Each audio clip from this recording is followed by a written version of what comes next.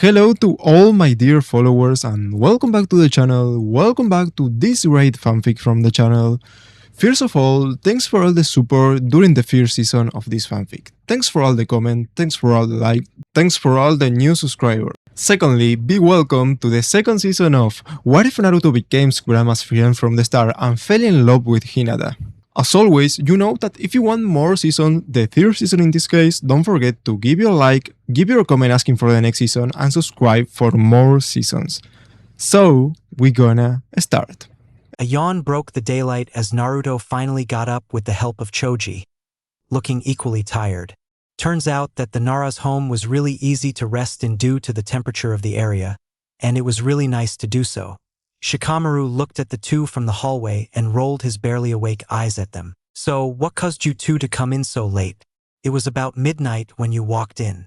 Shikamaru told them, noting that they had a good amount of time before any of them were counted as late for the class.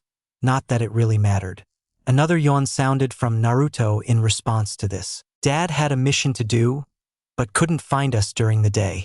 We were late due to Naruto's practice and the talk with the rest of the group, so we didn't see the message till pretty late, so we walked on over afterwards. Choji effortlessly lied to him, but Shikamaru only raised an eyebrow at it. Naruto's practice only goes on until about 10 o'clock at the latest, with the compound only about a 10-minute walk away from the Hyuga compound. That's about 2 hours completely unaccounted for. You didn't come with anything from the compound, so it couldn't have been storing up on anything. Shikamaru continued, causing Choji to sweat slightly.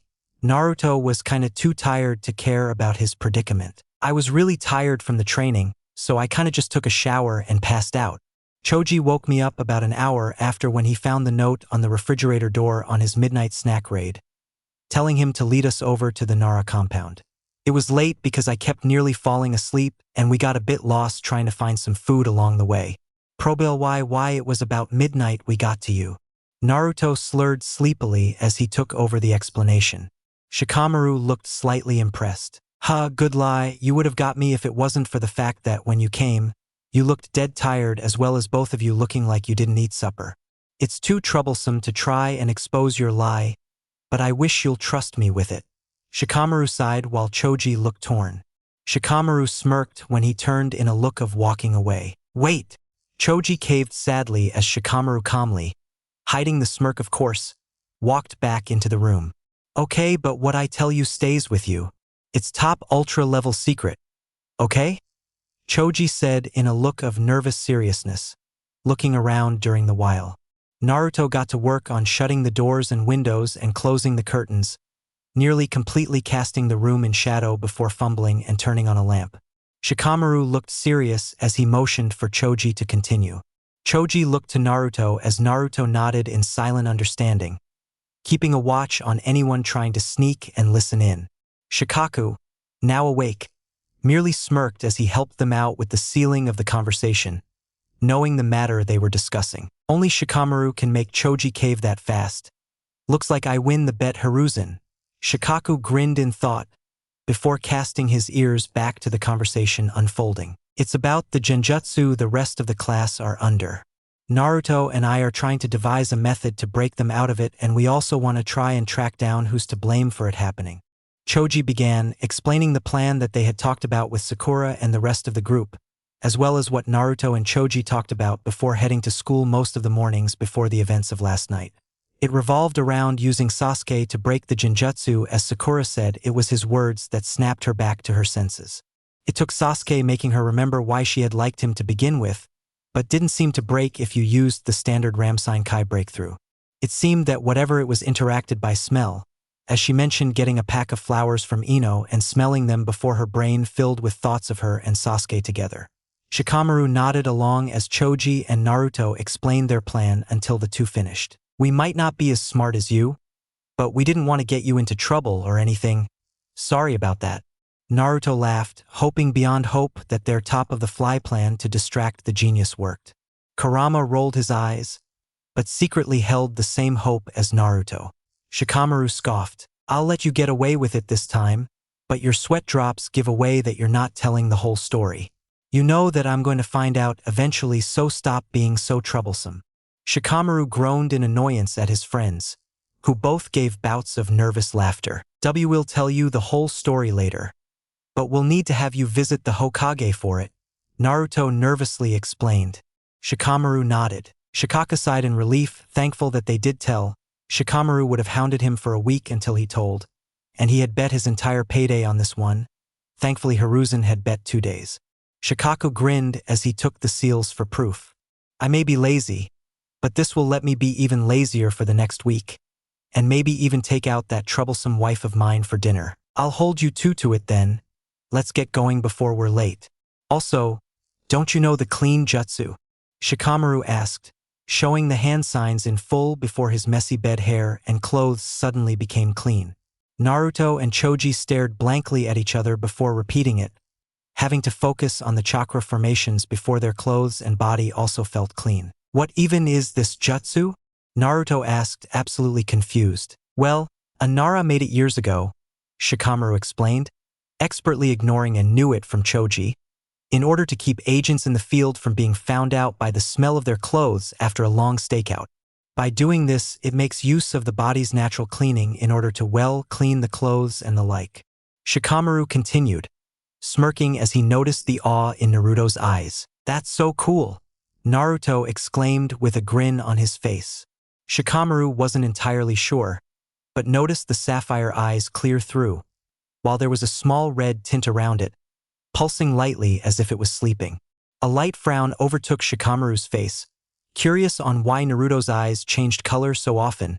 Was it due to the Nine-Tails influence like his dad had explained before? Shrugging it off for another day, the trio went off for the academy. Not entirely sure what that jutsu is for, but it is pretty ingenious. Kurama suddenly thought towards Naruto on the route over. "Morning, Kurama. So, what do you mean by that?" Naruto asked, more just for the conversation than actually knowing. Kurama didn't mind much. "Well, remember Kiba? His clan specializes in smell and finding enemies based on that. Many search teams go for having someone with a keen sense of smell due to genjutsu being so powerful and rarely transmitted via the scent of smell. So having a jutsu that can clean your body and clothes and masks that scent is actually really beneficial for hiding from enemies when on long stakeouts." Kurama explained carefully, mentally jotting the jutsu down. Withholding another yawn, Kurama soon fell back asleep while Naruto entered the academy building. Iruka wasn't there for once, as he was busy with his mission for the Hokage that day. Instead, a teacher that Naruto didn't recognize, a woman if the circles around her chest was anything to go by, was there and glared when Naruto entered the room. The black hair flowed to the woman's shoulders to the point that she looked like she wasn't really paying attention to the class. Naruto ignored her when she kept the glare fixated on him, and went to his seat and sat down, noting how Choji and Shikamaru were also glaring at the teacher in their own ways. A smile upon his face, Naruto couldn't help but wonder when he would be able to see the rest of the Fox squad again. They didn't really meet all the time in order to keep suspicions off of them and keep them all safe, so they decided to only meet up either in the academy, but secretly via jutsu signs and genjutsu provided by Sakura and Naruto's alter ego Kurama. They would pass messages along to one another. Sakura had some affinity for genjutsu, as they found out in the first genjutsu class with her after she was freed from her own genjutsu, and none of them ever wanted to remember the horrors of that day. Even Sasuke couldn't help but feel slightly nervous around her after that. Thankfully, she agreed to never use those kinds of genjutsu on them. She claimed it didn't really fit her, and that she rather fight someone with her fists first, rather than risk getting lost in the web of genjutsu that illusion fights would always devolve into. Thus, she only really focused on how to tell you're in a genjutsu as well as how to remove a genjutsu off of yourself. Kurama chuckled slightly at the memory, surprised that the secret of the Fox Squad's leader still stayed a secret through all the slip-ups they gave about Kurama's existence, but didn't mind really.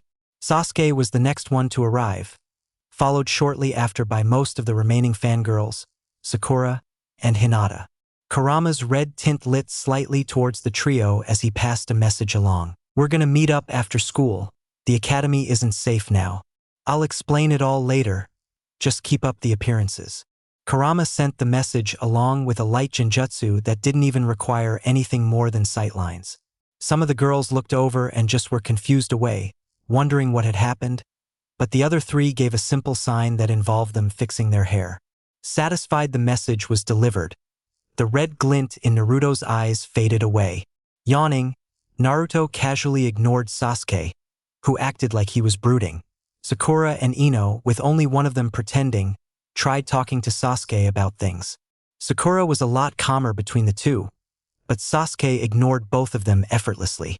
Choji and Shikamaru, along with Hinata and Naruto, didn't have to pretend to be friends since they were already shown to be friends, but the rest didn't want to give away the plan between them. Shino was one of the last ones to arrive, and along with yet another red glint of Naruto's eyes, he too messed with his hair as a sign of getting it. The teacher, Ms. Henrissa, if the name on the chalkboard behind was anything to believe. Naruto wasn't entirely sure it was true, and Kurama had a high belief against it as well. Finally snapped at this. "Naruto Uzumaki, are you pranking these young students?" she demanded to know as Naruto grinned mischievously. The group, having planned such plans, started itching over as if it was really annoying and painful. "Get out of my classroom," she demanded, tossing the chalk at him. Naruto dodged it by scooting to one of the sides on the three-man wide seat he was at. "Ah, don't worry. It was just a genjutsu I had learned yesterday. It'll wear off in a bit." Naruto lied with a grin plastered on his face. As if by an unknown signal, the itching slowly stopped for the involved members.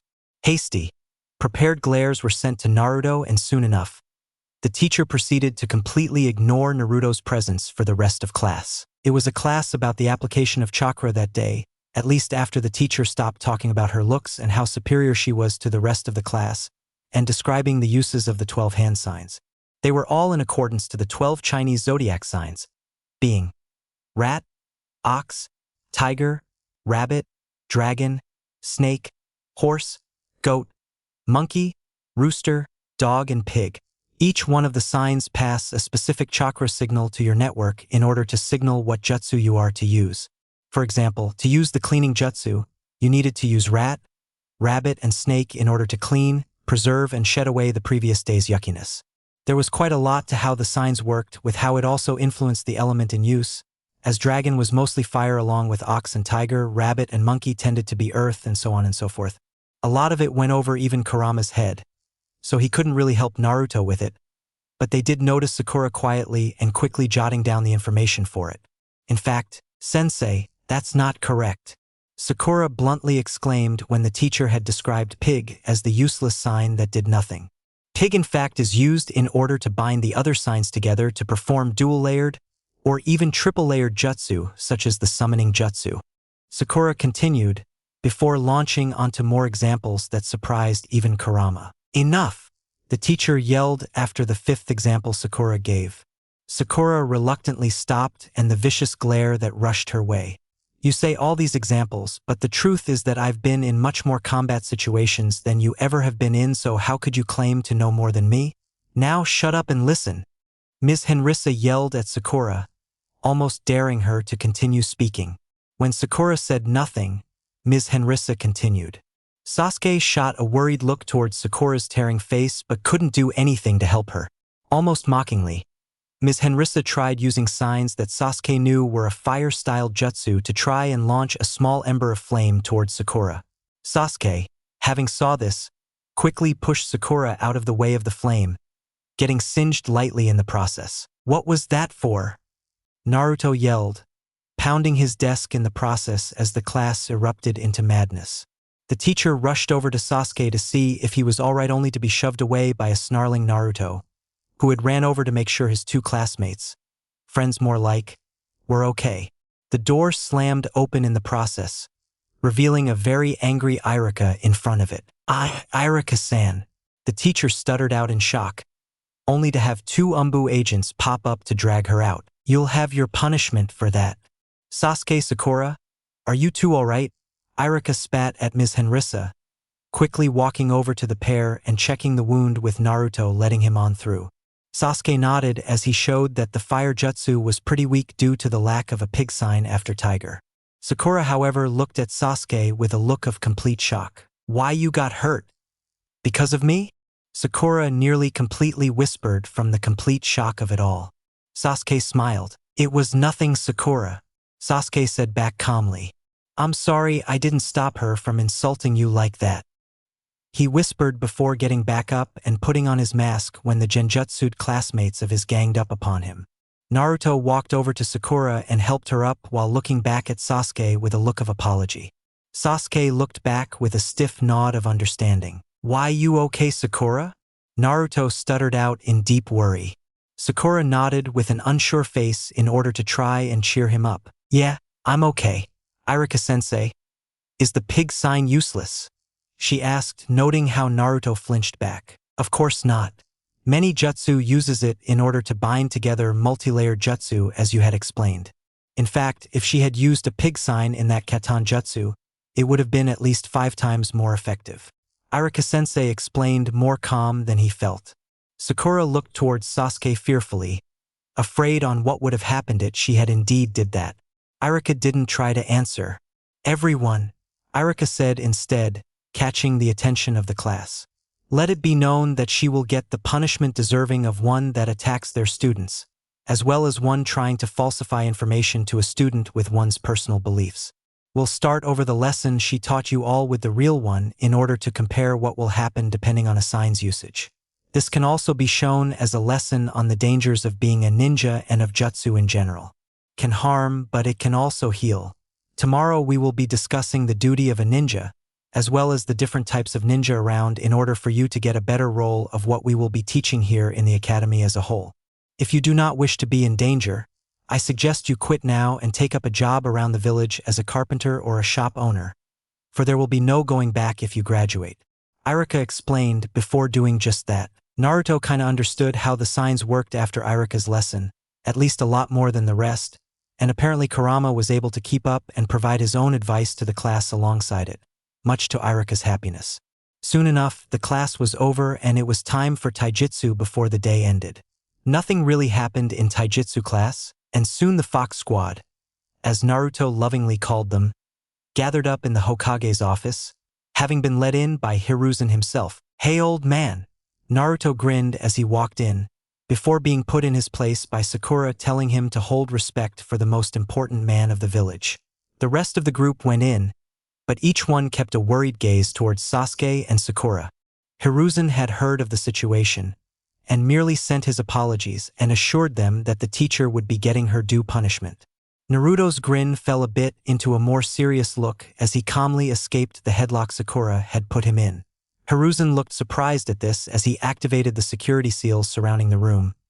"I came to explain to the rest of the squad about the genjutsu placed over the rest of the students, as well as the rest of the mission," Naruto explained as soon as Hiruzen had finished his task. "Ah," Hiruzen said in realization. "I trust you know the stakes involved in this decision?" Hiruzen tested with a firm gaze upon Naruto. Naruto simply nodded in response, offering no words of encouragement for the other members of his squad, who were starting to look slightly nervous.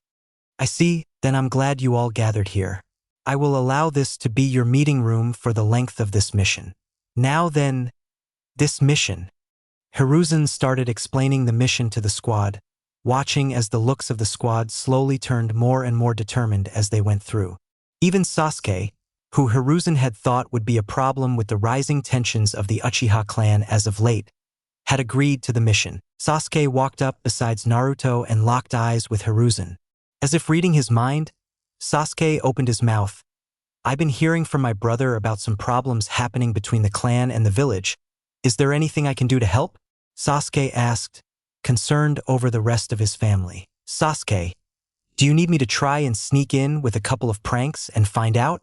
Naruto asked, equally as serious as his near brother was in his question. Hiruzen's eye twitched as he coughed. "No need, I have your brother helping hold ties with the clan together, but I might need your help with convincing your family to not revolt against us. It seems the genjutsu wasn't just upon your classmates, but I never heard of a Uchiha falling for genjutsu before," Hiruzen said as Naruto snickered at this along with Kurama. Hiruzen looked confused. "I kinda put Sasuke under genjutsu all the time as a way to send messages," Naruto snickered out as Sasuke rolled his eyes. "The only way for an Uchiha that has opened his Sharingan to become placed under a genjutsu is if the other person either has a much stronger hold on their genjutsu, or if it's against another person with Sharingan," Sasuke explained, It's weird because it looks like a grand majority of the clan has been under this based on how my trips in the village have been. Shirsu and II has been rushing around in an attempt to try and fix this with Itachi and II, but I don't know. Sasuke seemed concerned and scared about the situation. The Fox Squad looked over with sympathy for their comrade. While Sasuke never told them about his family, they knew it had to be rough given his personality, and the fangirls don't seem to have helped in any of it. He was open, sure, but that didn't mean he had his quiet moments. In a sense, he was a lot like Naruto in that regard. Naruto walked up to Sasuke with a light hug. "Don't worry, team, your family is going to be all right. Believe it," Naruto said with a calmer tone than he felt. Sasuke smiled on back as he accepted the hug. "Yeah," he said simply as Hiruzen coughed, bringing their attention on back to him. "If there is anything you can help with, I'll let you know, Sasuke. But for now, I need you to focus on this mission with the others. It might take a while, but I believe you all can do it," Hiruzen assured the young Uchiha. "Is there any way we can get rid of the genjutsu upon them? The classmates don't know they're under in genjutsu, and I don't believe Sasuke can snap each and every one of them out in the way he did with Sakura." Shikamaru spoke aloud with his question, noting how it was a slow and steady process of systematically snapping the students out of it. Hiruzen sighed. "That's the problem. It looks like even Inochi, Ino's father, has also been placed under this genjutsu, and that's why he has been encouraging Ino's behavior instead of having her focus on her studies. We had him visit our mistress of genjutsu, and she said that all she could get was that it used the person's sense of smell to activate the genjutsu before binding itself into the chakra flow. Sasuke's desire for Sakura to snap back to normal stopped the flow of chakra in her body long enough to allow the awareness to break free." Hiruzen explained, somewhat helpless before Naruto's eyes lit up. "I got it," Naruto exclaimed. "I found a book with Kurama's help when I returned to the library in my off time about something called Fuinjutsu, and one of the lower-tiered seals there allows the user to stop the chakra flow in one's body. If we used that," Naruto said with a grin. "Yeah, but your writing skill is nowhere near clean enough to write the seal in a way that won't cause damage to one's body." "That isn't a bad idea on the other hand," Shikamaru said in response, looking towards Hiruzen. Hiruzen smiled. "Okay, Naruto. Thankfully I have a seal-making friend I can contact, and we can get the chakra suppression seals off of him. That was a great idea of you. But what caused you to have an interest in Fuinjutsu?" Hiruzen asked, making a note to contact Jiraiya about it in the next note he sends about the mission going on. Naruto shrugged. A part of my brain pointed the book out, saying I might be good at it, but it wasn't sure about it." Naruto tried to explain, Kurama rolling his eyes at Naruto's attempt of hiding his existence still. "You do know that eventually they'll find out, right? Hinata and Choji don't seem to mind." Kurama snickered a bit as Naruto mentally rolled his eyes. "Yeah, but they got enough on their back. I'll tell them when things calm down a bit," Naruto explained back, noting all of the stuff that happened over the last week alone. Kurama couldn't really disagree. "Yeah, just don't let it get to the point where you forget to tell them." Kurama mentally shrugged at him, looking back at Hiruzen once more. "Well, do you think you'll be good at it?" Hiruzen asked, knowing exactly what Naruto had meant. Naruto shrugged. "I would have to practice my handwriting a lot, but after that I believe I can make use of them. My brain just soaked up the seal work and it comes really easily. It's more that my handwriting doesn't allow the detail I need for it, meaning I miss a lot of the seal." Naruto sighed, taking a piece of paper and a pen from Hiruzen, who merely looked amused, and proceeded to draw a complicated seal that even made Hiruzen terrified by the seal work. It was one that would act as a master seal in order to store more inside of it.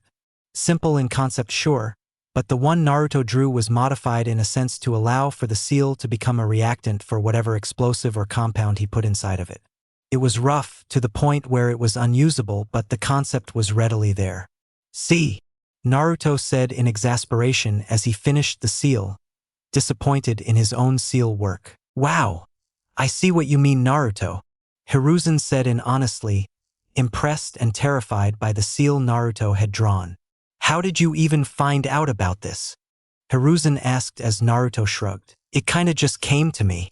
Naruto admitted before the seals lowered again. Lord Hokage, an Umbu member, dropped by, entering via the window with a scroll in his hands. "I'm sorry to interrupt, but this was urgent," he said, handing the scroll over before disappearing.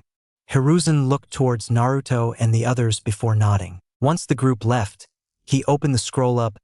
"Oh, that's troublesome," Hiruzen sighed in response to what it read. Turning his head to his right, where he knew a certain copy ninja was standing, "Kakashi, follow up on this intel," Hiruzen said simply, watching the scroll vanish alongside said ninja. Sighing, Hiruzen hoped that what he read was not true. Yet he had a sinking feeling that some of the people on that list were indeed Academy traitors. Nothing really happened for the next few days, other than the lesson Irika gave the class Friday about the different types of ninja. Sakura had kept up and said that she was more interested in healing, not wishing for anyone else to get hurt for her and being able to do nothing about it. The rest of the Fox squad approved of the motion and helped her with getting the books and beginning jutsu to start her on the path. They started with trying to find how to free the rest of their classmates. But there wasn't much they could do when their classmates didn't realize they were underneath the genjutsu to begin with. Sighing, the group found themselves unable to pursue it for quite a while, with even the route of trying to find Ino's house not going well. While some were freed from it, the grand majority of the class still found themselves under the genjutsu. The day after Choza left for his mission. "How far?" Choza asked the quiet Yamato.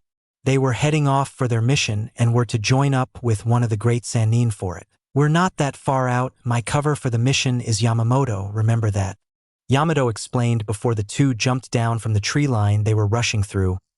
"We're about 100 meters out, but we have to proceed the rest of the way on foot to maintain our cover."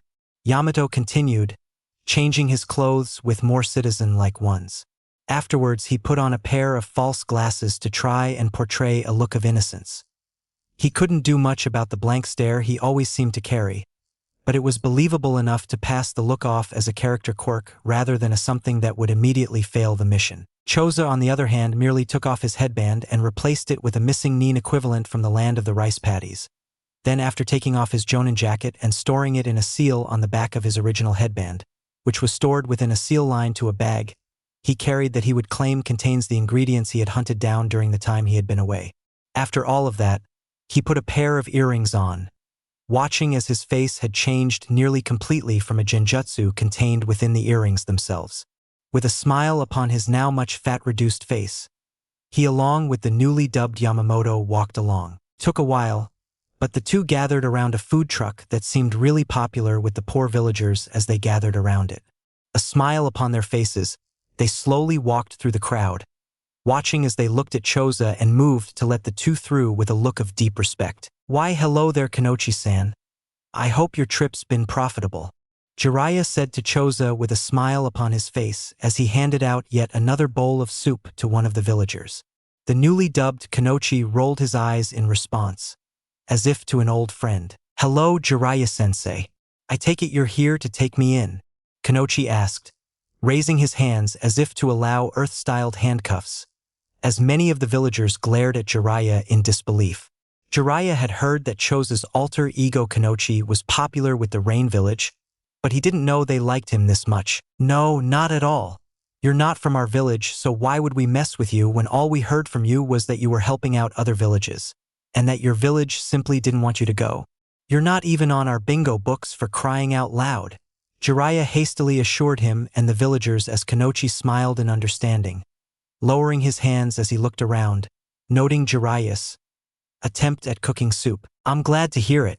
So, what's that?"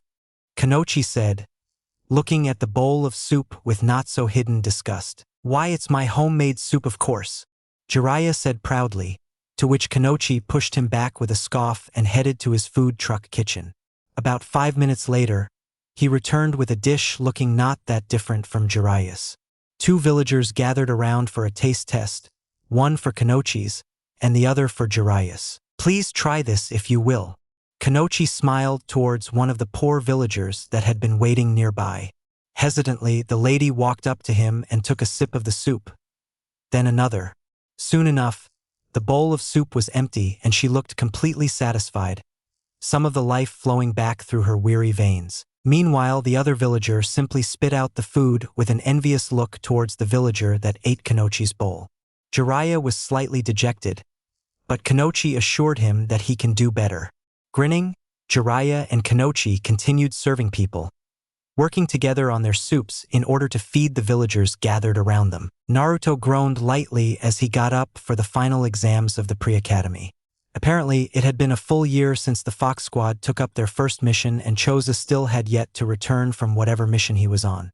Choji acted like he didn't care much, but Naruto still saw the pained looks of sadness whenever Choji looked towards the Akimichi compound whenever they walked past. They had managed to get the Genjutsu off of most of the classmates. However, Ino still couldn't be snapped out of it and instead taken to avoiding them all, and without her, they had no way to get to Inochi. His head felt fuzzy for a reason beyond him, but he figured it was just the headache of just waking up and nothing more. Naruto barely even noticed the door opening to his room as he started getting dressed, lazily using the cleaning jutsu to not even bother with taking a shower while Choji and Shikamaru walked inside the room. Shikamaru rolled his eyes at his friend's antics. He had kept silent for quite a while, after his suggestion when ignored by Naruto of simply having Sasuke ask Ino about where she lived, and after that refused to help out. But he had a mission to do, and his father was starting to get annoyed at Shikamaru for his childishness on a high-ranking mission. "You guys have any luck finding out how the Genjutsu off of Ino?" Shikamaru asked, digging into the obvious wound. Naruto growled at him from the jab, not at all happy with the fact that they had made no progress in all the time while Choji merely looked at him with a frown. "Oh yeah? What bright idea do you have then?" Naruto spat out to Shikamaru, who smirked in response and at first simply shrugged. Choji grunted a bit before punching him on his shoulder. "Shikamaru, I understand you hate being interrupted in explanations, but now is not the time for this. It's been over 2 weeks at this point," Choji yelled, frustrated at his friend's inaction as Shikamaru rubbed the wound with a sigh before starting to explain. "Why not just ask my dad? He was on the same team as Ino and Choji's fathers, so he might know where they live. And when we learn that, we can bring Ms. Kurenai with us in order to break him out of it. Once we do that, we can get Ino out of it and try to ask them what caused them to get under it," Shikamaru suggested, not really as mad as they were when the Hokage refused to tell them where Ino and her father lived in order to test them for future missions. Choji decided to speak up, still annoyed by his friend holding this information from them out of spite. "Didn't the Hokage say that Ms. Kurenai couldn't break him out of the Genjutsu?" Choji asked, confused by Shikamaru's plan. "Yes, but we can also bring Sakura and Sasuke with us. Since Sasuke seems to be the key to the Genjutsu, while Sakura still remains the only one that is able to break them out of it. If the pattern continues with the 3 of them with us, we can break the 2 out and begin on our way of seeing what caused the Genjutsu to be placed in the first place. Ino's family runs a flower shop, but no one has been there for just over a year now, almost perfectly to the day that the Genjutsu was probably laid." Shikamaru continued with a bored look upon his face. Naruto's eye twitched with annoyance as Choji blocked the door knowingly. Shikamaru sighed as he muttered how troublesome under his breath. "Just don't, please," Kurama begged in equal annoyance, knowing how troublesome and lazy Naras were after how long Naruto had been staying with the Nara family. Naruto ignored him for once, much to Kurama's displeasure. "Why didn't you say this sooner?" Naruto yelled out, hearing the mental groan from Kurama, during which Shikamaru rolled his eyes with a smirk. "You ignored me the last time I suggested it, saying you had a better plan," Shikamaru reminded him, as Naruto relented with a grunt before the trio used the cleaning jutsu once more. Knowing that tomorrow they had to shower in order to not stink, the atmosphere between the 3 were tense as they looked at each other. "So, you 2 ready for the exam?" Choji asked, hoping to break the tension as Naruto humphed away, hands crossed in a clear state of anger. Shikamaru shrugged. "It's not that hard an exam, and I think we're all more than ready for it. The only one that's having trouble is Naruto with the clone jutsu," Shikamaru explained as Naruto growled. "It's not my fault. I keep telling you all," Naruto yelled back as Shikamaru waved it off. "That you simply have too much chakra. Believe me, Naruto, I know." Choji rolled his eyes at the answer. "So, What do you want to D-dash? Choji started saying before heading to Naruto's bedroom window with a look of curiosity. That's weird, he mumbled as Naruto looked in confusion. Choji, what's wrong? Naruto asked as Choji pointed to the birds rushing on overhead. But Shikamaru was the one to answer curtly. The village is on alert. Dad was telling me about what the birds meant. If they're in a V formation, it's a level 1 emergency, U for level 2, and so on and so forth. Why are we in a level 1 emergency?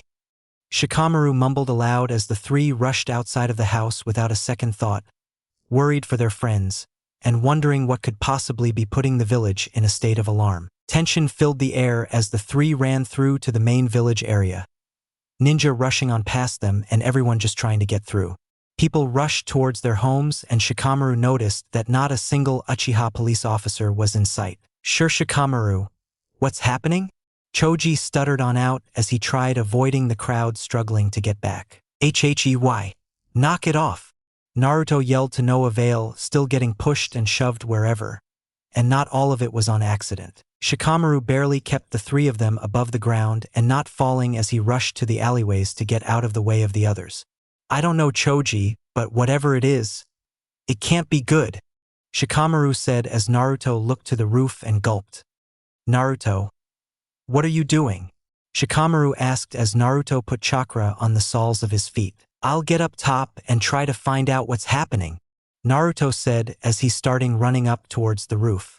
His feet started slipping a bit, but he managed to grab on to a fire escape ladder overhead in order to keep climbing up. You guys try finding out what's happening down there. Let's meet back up when we can, Naruto hollered on down. Shikamaru nodded. We'll make sure that Sakura and the others are okay. I think this has something to do with Sasuke's family, so make sure he's safe, he yelled on back as the trio split up to cover more ground. Sasuke, Naruto whispered to himself as Kurama nodded. We won't let anything happen to him. Let's just hurry up, Kurama said simply as the two ran off in silence, the flame becoming larger and larger as Uchiha clan members blocked the way in. It's our time now, one said, but Naruto just growled and pushed on past with twin paint buckets in their faces. Sasuke, he yelled as the two stilled, unable to do anything while the academy student ran past. Naruto rushed through the area as more and more Uchiha members rushed at him, only the ones above Chunin rank escaping unscathed and rushing back at him. Sasuke, Naruto yelled louder as the scene fell away beyond him, surprising even Kurama at how well he fell for the Jinjutsu. A young man stood before them in the void of the Jinjutsu. Hello, Naruto, he said simply as Sasuke walked forward. Sasuke, you're okay, Naruto said as he rushed on past, with the man smiling as he looked towards the two. Itachi and why are you doing this? Sasuke cried, phasing through Naruto's outstretched arms, much to his confusion. Itachi smiled as he looked towards the two. You both need to know this, Itachi said as his eyes spun, blood leaking out from the Manjikyu Sharingans as the two felt dizzy, unable to even stand as Itachi smiled. Naruto, you need to learn of this, to help my little brother out with his own pain. This was events that had happened before you met Sasuke, just the day before in fact while you slept, and Sasuke needs to remember. Please help him for my own sake, Itachi asked as Naruto gritted his teeth against the pain, struggling to his feet. Okay. But why and now? Naruto stuttered out against the pain, it fading away bit by bit as Itachi looked towards him. Because he's on the move and after what you and Kakashi-senpai found out, I fear that you might be in danger.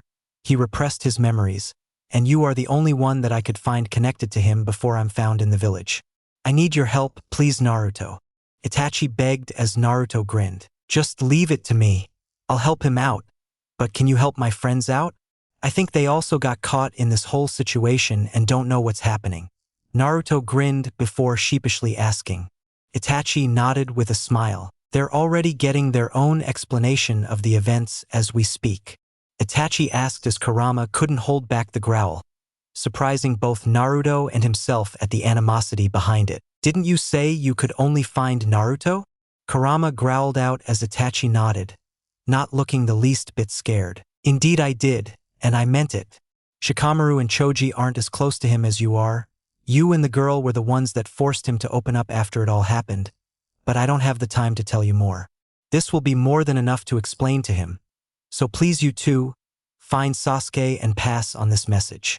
Itachi pleaded before staring Naruto and Kurama in the eyes, his Sharingan spinning rapidly as he stared at them, both feeling numb as a raven flew from Itachi into Naruto's mouth. The world turned to black as the scene faded away, leaving Naruto in a state of confusion before a loud slam came from his bedroom door.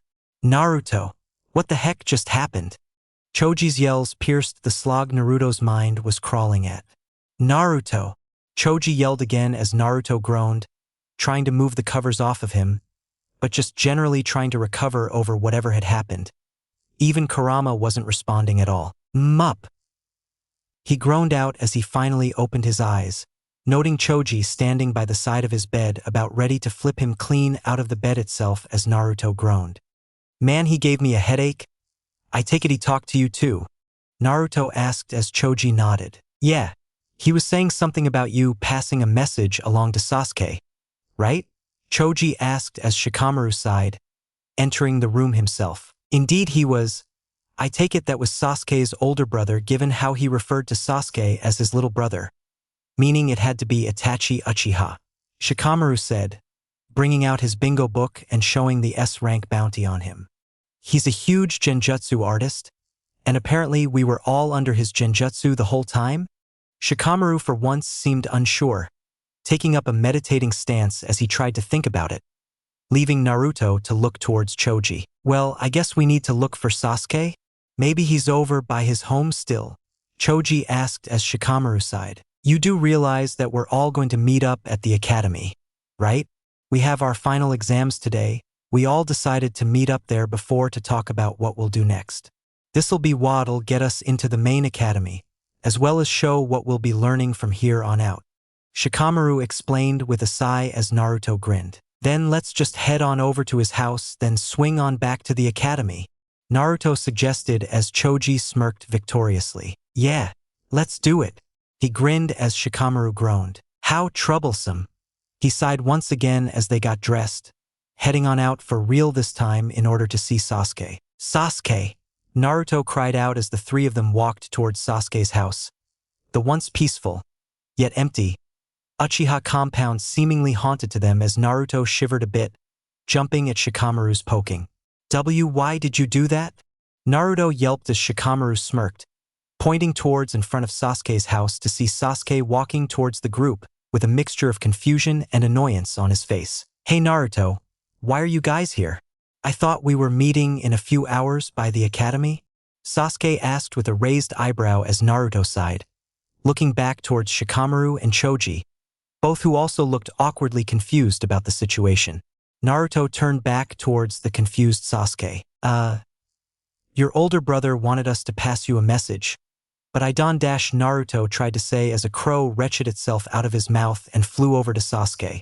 Naruto hacked and coughed a bit, but Sasuke forced himself not to scream as the memories were ripped out of the box he had shoved them into, all while a genjutsu came over him, erasing the forged memories that Itachi had put in him and replacing them with the correct versions. Sasuke looked around as Itachi appeared with a smile. If you're hearing this, Sasuke, then I'm probably already away from the village. The Itachi told him before continuing on. I didn't tell you the whole truth for your protection, but now, you deserve the truth, Itachi said as Sasuke finally let loose the roar he held in. The moment must have only been just that, a moment, but for Sasuke, it felt like an eternity as Naruto, Shikamaru, and Choji watched the sleeping Uchiha in front of them. Naruto gulped as he looked towards the others, unsure on what was happening, but Kurama merely sighed. I don't know, but he doesn't look like he's in any danger, Kurama said, gritting his teeth in frustration, unaware of what about those eyes seemed to make him furious, and why it drove some part of him insane. Kurama kept those thoughts from Naruto, but apparently not enough as Naruto gulped again. You okay, Kurama? Naruto asked as Kurama sighed. It's nothing. Kurama dismissed it, not wishing to speak more of it, and instead looking at Sasuke. He's waking up, Kurama warned as Sasuke seemed to grunt a bit before blinking slowly. Danzo, Sasuke groaned out a bit, the memories rushing at him still as Naruto looked confused. Danzo? Naruto asked as Sasuke looked towards the group of three. He dragged my brother out of the village. Itachi's gone because of him, Sasuke said as Naruto gritted his teeth. Okay then, the Fox Squad is on the case. Naruto grinned as Shikamaru and Choji looked towards him. We'll clear Itachi's name and bring Danzo to justice. Naruto continued on as Shikamaru shook his head in disbelief. We'll need some proof first. A known criminal's word isn't going to mean much, you two, Shikamaru countered as Naruto smirked. Well, remember what we're doing with the academy records and trying to find the traitor. If there's records of those, and those weird mask wearers that were in the sewers, Naruto said, as Shikamaru blinked in understanding. Oh, I see, you think that there might be some records about Itachi, and that those mask wearers are connected to it?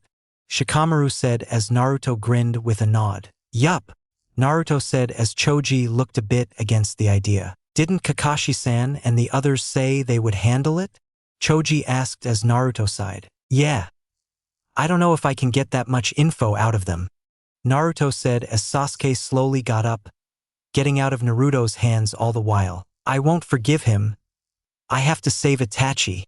Sasuke spoke lowly, scaring Naruto slightly at the intensity of it as Shikamaru scoffed once more. There's nothing you can do at the moment, Sasuke, Shikamaru said as Sasuke looked up towards him with a light glare in his eyes. Shikamaru sighed with a mutter of troublesome, before continuing on. We're not even genin, and Danzo is powerful enough that even Chunin would lose against him. We need to get more powerful, and have more information and proof before we can do anything against him, Shikamaru explained as they all got up, noting a bit more of the Fox Squad seeing them and walking towards them. Let's let the others know, and then once we become Chunin, we'll head over to Hiruzen and tell him about everything we know. Understood, Shikamaru asked as Naruto and Choji readily nodded with smiles, while Sasuke nodded reluctantly. Itachi and I-san, Sasuke muttered lowly as they walked onward. 3 months later, I think we should save Ino, Sakura had spoken up at the gathered squad in front of her. Sasuke and Shino shied away from the group proper, but the members all stared at her. 1. Our mission is to save all those under the Genjutsu. But more than that, she's our friend, so we can't leave her trapped under something beyond her control, Sakura explained as Sasuke humphed. He had regressed into wearing a scowl upon his face, and just the mere mention of the incident would drive him to close himself off from the world, to which only Naruto and Sakura had been able to bring him out of it. But Sakura, she went and called you that mean word. She full-on insulted you in front of everyone. She doesn't deserve it, Naruto whined back somewhat half-heartedly. If he was honest, he knew that that wasn't why he didn't want to release them. It was more that he didn't want to be sure that Ino only did that under the Genjutsu or not. What if she had full-heartedly meant the words from back then? Naruto was more scared for Sakura than angry at Ino, and everyone except Sakura herself knew it. How could you say that? Sakura lashed back in blinded anger. Naruto flinched back onto the chair he had sat down. The Fox Squad had been in the Hokage's office for going on an hour now. While the Hokage didn't mind it, Sakura didn't want to take advantage of the hospitality of the decision. She's a potential teammate just like any of us in the class. So why would you turn your back on her like that? Sakura continued, not noticing in her moment of rage the hurt expression that appeared on her friend's face. I know that. Naruto sighed out in what was little more than a hurt whisper. Sakura didn't hear it. We have to help her, and that's that. Sakura ended her point with a humph, looking away from him towards Sasuke. After all, Sasuke still has to deal with Ino trying to always go after him. Remember that after we freed them from the Genjutsu, most of the other classmates didn't really go after Sasuke, saying something about, he doesn't like me and actively avoids me, why should I go after him? Or something. Sakura waved it off with closed eyes, which led her to missing Sasuke's flinch at that. Shikamaru snickered at that. Sakura, do you even know how to free the two of them? Sasuke asked calmly, but still with the scowl upon his face. He had taken to silence in the months past, and no matter what they did, he was no better than Shino. Shino wasn't entirely sure if they registered his existence, But a quick smirk from Sasuke, Shikamaru, and a smile from Naruto in his direction proved otherwise. He shared a smile back at them. Sakura's nervous laughter caused Sasuke to just roll his eyes at how he nailed it on the head. If we free her father, most likely he'll free Ino if you really want to do that. Sakura, aren't you afraid of if Ino meant it even without the genjutsu applied to her? Naruto said, even as Kurama tried to stop him. Naruto didn't understand why until he saw Sakura. Naruto nearly cursed before having pain shoot up the left side of his face, being punched into the nearby wall, which hilariously enough was the Hokage's desk, where he sat there rubbing his face in deep pain. Ow! He groaned. Sakura humphed once more. Any more bright ideas? Sakura demanded of the group, who were magically silent from the display. Even Sasuke did everything he could to avoid her eyesight. The only one that dared speak was Shino of all people. I believe that Naruto did have a point there. Why? Well, her father would be someone with understanding of the genjutsu, and it seems those two had the most direct exposure to the genjutsu alongside you, so he might be better suited to freeing her. Shino said, having gotten into a habit of explaining his words ever since he entered the academy's first year in his second year. None of them were happy of having to add a year every time they say what academy year they were in. Sakura thought about it, not minding the blood that had stained her fist as she did so. During the silence, even Shino couldn't hide the nervousness he had. Sakura had been almost bloodthirsty ever since the incident, as they were now referring to the Uchiha massacre. After they all started researching in order to help Sasuke get revenge, they had found the man he had referred to as Danzo. A man by the name of Danzo Shimura that was on the Citizens Council. They were planning on taking their info to Hiruzen soon, but Naruto brought up a point that Shino would have thought would have come from Shikamaru, who was also surprised by it. Wouldn't the old man have known about this to begin with?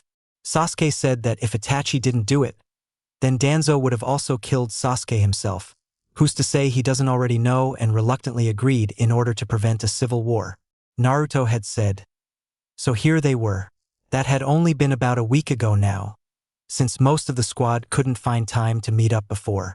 All of this info flashed through Shino's mind as he saw Sakura stare at him, fresh blood still dripping off her fist.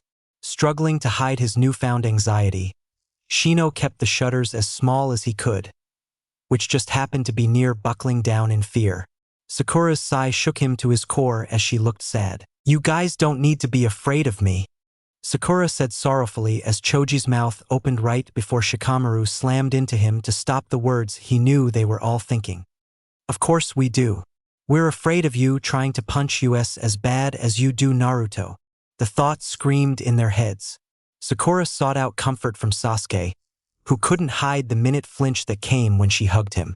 Sakura didn't mind though and continued hugging him, relaxing when his hand awkwardly hugged back. Let's get going. We need to find Ino and her father to free them, Sakura said with newfound confidence, leading the terrified Fox Squad away. Without Naruto, Hiruzen didn't know how to feel when he saw his desk in shambles and an unconscious Naruto in the center of the shreds.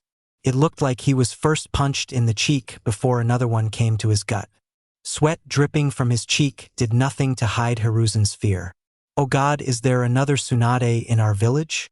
His mind couldn't help thinking. Instead of thinking anything more, Hiruzen instead went to his desk and pulled out a, thankfully, intact bottle of wine. Downing it slowly, Hiruzen ignored the Naruto-sized splinters in his desk. The Fox Squad seemed to split a bit on the way to the Nara compound. Shino said that he was going to scout around the village and see if his beetles were old enough to try scouting for Ino and her father's chakras. Hinata said she wanted to practice her Byakugan to help find the two. Everyone was silently wondering when she walked into the room. Turns out she had just been sleeping before they left. Her father had been working her to the bone lately, and she couldn't help but start sleeping at random times in order to rest her wounds. They hoped she grew out of that as time went on because it made it hard to know if she was there or not. Sasuke said he had wanted to find Naruto and that they would meet up after getting some lunch, which led to Sakura's stomach loudly growling in reply and, while laughing nervously, asked to join along. All in all, it was only Shikamaru and Choji that had went over to the house. Sighing, the two walked inside the door to the Nara home. Shikaku opened the door with a grumble as he shooed the two inside. Bemused, the two walked in and sat on down. "What is it, Shikamaru?" Shikaku asked, both curious and wanting to fall back asleep by his favorite tree. Shikamaru, long used to his father's default expression of tired, merely rolled his eyes at his father's tone. "We're trying to find Ino's house.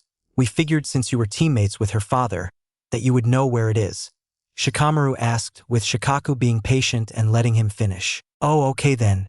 You'll find them here. Was wondering when you would ask, kid." Shikaku shrugged, writing the address down on a sticky note and passing it to Shikamaru. "Been a while since I was able to talk to the guy. He was acting weird last time, to the point of me accusing him of being drunk. Hope you break the genjutsu on him, kid." Shikaku waved the two off after saying to come home around 7 since Yoshino, Shikamaru's mother, would be cooking something. After agreeing, the two went back up to meet up at Ichiraku Ramen with the others. Sasuke wasn't entirely sure what he had been expecting when Sakura asked to join him. She hadn't been nearly as big of a pain as when she was under the genjutsu, respecting his personal space and the like. But Sasuke didn't know the word to place it under. It didn't matter. Shaking his head slightly, he started to drift back towards where he had last seen Naruto, in the Hokage's office of all things. They were just heading down the main street, seeing the tower get closer as Sasuke noticed Sakura slow down. Looking back with a look of curiosity, he saw her eyes widen in what looked to be fear. Following her eyesight, he found Ino. She had a packet of flowers in her hand and was looking around the street. Yet from the crowd walking around the two, she never found Sasuke and Sakura. Grabbing Sakura's hand somewhat forcibly to snap her out of it, Sasuke led her down a side street, noting that Ino's fee started walking away, during which, "You okay?" Sasuke whispered when the coast looked clear. Sakura's brow still reeked of sweat, noting that the strands were still falling down the fact, but still she nodded just a tad too fast. Sasuke sighed. "Then let's get going, we still gotta find Naruto," Sasuke said, looking towards the end of the side street they found themselves on. He wasn't entirely sure why he had beads of sweat falling down his face, but he was relieved to see no one there as they exited off of Main Street. "And that's how I totally took down Kakashi-sensei." Sasuke rolled his eyes at Naruto's voice. He did snicker when he remembered that while Naruto had beaten Kakashi-sensei, it was only when Kakashi-sensei was taking a rest after a long night out finding clues over whatever was happening in the academy, and Naruto had decided to prank him by putting his hand in water. "Wow, so cool." Sasuke and Sakura heard a new voice join the conversation and decided to reveal themselves. They found Naruto enthusiastically talking to a small kid with a giant scarf around his neck. Naruto had a large shit-eating grin of arrogance on his face as Kurama felt Sasuke and Sakura's presence, but spitefully didn't tell Naruto. Let him deal with his own messes. "You tell him about what happened after that?" Sasuke smirked after Naruto failed to notice him. "What do you mean?" Naruto started before seeing Sasuke. His grin instantly turned nervous. "Oh, hey Sasuke." He laughed nervously as well. The little kid looked towards Sasuke with confusion written on his face. "What happened afterwards?" the kid asked. "And nothing at all," Naruto yelled with stutter and tact, begging Sasuke with his eyes not to tell. Sasuke's smirk grew ever more. "Oh, just merely that Kakashi used a tech dash," Sasuke started explaining before Naruto jumped him and covered his mouth. "Sasuke's hungry. Well, Konohamaru, I'll see you Monday," Naruto said, quickly shooing the kid away, who just looked confused at the act. After Konohamaru was readily gone, Naruto glared at Sasuke, getting off of him in the process. "Why did you have to go and do that?" Naruto whined towards his friend. Sasuke chuckled in response. "Nice to see you too, Naruto. We were just looking for you," Sasuke replied without a single answer, annoying Naruto just a tad more. "Want some ramen?" Sasuke's sweat dropped by the instant 180 Naruto's attitude took when he heard ramen. "Ramen? Yeah, let's go," he yelled happily. "Sakura, you okay?" Sasuke asked as Naruto rapidly headed in the direction of Ichiraku Ramen. No one truly understood, but no matter where Naruto was, even if he never seen the place before, he could always route the route to Ichiraku Ramen. Sakura sighed lightly, still easily torn up by seeing Ino earlier. A light frown overtook Sasuke's face. Having noticed that with all Sakura's bravo earlier, she always froze if she even saw Ino. "Yeah," Sakura said in what nearly amounted to a whisper. Sasuke, while not at all convinced, dropped it for her sake. "Okay then, let's get going in that case," Sasuke said, starting to head off to follow Naruto a bit before turning and seeing Sakura had yet to move. What if he was right? Who's to say that Ino didn't mean what she had said even if she was out of that genjutsu? "Should I release her from it?" Sakura said, head down to try and mask the tears that Sasuke could see falling to the ground. "Did I lose my best friend for good?" she whispered in a voice that Sasuke had to strain in order to hear. Sighing, Sasuke merely patted her head somewhat awkwardly. Sakura flinched slightly, looking up with puffy cheeks from her tears. "Don't worry about it. I'm sure that it was based on the genjutsu, so if you release her from it, you'll be able to talk it out with her," Sasuke said softly with a smile upon his face. "Even if you do lose Ino," Sasuke noted the flinch and flinched slightly himself. "As much as I believe it won't happen, you would still have us, the rest of the Fox Squad as the dobe there calls it. We won't leave you, and we both know that what you said back then was right. Ino is a future teammate of ours, and could easily be a part of one of the genin teams when it comes to it. It's in all of our interests to save her from the genjutsu, and to do that we have to save her father from it. On top of that, it's our mission from the Hokage. You weren't wrong. I think it's simply Naruto being scared for you, rather than him believing that Ino hates you for real," Sasuke explained, still in the same tone of voice, and still with a smile on his face. Sakura looked up with a smile of her own. "Thanks, Sasudash," she started to say as Naruto interrupted impatiently. "What's taking you two so long? I've been waiting at Ichiraku for about 10 minutes now before I decided to come get you too," Naruto said before noticing the slight hug the two found themselves in. He blanked. "Oh god, are you two?" Naruto said tactlessly before Sasuke noticed Sakura's anger popping up. Sending a slight flash of fear to Naruto, Sasuke would always deny it, no matter what Naruto said. And quickly letting go of Sakura, Sasuke moved back and watched her slowly get up. Wait, Sakura. Naruto, afraid for his life, stuttered mercilessly. "Naruto," Sakura yelled, showing flaming eyes that spelled, "Naruto must die," to Naruto. Everyone but Sasuke thought he was exaggerating the situation. Sasuke would shake his head, with a tad of fear still noticeable in his eyes. Deciding to ignore the two, Naruto called it leaving him behind. Sasuke didn't bother denying it. Sasuke instead made his way to Yakiniku-Q with a slight hunger for some pork chops. Not entirely knowing why, he shrugged and went in anyways. Naruto would be fine, right? They never did get the ramen that day. Shikamaru didn't know what to think when he saw an angry Sakura pounding a helpless Naruto to the ground, but with one look to Choji, walked towards Yakiniku-Q as well. "Shikamaru, Choji, help!" They ignored Naruto's screams of desperate help for the sake of their sanity. No one wanted to cross an angry Sakura. It took a few hours, but eventually the Fox Squad in its entirety. Shino sadly drew the short straw and had to carry a sleeping Hinata on his back. Sasuke was carrying Naruto respectfully, who had passed out from the beating Sakura gave him. Gathered in front of the address Shikamaru had gotten from his father. "Well, here we are," Shikamaru said, knocking on the door. It wasn't Ino that opened up the door, but neither was it her father. No, instead, a woman with brown hair neatly tied into a bun answered the door. "May I help you?" she asked, confused by the group standing in front of her door. She looked and her eyes locked on to Shikamaru and Choji, before landing on Naruto. "Hi, we wish to speak to Ino and her father, please.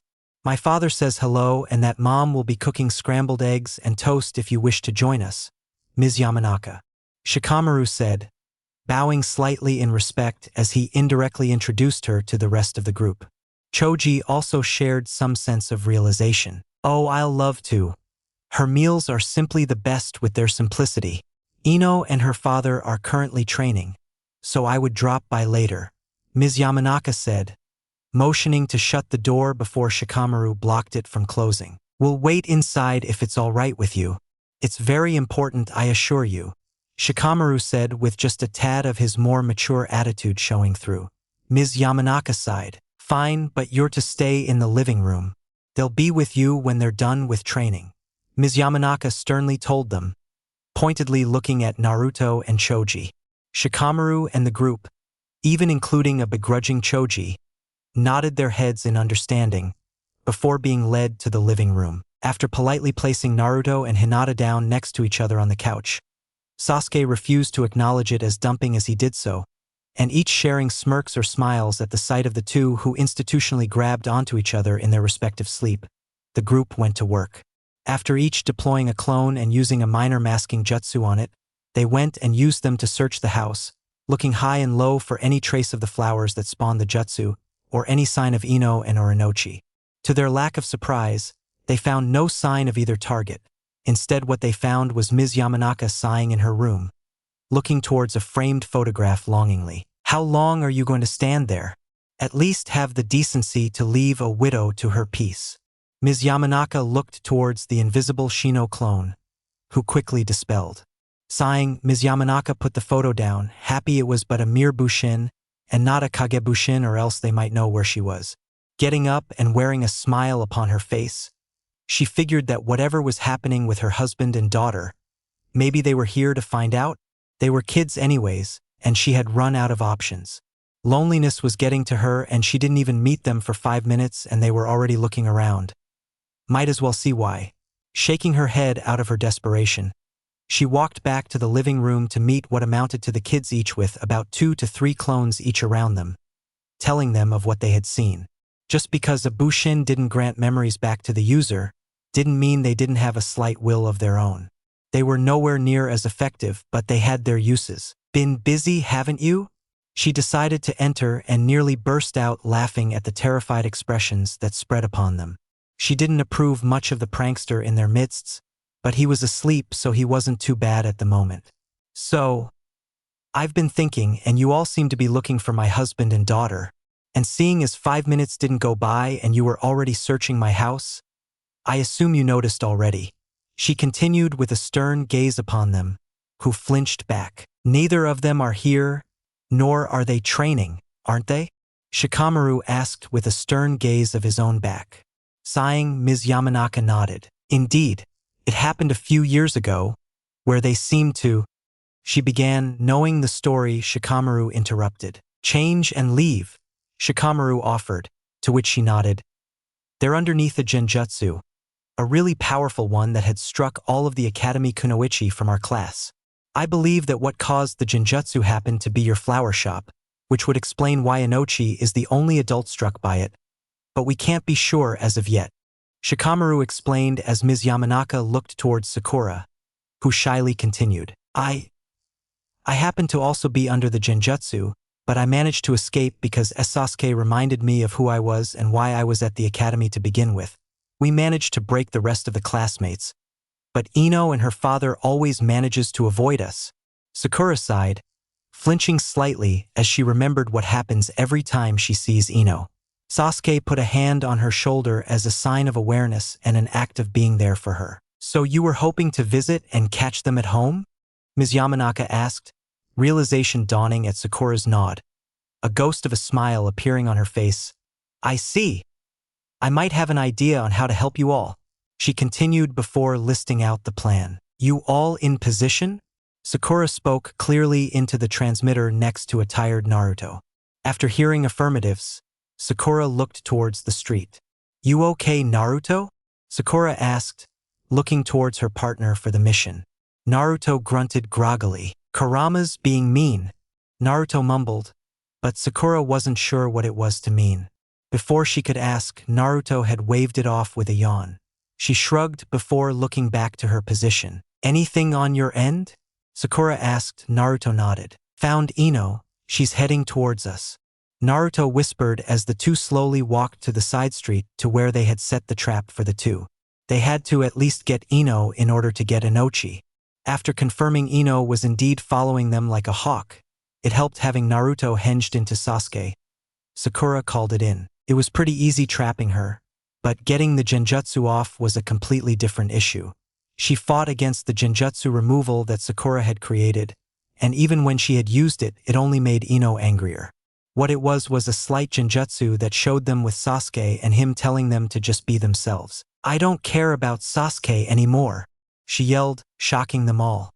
I just want my best friend back," she whispered, and as Sasuke felt the genjutsu that had been on her fade, he, as well as the rest of the squad, stared at Sakura. "Ino!" Sakura sobbed openly, letting her out of the trap to hug her. The two stood there mid-hug, but it wasn't until her father came that the mistress of genjutsu herself popped out of the wall. Kurenai quickly trapped Inochi in the earth before getting to work with her own string of genjutsu. But none of it helped. Sakura smiled as she walked up to Kurenai. "Work to his wants, not his fears for this," she smiled, surprising Kurenai, who had not thought of that somehow. Sasuke wondered about why, but figured that genjutsu messed with the mind and left it at that. Inochi blinked slightly before feeling a familiar presence. Both he and Ino froze from the pure rage that overcame it. "Ah, they'll be fine."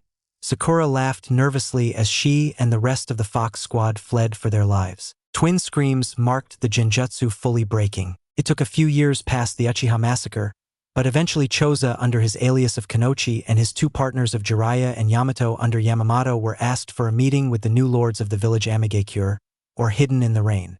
Over the year going, they had heard rumors of the two that now ruled being Lord Pain or Lord Pain, depending on who they had asked, and the Angel, but never had they been able to meet them. The year had been slow going, full of messages to and from the Hokage, including one to Jiraiya near the beginning asking for chakra suppression notes, which he sent a sealed supply back over with a question of why he needed them. When he had learned that his godson had taken an interest in the art of Fuinjutsu, but didn't have the writing skills needed for it, he laughed in appreciation and promised to teach him when the mission was over. He never knew an academy student would ever take a look at his Fuinjutsu book that he had sneaked into the section years ago. Choza's nerves seemed to be getting to him now, and then as Jiraiya had noticed him on multiple nights taking a peek at a picture of Choji before falling asleep with light tears rolling down his face. He hated how he was keeping him from his son, but sadly Choza was their only real link into the place, and it seemed to have worked. The group of three walked on over to the center of the village, noting how the pair of leaders lived in the tallest of the huge spiral towers in the village, before the three felt like they weighed nothing, being dragged up by gravity itself. Panicking, the three watched helplessly as they were forced to the top of the spiral, before being placed down in what looked to be a cutout room within the tower itself, noting that the roof hovered with no respect to the gravity that should have been bringing it down, as well as the rain rushing around the room itself. Two people stood in front of them, one with his left hand extended towards them, while the other, a lady, stood behind him. The man had spiky orange hair, eyes that spiraled alongside itself, and 3 rows of a black substance breaking up his nose. Weirdly enough, it seemed to be the same that the giant towers of Amigakure had plastered within the village. He wore a cape of colors black and red, and so did the lady with him. The lady, on the other hand, seemed light on her feet, as if made of paper. Parts of her fluttered here and there, breaking up what was practically pristine skin. All of this wasn't the end of the weirdness in Choza's view. No, instead, Jiraiya's face paled like snow and stood like stone as he too registered the beings before him. Words barely choked out to an audible volume. "No, it can't be." Choza heard Jiraiya whisper out. The two bowed to him of all things in what Choza registered as respect. "Hello, Jiraiya-sensei." The man who Choza belatedly registered as the so-called Lord Pain told Jiraiya, with a smile upon his face, "Choza Tenzo." He continued on, not even hiding the fact he knew who they were. The three paled at this as the man put them into the office, back in normal gravity as well. "I hope that your trip was well," the man said calmly, as if he didn't just defy the laws of gravity just seconds before. "Why Yahiko?" Jiraiya choked out, looking as if he was struggling not to shed tears before them. The man shook his head. "Sadly, Yahiko is dead, sensei." The man seemed sorrowful as he said that. "Nagato." Jiraiya's words seemed to come back in what was evidently concerned confusion. Choza struggled to remember where he had heard the names before, but somehow the meaning of the names escaped him.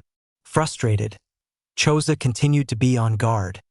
noting that Tenzo was doing the same. The man nodded. I'm now the leader of Amigakure, and decided with you all helping my villagers, that I should extend my hand in greetings. I shall be at the next meeting of the Kage, as well as I am offering to host one of the upcoming Chunin exams. Nagato explained calmly, but Jiraiya seemed struggling to hide his increasing anger. Where were you three? Jiraiya burst out, struggling to contain the tears from his own guilt if the expression on his face was anything to note. I searched for any sign of you all. You three seemed to disappear on me.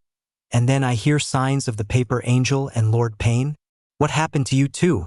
What happened to Yahiko to the point you're wearing his body as a shell of some sort? Jiraiya continued, not even minding the tears rushing down at this. Both the lady and Nagato paced in nervousness and guilt of their own. I'm sorry, Sensei. We were tasked with the leadership of the village after we killed Hanzo. We couldn't get in touch with anyone because of how poor the village had been. The lady began to speak in a light voice laced in regrets. Why you guys killed Hanzo? He had died only a few months ago, at the hands of the Akatsuki. Jiraiya had said, eyes lit in recognizance. Konan, Nagato. Did you join the Akatsuki? Jiraiya asked as Choza's eyes lit up. You were his old team. Choza spoke up in sudden inspiration as the two chuckled. We started the organization. Nagato spoke simply. Yahiko wanted to bring peace to the world and died in a sudden betrayal by the hands of Hanzo, who was once our ally. We wanted to focus on the village for some time until we noticed you three running around helping out with meals. Jiraiya-sensei, I want to honor Yahiko's last words in the way I can. I'm not a leader like he was, but I can lead this village with the help of Konan. Nagato explained as Tenzo pulled Choza to the side. In a simple sign, Choza's eyes widened. Return the sign hit Choza before he knew it, and with the help of Panagato, he was lowered to the ground politely. We mean no harm, please. Tell Konoha we wish to settle an agreement. Tenzo, you may head out as well. I wish to speak to Jiraiya-sensei alone if you do not mind. Nagato said with a smile, and soon Tenzo landed right next to Choza before the two could argue. Turning back towards the rain-filled sky, they barely saw Jiraiya's book up in the sky, and soon enough, a small flare lit into the kanji of Go, and as if strings on them fell, the two Konoha operatives ran with a staggering speed towards their home, alert and terrified of what would happen to their comrades. Konoha had to know of what happened, but Jiraiya would be fine. At least, that's what the two repeatedly told themselves as they rushed away urgently, knowing that the information they carried were too important to wait. On the way, they passed an Umbu agent heading the opposite way. Choza knew it was one Itachi Uchiha, but the weirdest part was that he carried a small smile on his face, even as he coughed violently in his hand with redness in his eyes. There wasn't any time to lose, and the two continued onward with reckless regard as Itachi looked back towards them, before walking forward to where he was heading to. Who knew what awaited them back at the village at this point? It took a few months, but soon the village returned to a standard regard. It was nearing graduation for the academy students. Niji had graduated the previous year with a smirk towards Naruto, who was nearly completely bored of the academy as a whole. He had a near mastery of the shadow step style he held, but no matter how he tried, the clone jutsu, one of the so-called Academy 3, always escaped him. He wasn't the best at the written tests, but his writing skill, which had once looked like chicken scratch, now looked almost passable. It wasn't enough to practice Fuinjutsu, but it was getting there. He had mastered the two jutsus they had grabbed at the Academy Library those 5 years ago, being the Futon Air Bullet Jutsu and the Futon Air Pocket Jutsu, but the Bushin always escaped him. Kurama explained multiple times that it was because he had way too much chakra in order to control enough to even begin making a decent Bushin, but he had no alternatives. It happened on the Monday of the graduation week, when Naruto had dragged himself to class thinking of falling asleep once more. Naruto, be sure that you and the rest of the Fox Squad head over to the Hokage's office after this class. Irika-sensei told them offhandedly. Shrugging, Naruto barely acknowledged the request before Irika continued on with more stuff that he had down, but not one thing about the problem he was currently having. The Bushin was absolutely required due to some twisted law that even Irika couldn't overcome, and no matter how much Naruto practiced, he just couldn't do it. Still bored? Kurama asked tiredly. Naruto had noticed him talking less and less as time went on, but figured that he just didn't like talking all that much. Kurama scoffed. It's more that there's just not much to say. This seal drains a lot of my energy in order to keep me contained, and I don't think either of us like seeing the sewer all the time. If I rest and stop talking, I can try and change that sewer into something a bit more comfortable for us both, as well as have more energy in case something happens. Kurama explained, which Naruto couldn't really disagree with. It's not even really boredom, it's more, I already know this stuff, and no matter how much he explains the Bushin, I just can't do that. The Academy 3 are worth more than every other section combined, and they can't change it due to some stupid law that the Citizen Council made without realizing it. I'm just wondering what I can do about it when everything's out of my control. Naruto ranted with a defeatist whine. Kurama rolled his eyes with the beginning of a glare. Look at the rest of your pack kit, Kurama instructed, moving Naruto's gaze to each one of them. Each one of them have been more than trying to help you in their own ways. The bookworm has been trying to read up on everything she knows on chakra control in order to help you get that down, knowing that you have so much chakra that it's practically impossible. Hinata has been trying to help you with directing your chakra flow in order to get you to stop wasting said chakra. The dog brat has been trying to exhaust you in order for you to more reliably practice the Bushin, knowing that the less chakra you have the better the control. The Nara and Akimichi brats have been trying to ask their fathers for advice in order to try and get you some upper-level clone jutsu you could try using. The Uchiha brat has been reading up on techniques that might be able to let you pass, as well as reading up on the academy rules alongside the Nara brat in order to see if there's any loopholes you could exploit. They've been giving it their all, and here you are, complaining that, oh, woe is me, I can't do a thing. Is that really how you want to be remembered, Kit? Kurama explained, seeing each other give their own smile or smirk in response to Kurama's gaze. Naruto fell silent at this. Kurama didn't bother talking, but only sighed, leaving his Kit to his own thoughts. The rest of the class passed by slowly for Naruto, who only quietly thought about his own motivation of it all.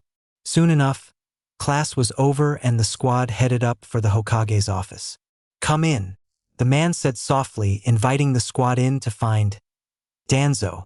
Everyone was already on alert, getting into a form that would quickly lead to attack if needed. Danzo looked amused, if angry. Calm yourself, Danzo. I have news to speak to for these young students of ours. The Hokage told him firmly, to which Danzo simply humphed before walking off, not before sharing a hateful glare with Sasuke. A smirk grew upon his face as he realized something that Sasuke couldn't understand. Danzo left the room as Naruto looked at Sasuke with a weird face. Were your eyes always red, Sasuke? Naruto asked out of confusion, and after the Hokage brought a mirror out, sure enough, the first tomo of both Sharingan were rotating fiercely in his eyes, burning slightly before Sasuke shut the chakra flow to his eyes. The Hokage smiled. I hope my present was appreciated, because I have a favor to ask you all, Hiruzen asked simply, with an air of a light smirk upon his face while Naruto and Sasuke glared towards him at the harsh reminder of what happened to Sasuke. Naruto looked confused as he looked at the tomo that rotated around Sasuke's eye, but couldn't place his finger on why. Hiruzen continued without even acknowledging the glares. You all know that there's something happening in the academy, but what you don't know is that Kakashi had been researching about it. We managed to narrow it down to two people. One is Irika Yumino, and the other is Mizuki Isumo. Both are proctors of yours, and the only two with the position needed to bring about this change. My favor to you all is to find a way to bring out the one doing it into the light, and use whatever you need to do in order to bring them to justice. This will end that a rank mission you all have. I believe in you. Hiruzen explained, bringing pictures of the two. Each began explaining their thoughts. I believe it might be Mizuki-sensei. Whenever we had taijutsu practice, he never really taught us much. Even when we brought our own forms to self-practice, he would correct the things that were right into wrong versions of the form, and never touch obvious flaws in the form itself. Shikamaru started, with Kiba agreeing from his position. If you're wondering why Kiba wasn't talking much, it was more a bet he had with Naruto. If he made it through the mission without talking, Naruto had to meet his mom and sister. If he didn't, he had to take all of them out to Yakiniku Q and pay for everything. He couldn't afford to lose. quite literally. I think it's also Mizuki-sensei. Araka-sensei has always stopped to catch a student up with their lessons, to the point where he has, on multiple occasions, helped Naruto with his chakra control training. He also looked genuinely sorry when he told us about the Bushin situation. Sakura said next, with Sasuke agreeing with her being too angry and lost in thought to do more than grunt his approval. The Hokage looked surprised at this and motioned her to explain. Well, Naruto simply has way too much chakra to do the Bushin. No matter how much we try to help him with chakra control, he simply has too much for a simple clone jutsu. However, it's required that he knows the Bushin itself to graduate. Sakura explained, leading to an understanding sound and a puff of smoke to sound from the pipe. I see, Naruto.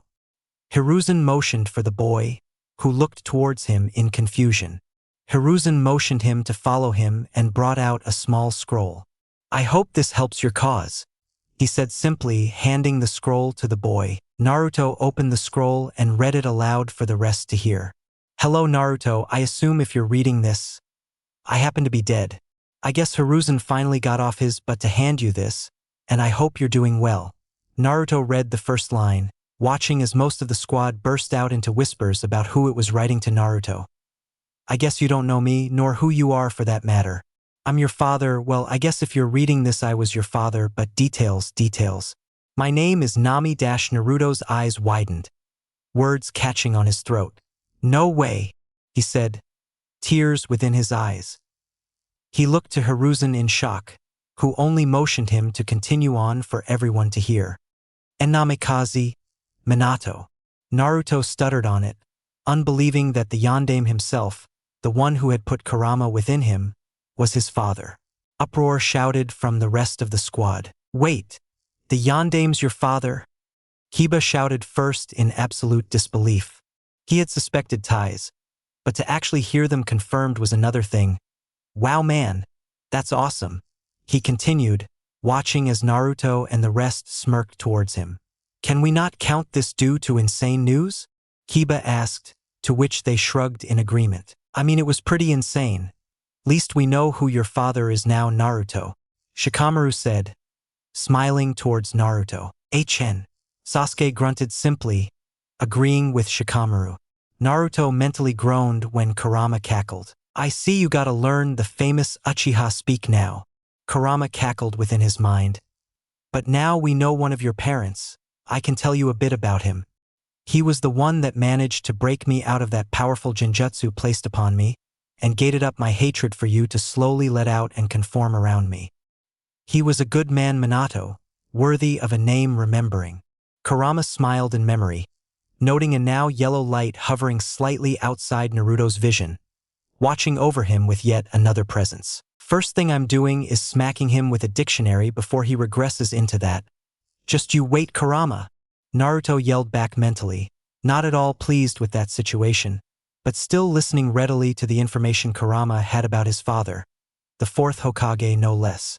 Naruto could hardly even wrap his mind around that truth, but no matter how much he looked towards Hiruzen, he merely kept that smirking smile of his. Are you going to finish reading it? Shino asked, snapping Naruto out of his rambling thoughts, before explaining himself. Why? Because I'm sure we're all curious on what your father wished to say to you. The Fox squad nodded their approval with the statement as Naruto wiped his tears and continued reading it. Now that you're over the massive shock of hearing that the great Hano. Okay, I'll stop the bragging there. But you might be wondering why I'm writing to you about this. Well, it's because I've left a gift for you within this scroll. You might have found your strength within Fuinjutsu, and I would be insanely proud of you if you did. Well, I left a small seal within this scroll for you that contains a map. Where does it go? Well, when you're a genin, I'm sure Hiruzen will let you place your own mission out to find out. Naruto said in absolute awe, placing the scroll down and bringing out the small seal from the middle. Opening the seal revealed a pristine, as if drawn mere moments prior, map. Naruto looked at Hiruzen in nearly bursting excitement. Hiruzen rolled his eyes and motioned him to continue reading. But that's not all I have to say here. My actual body, since this is only a shadow clone writing this while the real body deals with the Nine Tails, wishes me to include one thing. Know that we will always love you, your mom, me and my actual self will always love you dearly. I wish that I could tell you this in person, face to face, without ever needing this note, but I'm afraid it's probably not to be. I wish you the best, Naruto Uzumaki Namikaze. I grant your Namikaze and your mother, who the Nine Tails will know as Kushina Uzumaki, grants your Uzumaki. I hope you find your ninja way, and may this help you on your travels. Naruto finished before his eyes immediately went white, which Hiruzen knew meant he was talking to Kurama. My mom. Naruto thought slightly impatiently, not mad by any means, but wanting some answers. Kurama shrugged. Sorry, Kit. My memories had a seal until their names were read. Kurama hastily apologized before Naruto went after him with questions that he couldn't answer. What little I do remember was that Kushina was a lot like you, overactive, had really big dreams, and was absolutely trash at written exams. Kurama explained, snickering a lot at the last one. Not my fault that written exams are boring. Naruto countered, which made Kurama start cackling once more. What do you think she said? Kurama laughed at the fact that Kushina had said the same thing when she had been a kid herself. But now that I think about it, you seem to be taking a bit more from your father lately. You're not constantly screaming your goals to the world and the like. You've been listening to people and the like. You're a weird mix of your parents. I kinda like this more than when we first met, if I had to be honest. Kurama said, surprised from his own words. Naruto merely shrugged. I know that I want to be Hokage. I want everyone to be friends, to be able to share this world with them without the constant violence and the like. Hanok taught me that screaming my words drives people away and can make that dream harder to accomplish. I kinda like it too, if I had to be honest, since I can understand people better, even if I don't necessarily agree all the time. Sasuke wants to bring Itachi back and bring Danzo to justice for what happened when he was a kid, but knows that none of us have the power for that right now to stop him when no one can find him. While Sakura wants to eventually tell Sasuke how she feels and help him on his quest to bring Itachi home, but doesn't have the strength to stand beside him. Shino wants to eventually bring people to understand his bugs and have people notice his existence and the like, even with his beetles constantly eating his chakra and by extension his presence. Shikamaru just wants to be able to rest, but secretly wants to make sure all his friends and people he calls family are safe and sound. Choji wants to see his father again, as well as eventually open his own Yakonika restaurant, or be able to own Yakiniku-Q.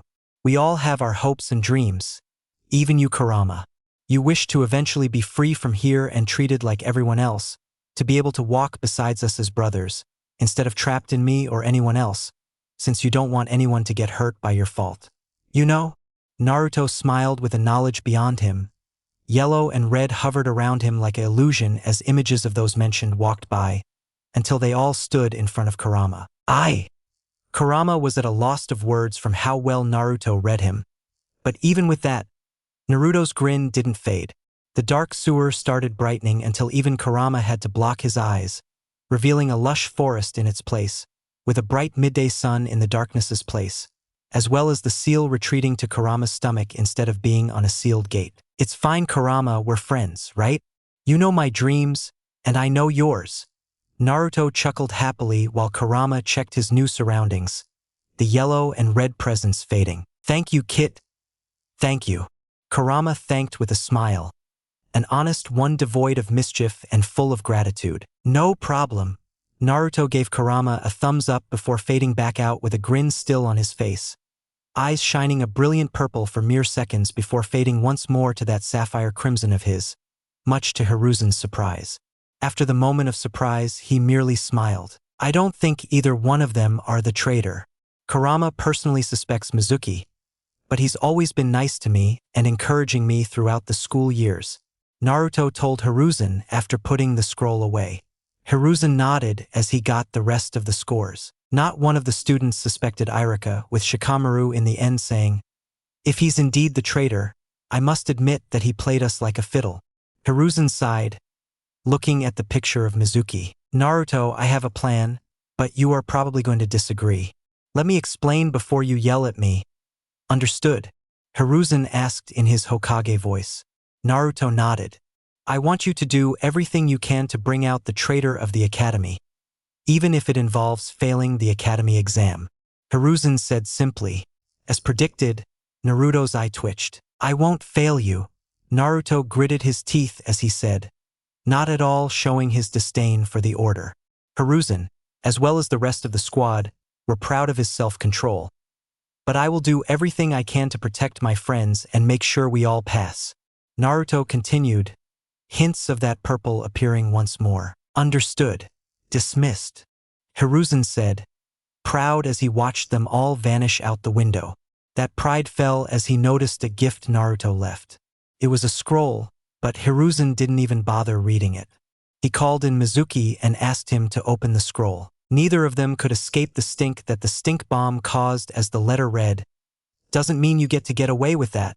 Naruto Uzumaki Namikaze." Hiruzen cried as he remembered that he failed to take Naruto out for ramen the day before just a tad too late. The next 2 days went by without much issue, even as the Fox Squad took note to try everything in their power to bait out the Academy traitor.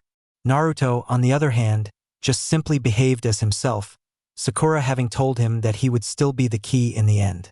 Bored out of his mind, Naruto watched as Iruka continued his review. "Remember that after this, you will no longer be my students. Instead, you will be genin, assigned to missions for the good of the village. Now, what's the main purpose of a ninja?"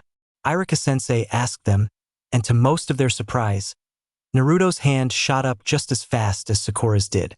Much to even Naruto's surprise and Sakura's slight annoyance, Iruka called on Naruto. Naruto smiled as he stood up, happy to be called on with the answer, and put his thumb on his chest. A ninja can be one of two things. The ninja himself is meant to be a tool for a nation, to strike without hesitation and follow the mission details to the finest drop of ink. However, it can also be a human, someone that knows when the mission details will only hurt more than help and be able to tell when it's best to go off the details of the mission in order to keep their comrades, nation, and families alive and well. To be a proper ninja, you must be able to balance both good and evil from atop of your blade, and balance life and death from atop your skills. Naruto said with a grin on his face. Silence spread throughout the classroom as almost everyone. Sasuke refused to admit that he also stared in shock, while Shino was ignored and honestly knew Naruto would have the answer Iruka was looking for. Why? Because Naruto really wanted to be a ninja with all his heart and paid attention. Knowing this, Iruka was the third and final person that was not in shock. Fell into deep shock, staring at Naruto as if he was claiming it was high noon. Snickering, Kurama broke the silence mentally. "I can guess what you're going as for Halloween, huh?" Kurama snickered out. Naruto, amused and wanting to ignore the shocked stares, merely raised an eyebrow.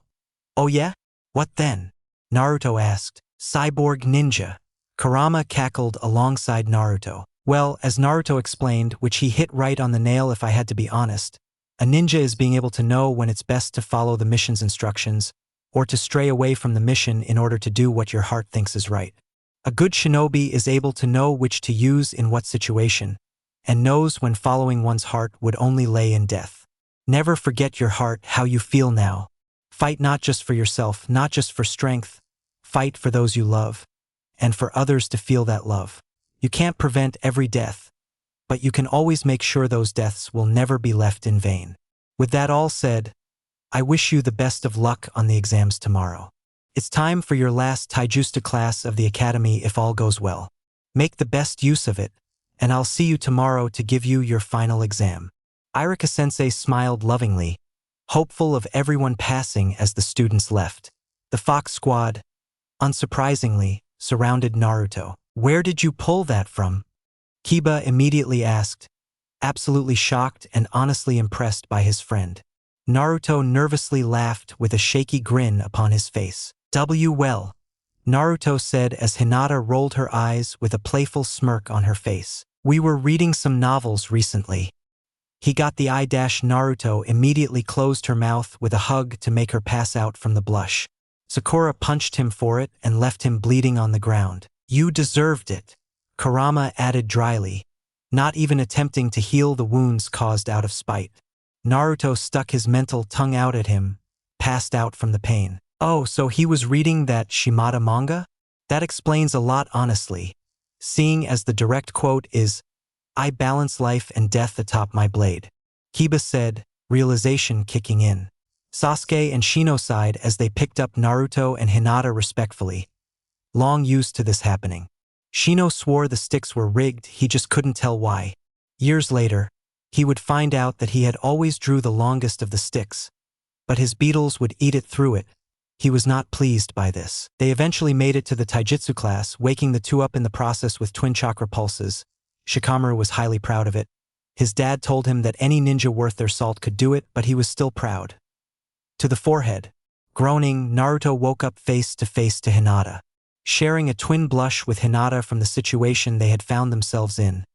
Both rapidly broke it apart and avoided each other's gaze for quite some time. Nothing really happened the rest of the day.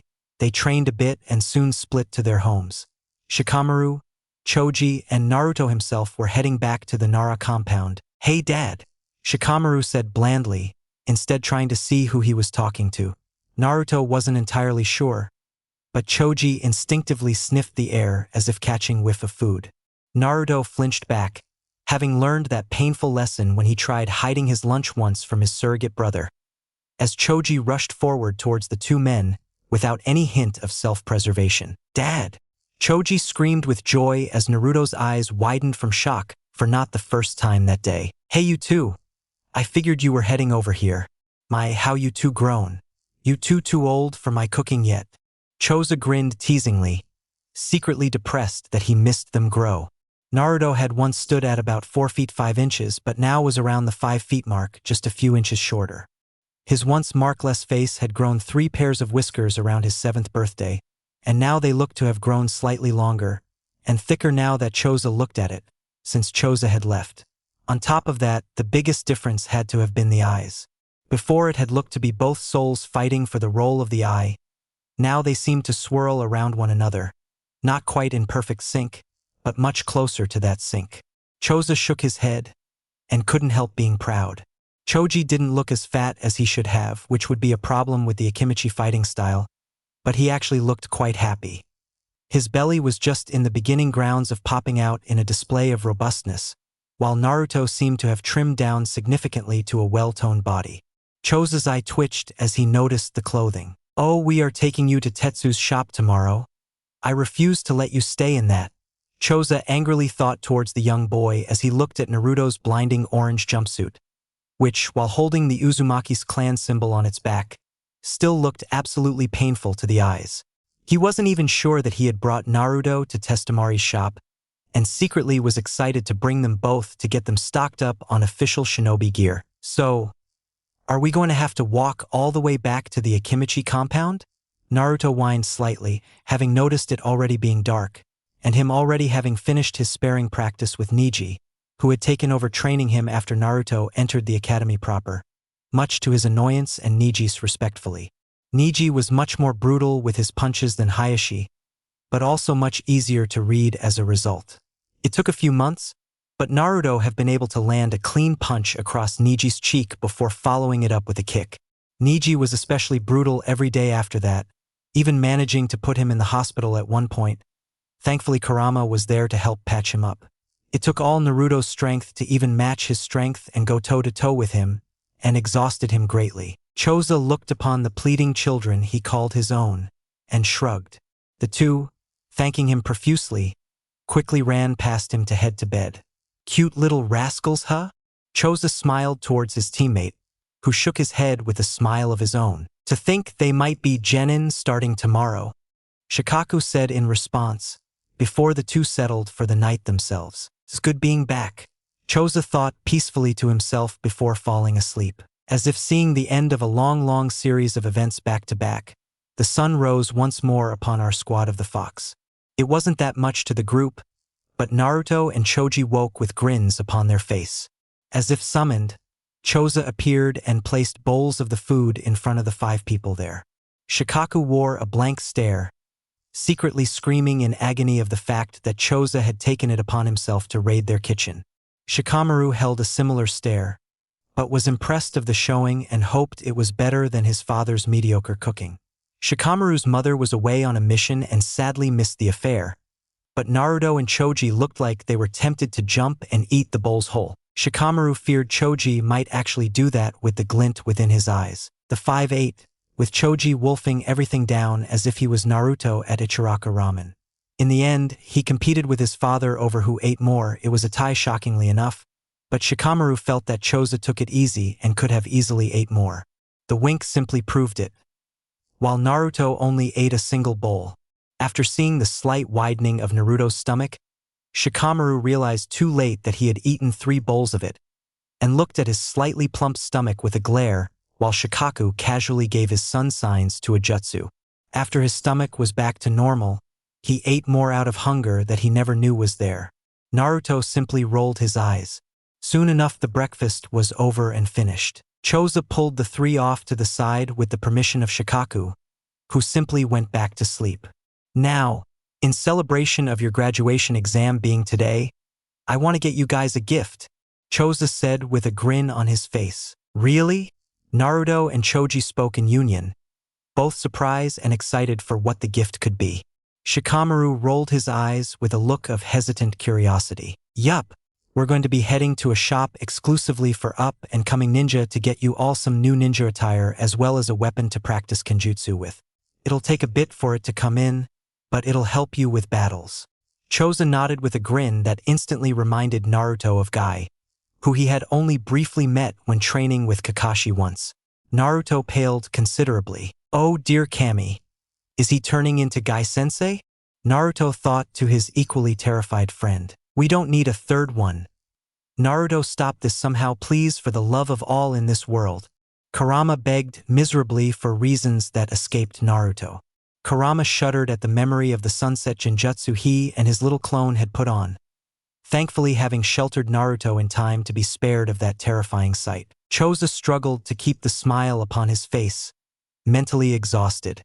He knew better than to get advice from Guy, and if his knowledge was right, the trembling look upon their faces were not what you were supposed to do as a parent. He groaned as he finally dropped the smile. I'm sorry guys. I'm just out of practice with the parenting thing, Choza admitted, hand scratching his head nervously. It's fine, Dad.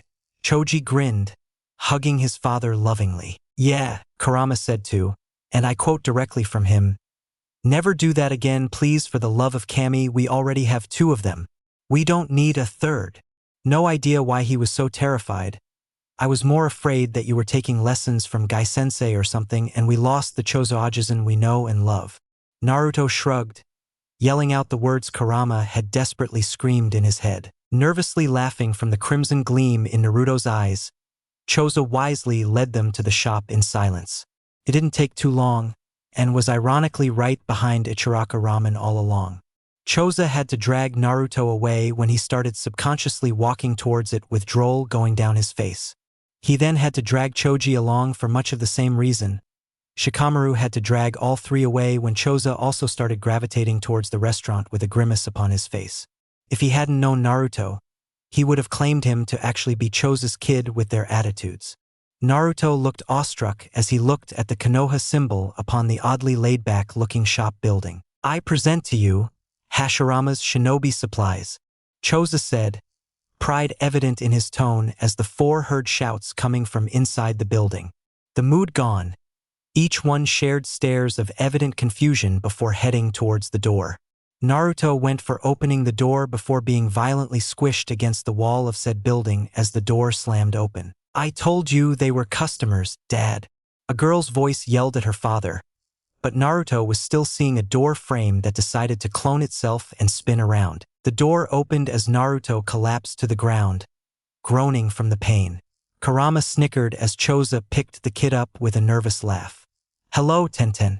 I was just bringing these 3 to the store to get them some actual shinobi attire for the graduation exam today.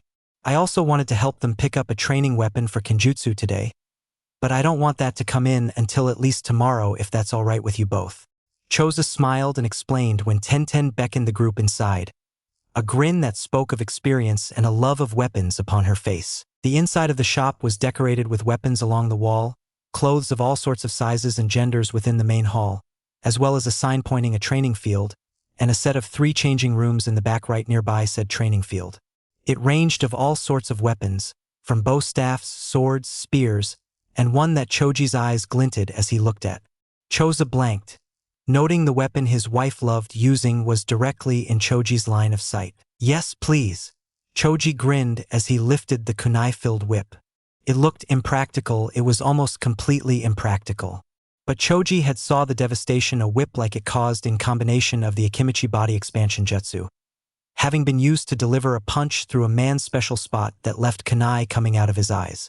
Choza calmly grabbed the whip out of his son's trembling hands with an expression that was so pale he would make Hayashi look flush by comparison.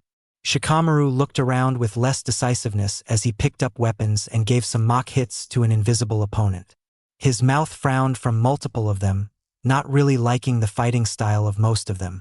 He grabbed what amounted to a small dagger, a curved tanto, and swung it a few times. His mouth twitched out a smile as he thought of how he could use its dark design to send his shadow alongside, as well as possibly find a technique to use his shadow to swing the small blade. He looked towards Choza as he calmly put the blade in its sheath. "So we have one looking for a training tanto, one looking for—" "What the heck is that?" A man walked by, blinking as he looked at the abomination of a whip that Choza had put back. Choza nervously laughed. "That's what my wife would call a Byuda du kata, if my terminology is correct," Choza said, purposely using a somewhat butchered form of the word, hoping that Irika hadn't taught them the Japanese encryption language. Head canon time. I think that based on how the Naruto world operates, it's some combination of English and Japanese. So it would make sense that those two base languages would be basic encryptions to teach young children while being able to learn other forms of encryption to put on top of them in other languages. He sighed in relief as he saw the look of confusion upon their faces. He did notice Tetsumari flinch from the name though, sharing a look of sympathy with Choza during so. Well, Akimichis mostly use their body expansion jutsu, so you can make use of multiple small weapons in unison. I would suggest learning how to use ninja wire instead of trying to go for kenjutsu overall if I had to be honest. The man Choza had called Tetsumari said. Unlike Tenten, who was a deep-tanned white for the most part, Tetsumari had a light shade of dark skin upon him, a scar covering his left eye that went all the way to his finger, but even with that, he was still able to see with a discolored brown eye in place of what was once a dark blue. Grinning as he noticed Choji looking over him, Tetsu made no move to hide the vast amount of muscle he held. It was clear that Tetsumari had once been an active ninja himself, if the scars that lined his muscled body were anything to go by, but Choji could only stare in awe. Naruto groaned lightly into Choza's shoulder, which led the man to putting the young orange-clad boy to the ground. Sharing a sympathetic smirk towards Tetsu, who he noticed flinched back at the absolutely hideous outfit Naruto had taken to wearing. "And what is that?" Tetsu spat out with the venom of 1,000 snakes coursing through his words. He blamed Anko, who had made it a game at this point. As he pointed to Naruto's jumpsuit, Naruto only blinked sleepily. "Oh boy, do you want me to leave, or are you waiting for the ninja to try and kill me?" Naruto yawned as he said the words casually. Choza flinched quite noticeably, noticing Choji do the same. It was easy for the two to forget how cruel the village had been to Naruto while living with him. "And why would I do that?" Tetsumari asked stiffly, torn between being offended and wanting to hug the poor brat before him.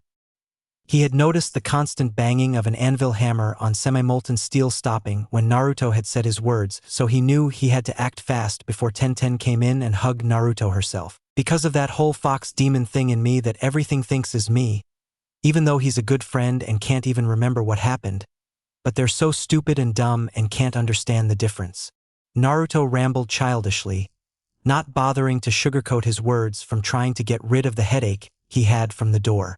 Tetsu's hand twitched as he fought the urge to hug the boy. Choza didn't give him a choice and brought his hand around the boy lovingly. Naruto was confused at the motion. Aren't shopkeepers supposed to just kick me out or charge me way higher than market price for stuff?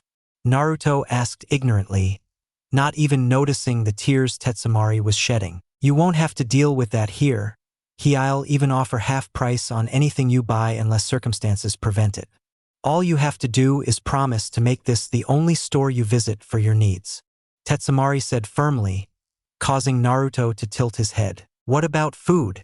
Naruto asked without a second thought, which led to a glare sent in Choza's direction, who only nervously laughed once more.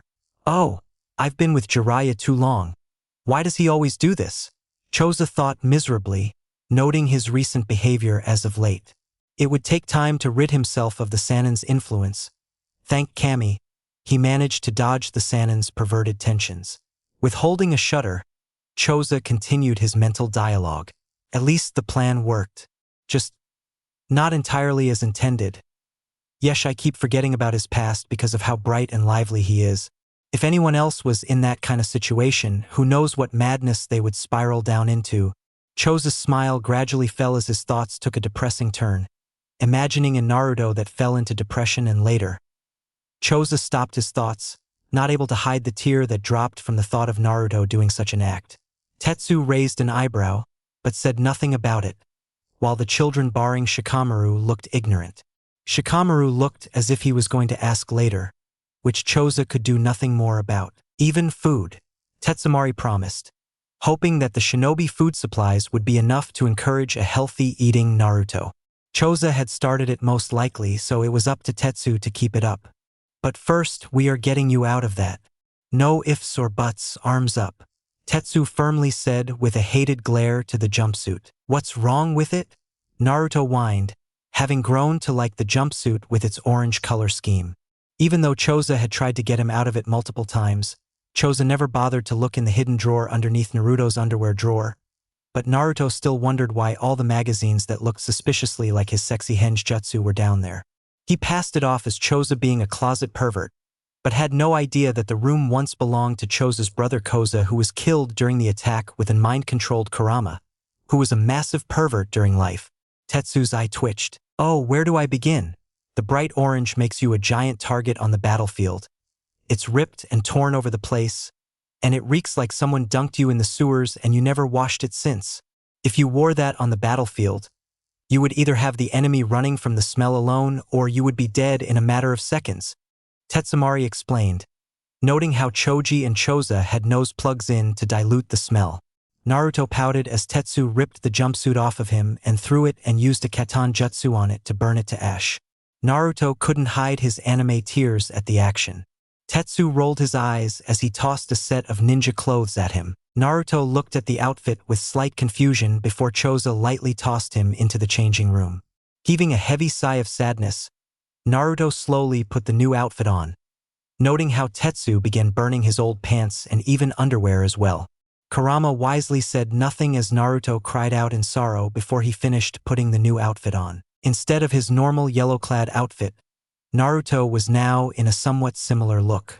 Underneath his shirt laid a black mesh net shirt meant to last against heavy taijutsu. Over it was a dark orange, nearing black with its tone, shirt with easily rollable sleeves in order to hide fuinjutsu seals, as well as be able to adjust to whatever weather is thrown his way. The pants were about the same, black in tone with dark orange highlights. A smile overtook Naruto's face as he found the last part of his outfit, a jacket with the Uzumaki clan symbol on the back, and the Namake's clan symbol interlaced with the right shoulder's Uzumaki symbol. At least Naruto thought it was. He had never really seen the clan symbol of Namake's, but figured the three kunai-like symbols surrounding the Uzumaki symbol was it. The jacket had room on both sides for hiding kunai and shuriken, with the pants having many latches to place tools.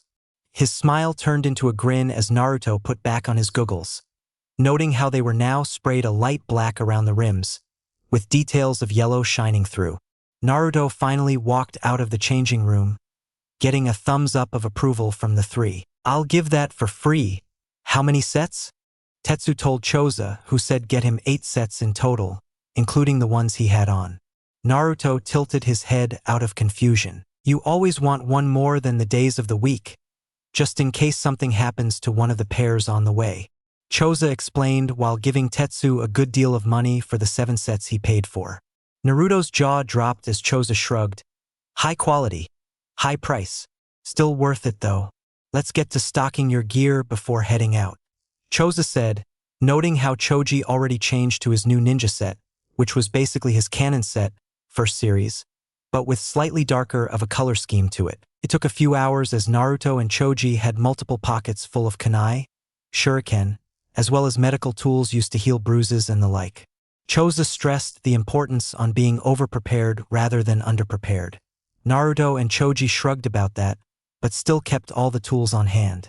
Then, it was time to pick a kenjutsu weapon for Naruto. Choji was okay with going for ninja wire, since Shikamaru could help him out with it, while Shikamaru worked with the tanto. Naruto looked around with a slight frown on his face. I don't really know what I want to go for, Naruto said as Shikamaru rolled his eyes. Think of your fighting style. You use a stealth-based style that can be used for an all-out assault when the time comes for it. It's lethal but uses a lot of hit and run tactics. You have a wind nature with a slight fire nature as well. It's pretty obvious what you should go for. Shikamaru listed, leading Naruto in front of a certain weapon type. Naruto grinned.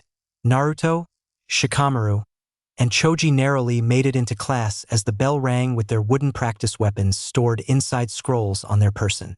Naruto grinned as they saw the stairs thrown their way. Shikamaru's outfit hadn't changed, since he said that his father would want to pick his clothes out after he graduated. But everyone stared at Choji and Naruto in surprise. Their outfits both made them blend in and stand out so heavily. Where once a bright orange ninja stood a now slightly mature dark orange ninja. Both gave the same ready grin however. Why, you look great Naruto-kun. Hinata stuttered fiercely, blush on her face. Naruto-kun cleans up so nicely. I'm happy for him. And I know he'll graduate with us. She thought happily. Good luck Naruto, Choji. Why? I believe you only narrowly beat Irika-sensei into the class. Shino said calmly, but still nodded in acceptance to the new outfits the two wore. Similar thoughts and comments spread across the class as Naruto nervously chuckled out of embarrassment before taking his seat. Twin thoughts spread across the Fox squad. How do we lure the traitor out? They thought in individual ways, staring at the door intently before Irika walked in. Well, CLA-dish, Irika-sensei started before his eyes noticed Naruto's new outfit. Wow, Naruto. I'm impressed by the new look. Really looking like a ninja. Irika-sensei grinned in appreciation, even giving a thumbs up to him. Naruto had to hide his head this time to prevent people from seeing the blush across his face. Thankfully, his new jacket had a collar, which Naruto pulled up to cover his face. Coughing, Irika-sensei began once again. Well, class, it's been a long 5 years with you, but today is it. You 18 people will each have a chance to become genin, or if that's not the career you wish to be in, you will be able to train for other jobs as well. You all know there are multiple paths to helping this village, so don't be afraid to carve your own place in the will of fire. With all that said, from today on, I am no longer your sensei. Pass or fail, I wish you all the best. Irika-sensei. No, Irika told the class with a smile on his face before passing the tests out. You may begin, he said after the tests were out. Naruto's eye twitched as he looked over the questions, hoping to make it through all right. He refused to cheat, but he wasn't sure on some of the answers. He answered to the best of his ability on the other hand, and hoped it was just enough to pass. He sighed at the end of the test, knowing he would never really be good at written tests. Now, when I call your name, come get your test. I'll be splitting you all in 4 different categories based on your score for the next test, so listen closely. Irika told them. As eventually Naruto grabbed his paper, he sighed in relief. Talk about cutting it close, huh? Kurama snickered as he saw the big 71 that populated the top right of the paper. Naruto was put into Group 3, noting how it was set up from 100 to 89, 88 to 79, 78 to 69, and then everyone else.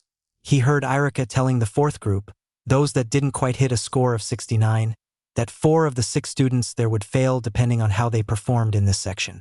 Wincing slightly at the cruelty, Kurama snorted. It's not at all cruel, Naruto. The worst thing for a shinobi is someone that only pulls the team down. If someone gets kidnapped and the whole mission or team could end up dead. If Irika was cruel, he would pass everyone without even testing their skills.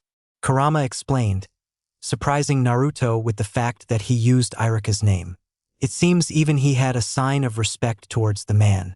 Naruto kept quiet on his thoughts and said nothing more, with Kurama not pushing the issue further. The fighting eventually led to Naruto taking the top of his group, Kiba taking the highest from the 4th group and being one of the only 2 that passed, the other being Shikamaru, who had simply fell asleep instead of filling out the test, much to Irika's annoyance. The second group was still ongoing and had yet to be decided. Sasuke and Sakura fought for first in the first group, and while not an absolute joke of a match, Sakura was much weaker than Sasuke was, and had lost the fight overall. Naruto gave her a smile which she hesitantly returned. Sharing a glint with Sasuke, the two swore to fight each other in the finals without a single uttered word, just twin smirks to each other. The second group was now Hinata versus Ino. "Go Hinata!" Naruto yelled with a grin upon his face, before noticing that his shout actually distracted Hinata enough for Ino to get a good blow in. But instead of losing to it, Hinata simply gritted her teeth through it and punched back. The two both skidded back, to which Irika walked forward. "Both of them lose. Good job, you two." Irika smiled as Naruto grinned towards Hinata, who returned with a nod. The match was first Sasuke versus Kiba, which ended even faster than Sasuke versus Sakura, which led Kiba growling when he saw the smirk Sakura gave him, and then it was Naruto versus Sasuke. The two smiled at each other as they made the sign to start the fight. "Here we go." Naruto grinned as he started the fight proper with his air bullets, which seemed to hover in midair at random points, while Naruto disappeared from Sasuke's sight. Several hard-hitting attacks got him as Naruto attacked from out of sight. Sasuke growled as he landed an elbow strike against Naruto's chin before following it up with a nasty gut punch. Blood spilled from the force of the hit as Naruto spat it out, bringing out his new scroll. Opening up, he revealed a small katana called a wakizashi. Grinning, he revealed that it wasn't just one that he had, but two of them. The scroll disappeared as he brought out the two wooden training wakizashis and raised them. Shikamaru groaned. "What's wrong, Shikamaru?" Sakura asked, confused. "We just got those weapons not even an hour ago. There's no way Naruto knows how to use those things," Shikamaru said, annoyed at his fellow comrade.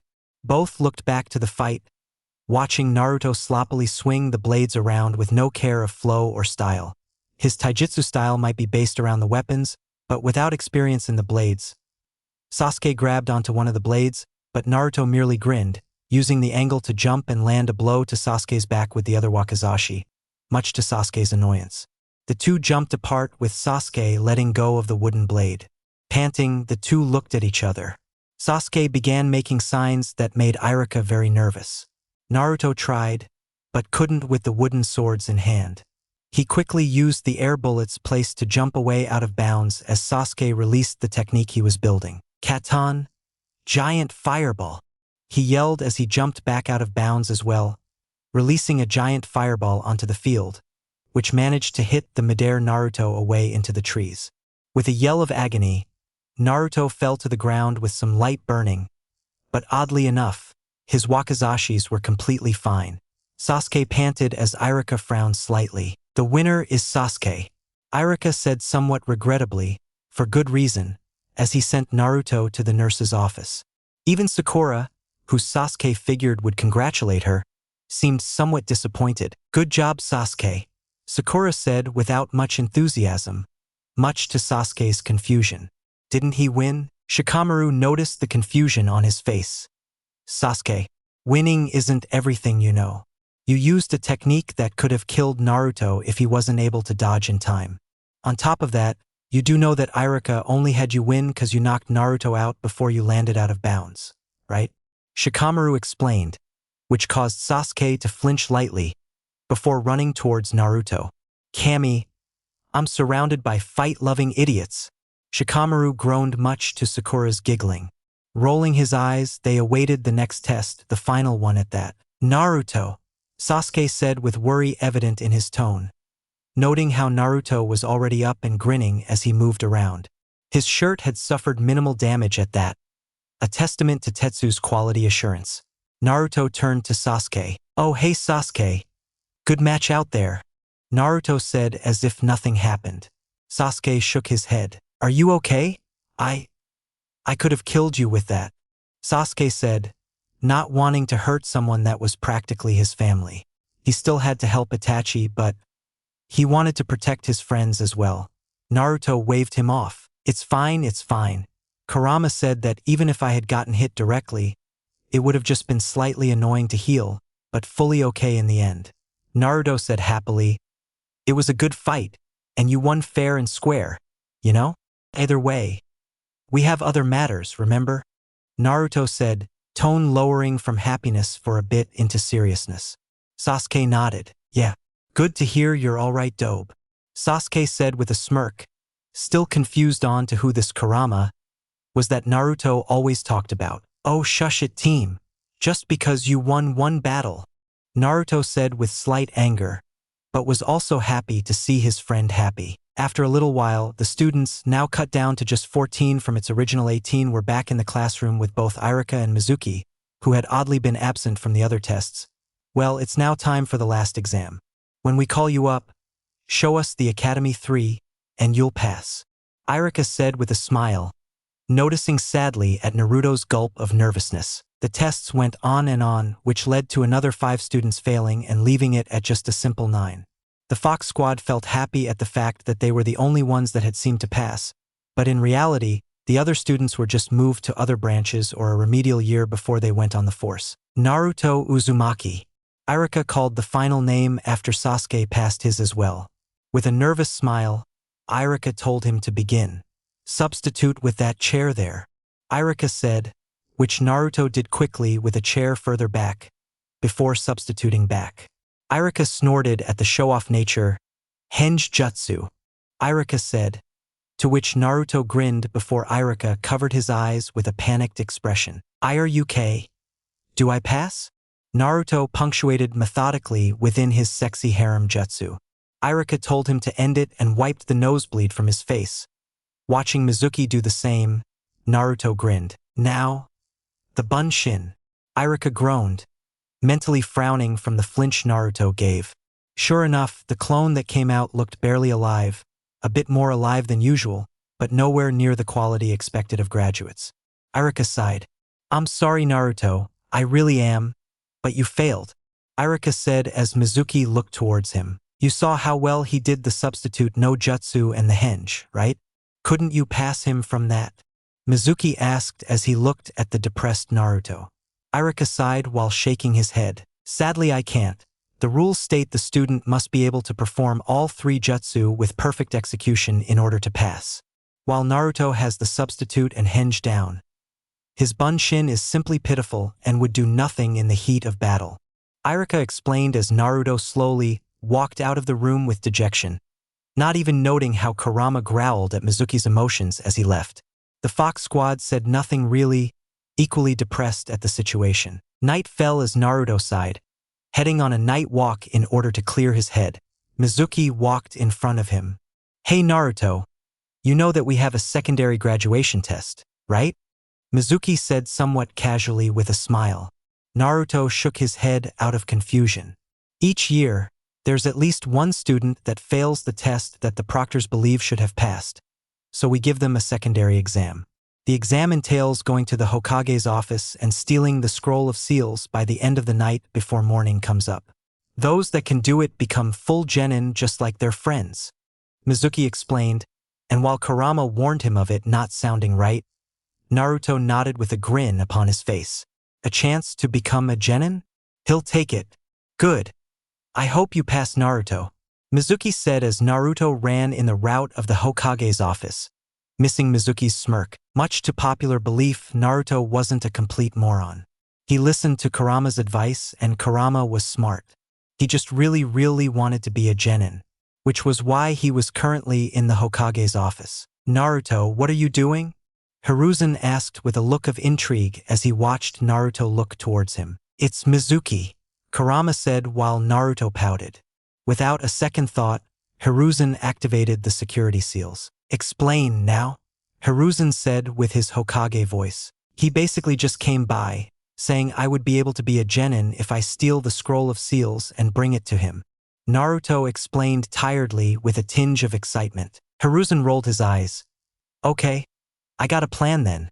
Here, take this with you, Hiruzen said, making a clone of the scroll that contained only a single jutsu within it. Naruto looked confused as he read about the Taiju Kage Bunshin no jutsu within it. Use that to bait him near here, and then we'll come to arrest him when he exposes himself.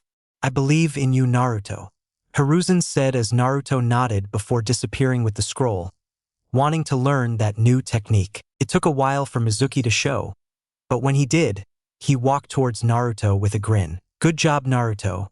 Now hand me the scroll and you'll be a genin," Mizuki said coolly as Naruto made a show of handing it over before grinning himself and having the scroll disappear. "Oops." Naruto snickered as Mizuki brought out a kunai. "You little brat," Mizuki said, dropping all pretenses to attack him. Naruto was actually somewhat disappointed at how fast he went for attacking him, but Mizuki threw the kunai through the air after him when Iruka jumped in and deflected the small kunai with his own. Mizuki seemed to laugh at the sight. "Do you really believe Iruka here would protect you? We all know that he absolutely hates you. I mean, there's been a secret the village itself has been keeping from you for a long, long time." Mizuki grinned while Iruka's eyes widened in recognition. "No, wait. Mizuki, you can't say that. It's forbidden," Iruka said as Mizuki laughed. What is it?" Naruto asked, nervous from the tone. "You, Naruto, are the 9 tails," Mizuki said, leaving Naruto in silence as Mizuki laughed once more. "I already knew that though. Kurama is a cool friend of mine and doesn't remember anything from back then," Naruto blankly answered back, waiting for his clone to bring Hinata and the others over to help out. Kurama snorted in appreciation of the sight, while both Iruka and Mizuki stared at Naruto with shock at the blank answer. "Why, thank you," Kurama said afterwards from the compliments. "Well, there's one thing I'm sure you don't already know. Have you wondered what happened to Hanoke?" Mizuki grinned at the flinch in Naruto's eyes, knowing that he had finally made a dent in the cheerful kid. What?" Naruto breathed out. Even Iruka had no words about it as they stared at the cackling Mizuki. "Oh yes, Hanoke. I'm sure you're both dying to know what happened to that idiot," Mizuki said as Naruto gritted his teeth, his marks flaring slightly along with the crimson glint in his eyes. "Stop insulting him," Naruto yelled out in anger, memories of who was practically a father to him playing through his mind, the birthday party, heading to Yakiniku-Q, as well as smaller memories that wouldn't really be written in any story out there, where the two trained together, read stories together, and shared ramen with each and Iruka. Naruto didn't notice how his eyes seemed to glow purple. "Well then, I might as well tell you. You see, Hanoke was helping you too much and would have led to too much trouble with our plans. So we killed him." Mizuki shrugged with a satisfied smirk as Naruto stilled from shock, which was the opening Mizuki needed as he threw a demon wind shuriken at the boy. Iruka grabbed Naruto against the tree as the tip of the shuriken showed through his Chunin jacket. Sorry, Naruto. I wanted you to have a happy life, without the whole fear of knowing what the 9 tails had done." "I didn't know you had already knew," Iruka said, taking deep breaths of obvious pain as blood dropped onto a paralyzed Naruto. "He killed Hanoke? Naruto? Kurama?" Iruka couldn't even tell who was speaking the deep-toned words at this point. They spoke aloud with rage dripping out of them. Mizuki laughed. "You think I would lie? You're going to die here, but don't worry. I'll bury you next to him," Mizuki said as Naruto got up, eyes glowing a deep purple as Mizuki froze from the sudden chill that surrounded him. "You killed him," they breathed out as if trying to comprehend the fact through their brain. "You killed him," they roared as Naruto rushed towards Mizuki with glowing eyes of rage. "Shadow Clone Jutsu," they roared, causing hundreds of Narutos to appear as they ripped into Mizuki. If it wasn't for Hiruzen and Iruka holding him back, there would have been nothing left of Mizuki from the rage that had consumed the two. Mizuki was with his back to the tree, eyes staring at something beyond their sight, still under Hiruzen's genjutsu that kept him under a false sleep. "Naruto." Hiruzen was first to speak, but the words caught on his throat as he saw the pained tears from the boy in front of him. Why did he do it?" Naruto and Kurama asked, begged with tear-filled purple eyes. "I don't know," Hiruzen answered honestly as they somberly stood there.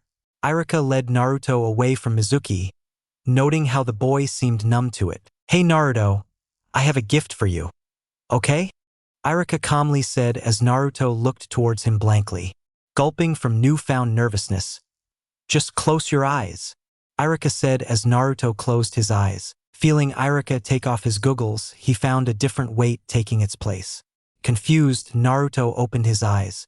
Seeing Irika's headband missing and his goggles in Irika's arm, Naruto felt his headband with a grin on his face. Congrats, you passed.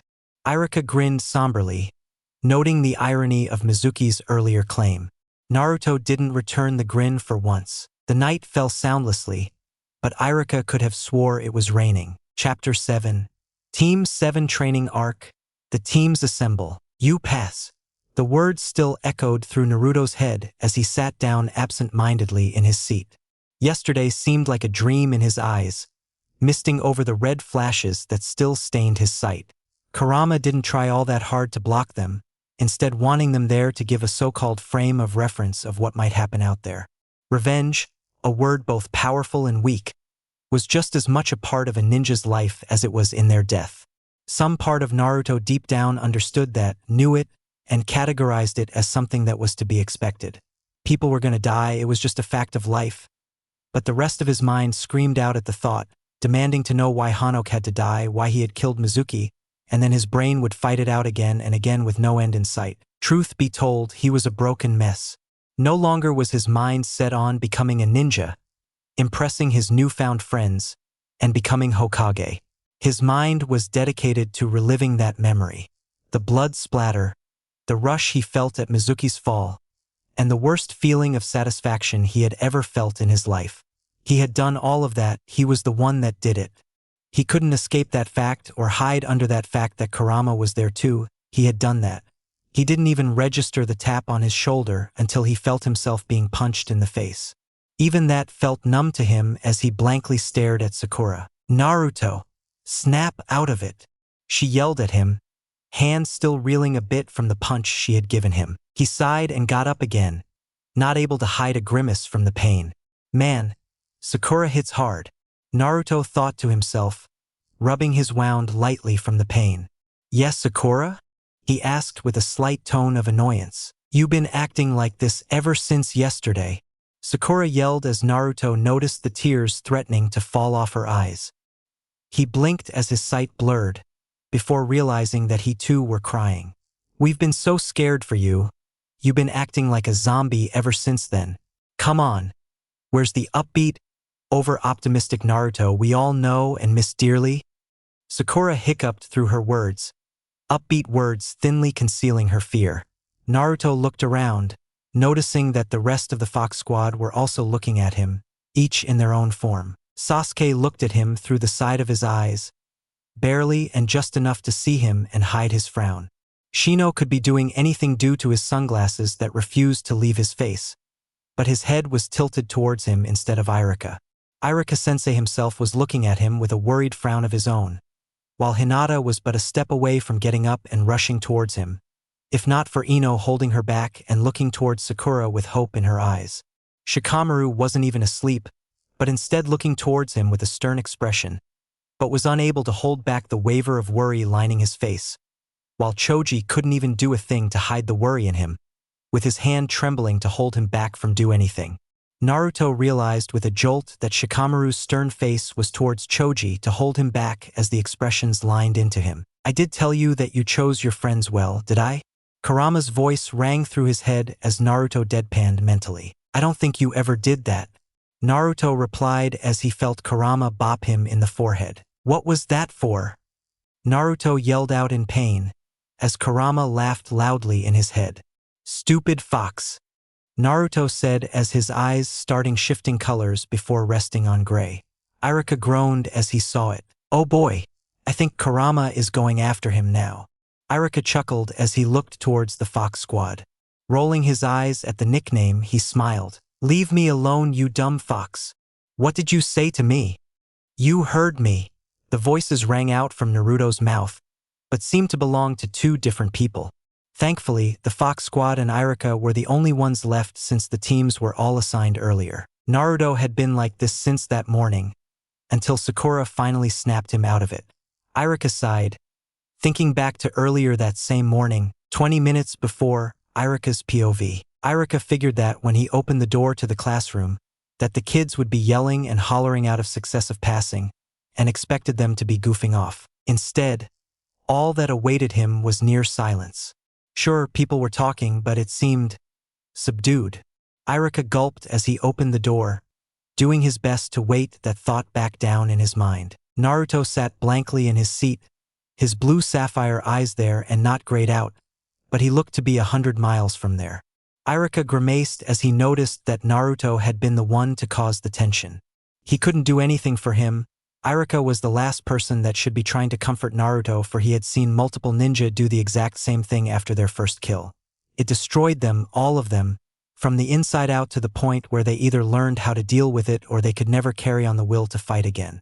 Some deep-centered hatred rose from him at the Hokage for removing the old standards of passing. Before, everyone in the room would have known that feeling, the weight of a kill, but most of these kids were still ignorant of it all. He had no idea what to say, but he had a feeling he had to, even if Naruto could not hear him. Everyone, as you can tell, last night was very eventful for some of the students here. Your past teacher, Mizuki-san, had turned into a traitor and tried to murder Naruto, your classmate, and failed. In the life of ninjas, you will be forced to do things you might not agree with that might be against your morals. Throughout your life in the academy, you've seen things like this, as all the females in the class of Sasuke Uchiha were under a mass genjutsu that nearly destroyed the very foundation of our society. I want to make sure that you all know what being a ninja truly entails. Your life will no longer be your own.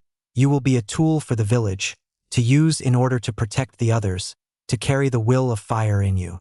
It is not a job for the weak-willed, and I know each of you have already went through your tests. Your whole life was groomed for this.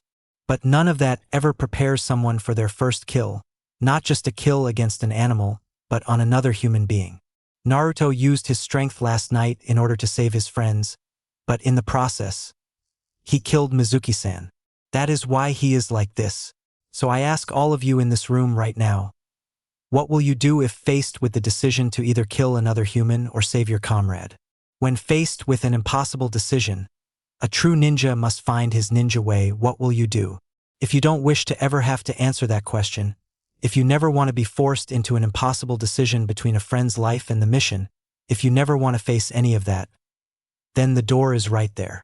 Irika waved his hand towards the door. The students were floored as eyes darted towards Naruto's direction, but Naruto didn't even flinch. No emotion passed through his empty eyes, and Irika hated that more than the gray of neither one controlling the body.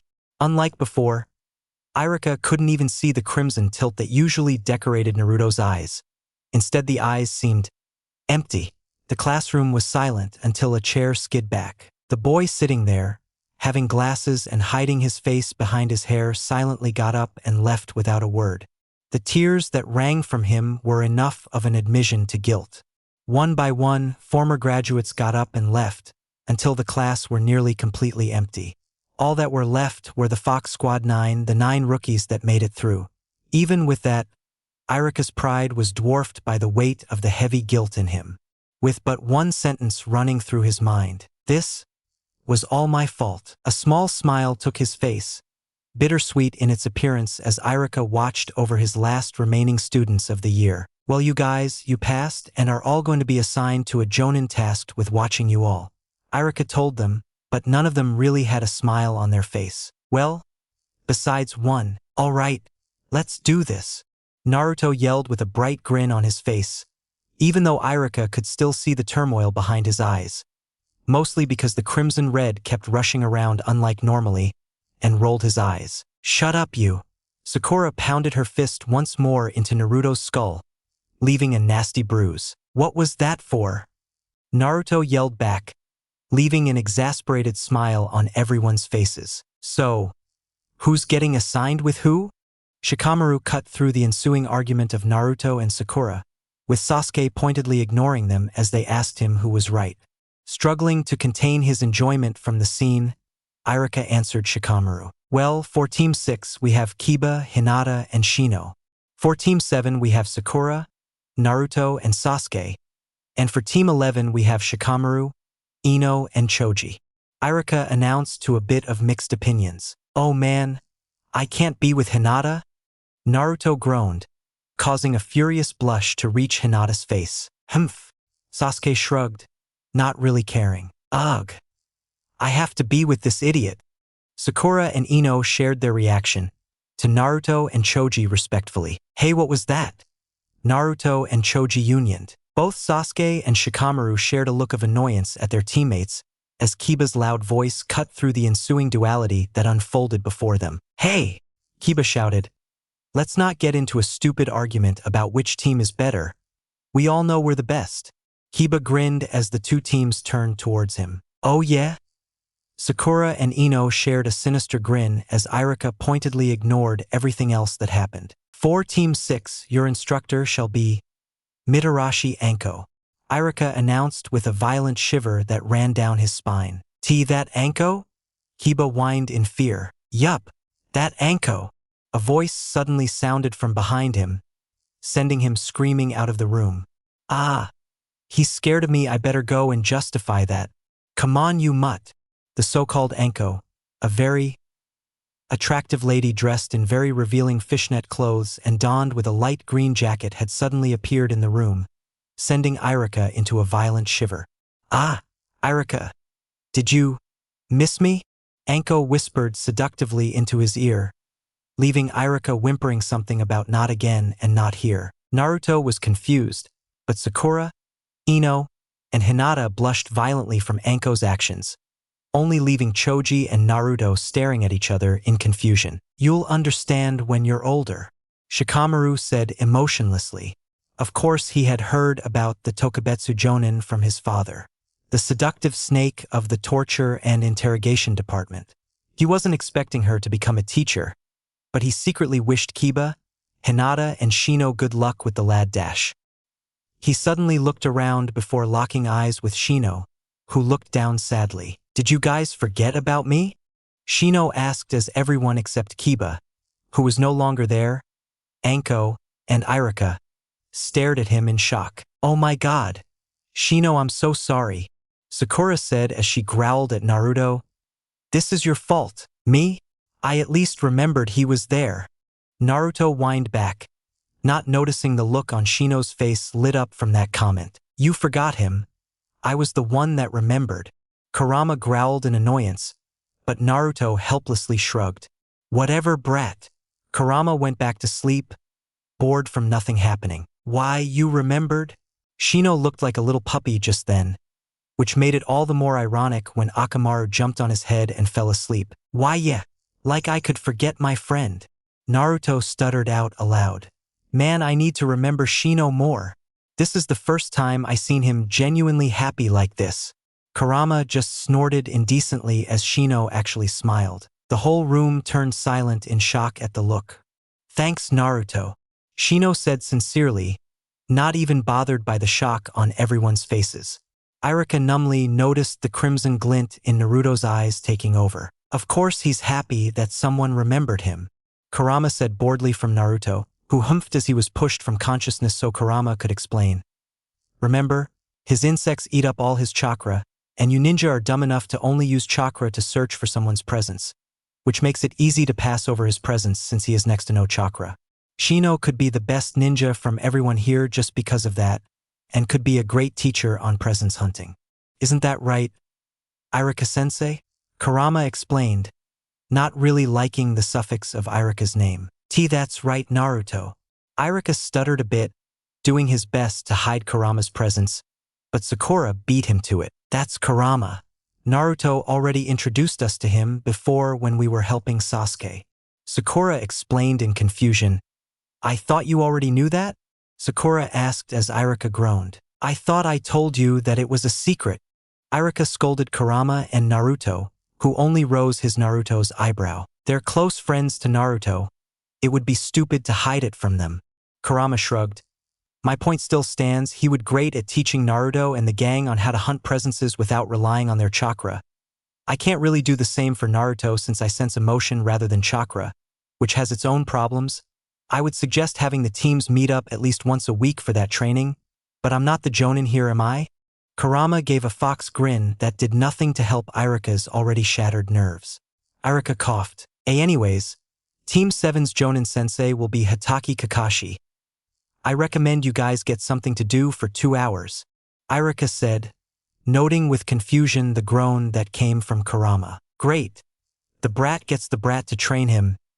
How poetic. Kurama deadpanned, leaving Irika and the rest in confusion and doing nothing to justify it. I guess we'll just do some personal training while waiting for him. We can just work on the styles we got from the library some more. Sakura shrugged, more than happy to do some personal training, leaving a light smile to take over Naruto's.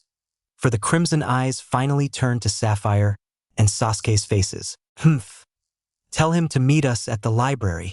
Sasuke shrugged. Yatta. More sparring between me and Sasuke team. I'll beat you today. Naruto grinned as Sasuke simply humphed again, but couldn't hide the rising smirk on his face. The rest of the Fox squad just rolled their eyes. Well used to this, heck, Sakura didn't even try pounding Naruto's head in like a certain other timeline Sakura would have done. And finally, Team 11's Jonin Sensei will be. Irika tried to introduce as a knock sounded from the door, which was across from a hole in the opposite wall. Sighing, Irika opened the door to show Sarutobi Asuma at the door. Isn't that supposed to be Team 10?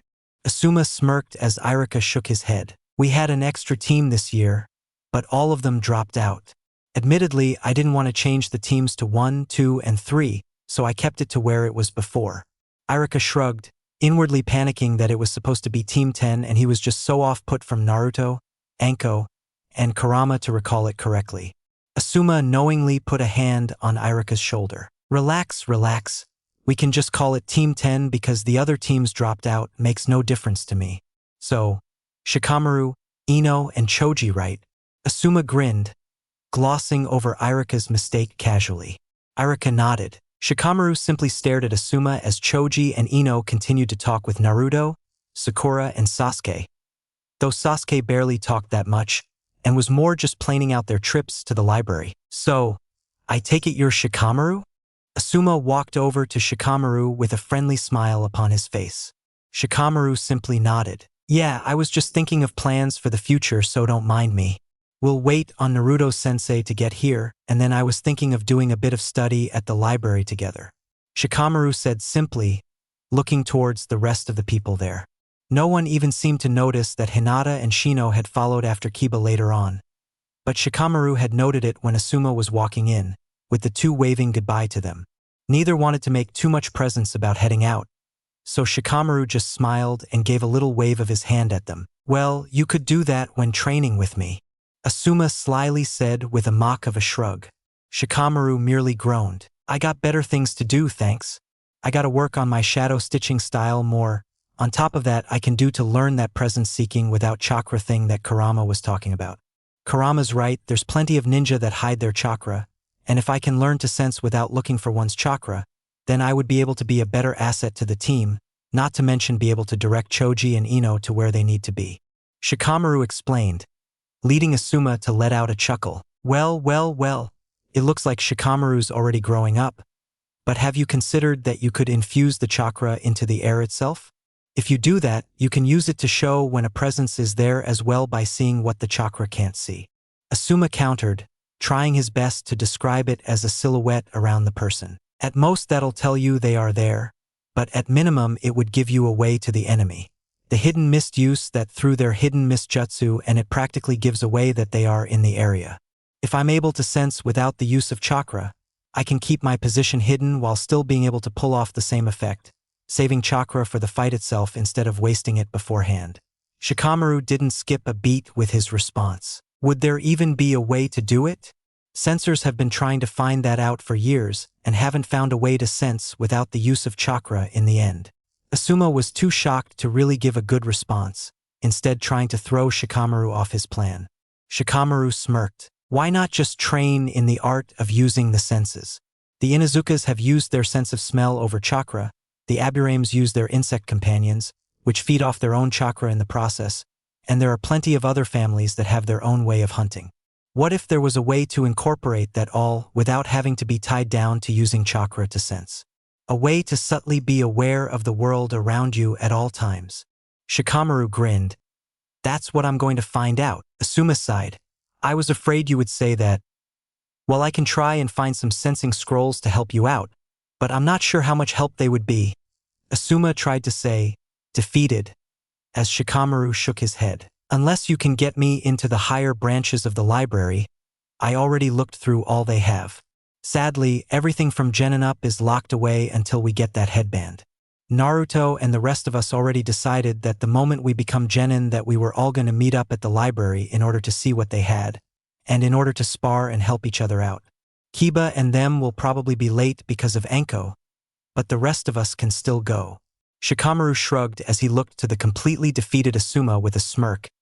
You can come and watch if you wish. He walked on over to the group and joined in the conversation, leaving Asuma in a state of shock. Irika snickered as Asuma gave him a dirty glare. Shut your mouth or I'll tell Anko that night. Asuma growled at him, with Irika's eyes becoming terrified. Please don't. All right, we're true ninja now. Let's get us some ramen. Naruto bellowed with a grin upon his face as the group of 7 walked out of the academy. Asuma followed dejectedly alongside the remaining Fox squad members, each of which had their own form of excitement showing. Nah, let's get some yakiniku Q. Choji challenged, equally as boisterous as his surrogate brother. What? Come on, Choji. We just had that the last time we celebrated. It's Ichiraka time. Naruto whined out. Sasuke smirked. Actually, we had Ichiraku the last time, he said offhandedly. What? Come on. Naruto exclaimed in disappointment. Why don't we just have both? Shikamaru rolled his eyes at Sakura's claim. All right. Naruto yelled at the top of his lungs. Thanks, Sakura. You're the best. He grinned with a foxish charm before skipping off ahead, humming a song about getting ramen. Prepare your wallet, old man, you're buying. The Fox squad minus Naruto shared a smirk at Shikamaru's comment. What? Asuma said in shock, as it was no secret that Naruto drove up the cost anytime he was near the Ichiraku ramen shop. You're the adult here, so you're buying. It's the least you can do since we're letting you come with us. Shikamaru shrugged to the agreements of the rest of the squad. Naruto wasn't entirely sure why Kurama started laughing out loud, but decided not to question it that much. Whatever it is, he would find it out soon. Instead, he continued singing his ramen song with glee that they were heading to Ichiraku and Yakiniku Q. Kurama had a sort of lopsided frown at his host. On one hand, he was honestly happy and everything, but on the other hand, he was shunting off all his pain to the side, not wanting to deal with it at all. It wasn't healthy for anyone, and Kurama didn't want them to build up and up until it broke Naruto to pieces. Don't worry, he's strong, you know? A voice echoed through Naruto's mind as Kurama could have swore he imagined it. In fact, he couldn't even see Naruto react to it. Kurama deadpanned before just thinking it was his own voice in a sense. Naruto was a strong kid, he knew that, but at the same time he was a dumbass in multiple areas.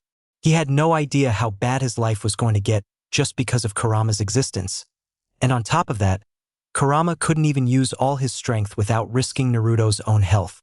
Naruto just wasn't ready to handle him whatsoever, and it hurt to watch. He had no idea what this Kakashi guy was going to do about it, but the only Kakashi he knew was being one of the 3 brats that used to follow his old host partner around. But after the whole mess when Naruto was born, he had no idea what happened to the kid's parents, nor the 3 brats. Kurama groaned lightly, causing Naruto to give out a questioning grunt in response. It's nothing, Naruto.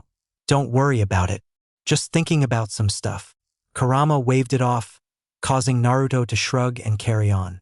Kurama just wasn't sure what to do, and he knew it was nothing like him, but he was in charge of a near-suicidal brat and it changed him somewhat. He had no idea where his other half was, and well, he couldn't do much to save Minato in the end. He scoffed mentally this time, mad that he used the man's name like he had. He had barely managed to stop him from using the death seal, but couldn't do much in order to save him from that damn Uchiha. Kurama schooled his thoughts, noting that even Naruto stilted slightly from the rush of killing intent that had leaked from Kurama. Kurama, what's wrong? Naruto thought with a stutter from obvious fear. Kurama sighed, just some bad memories. Go enjoy yourself today, Naruto. Look, you're already at the store. Kurama didn't have to say anything more as Naruto yelled in glee at finally making it to his favorite stall. Kurama sighed once more before curling into a ball. He hated his prison, for it forced him to be bored for most of the time, but that boredom led to thinking, and all he could do was try not to think of his earlier memories before they consume him. That gate was still in his memories, and he could only imagine how bad he would be if that seal was broken, and how soon it would have to be released in order to help Naruto out.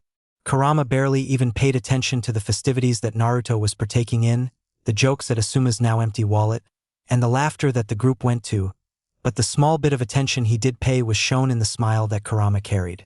He knew it wouldn't last forever. A ninja could never have only happy moments, but he could say that he was more than happy to try and keep Naruto safe. Can't believe you fell for him that fast. Another voice joined his head, but Kurama ignored it. He bet that if it was a different world, if he had been imprisoned instead of helped, if his memories weren't sealed for his own protection, and if he wasn't shown the kindness of humans, that Kurama would have been completely different from what he was now.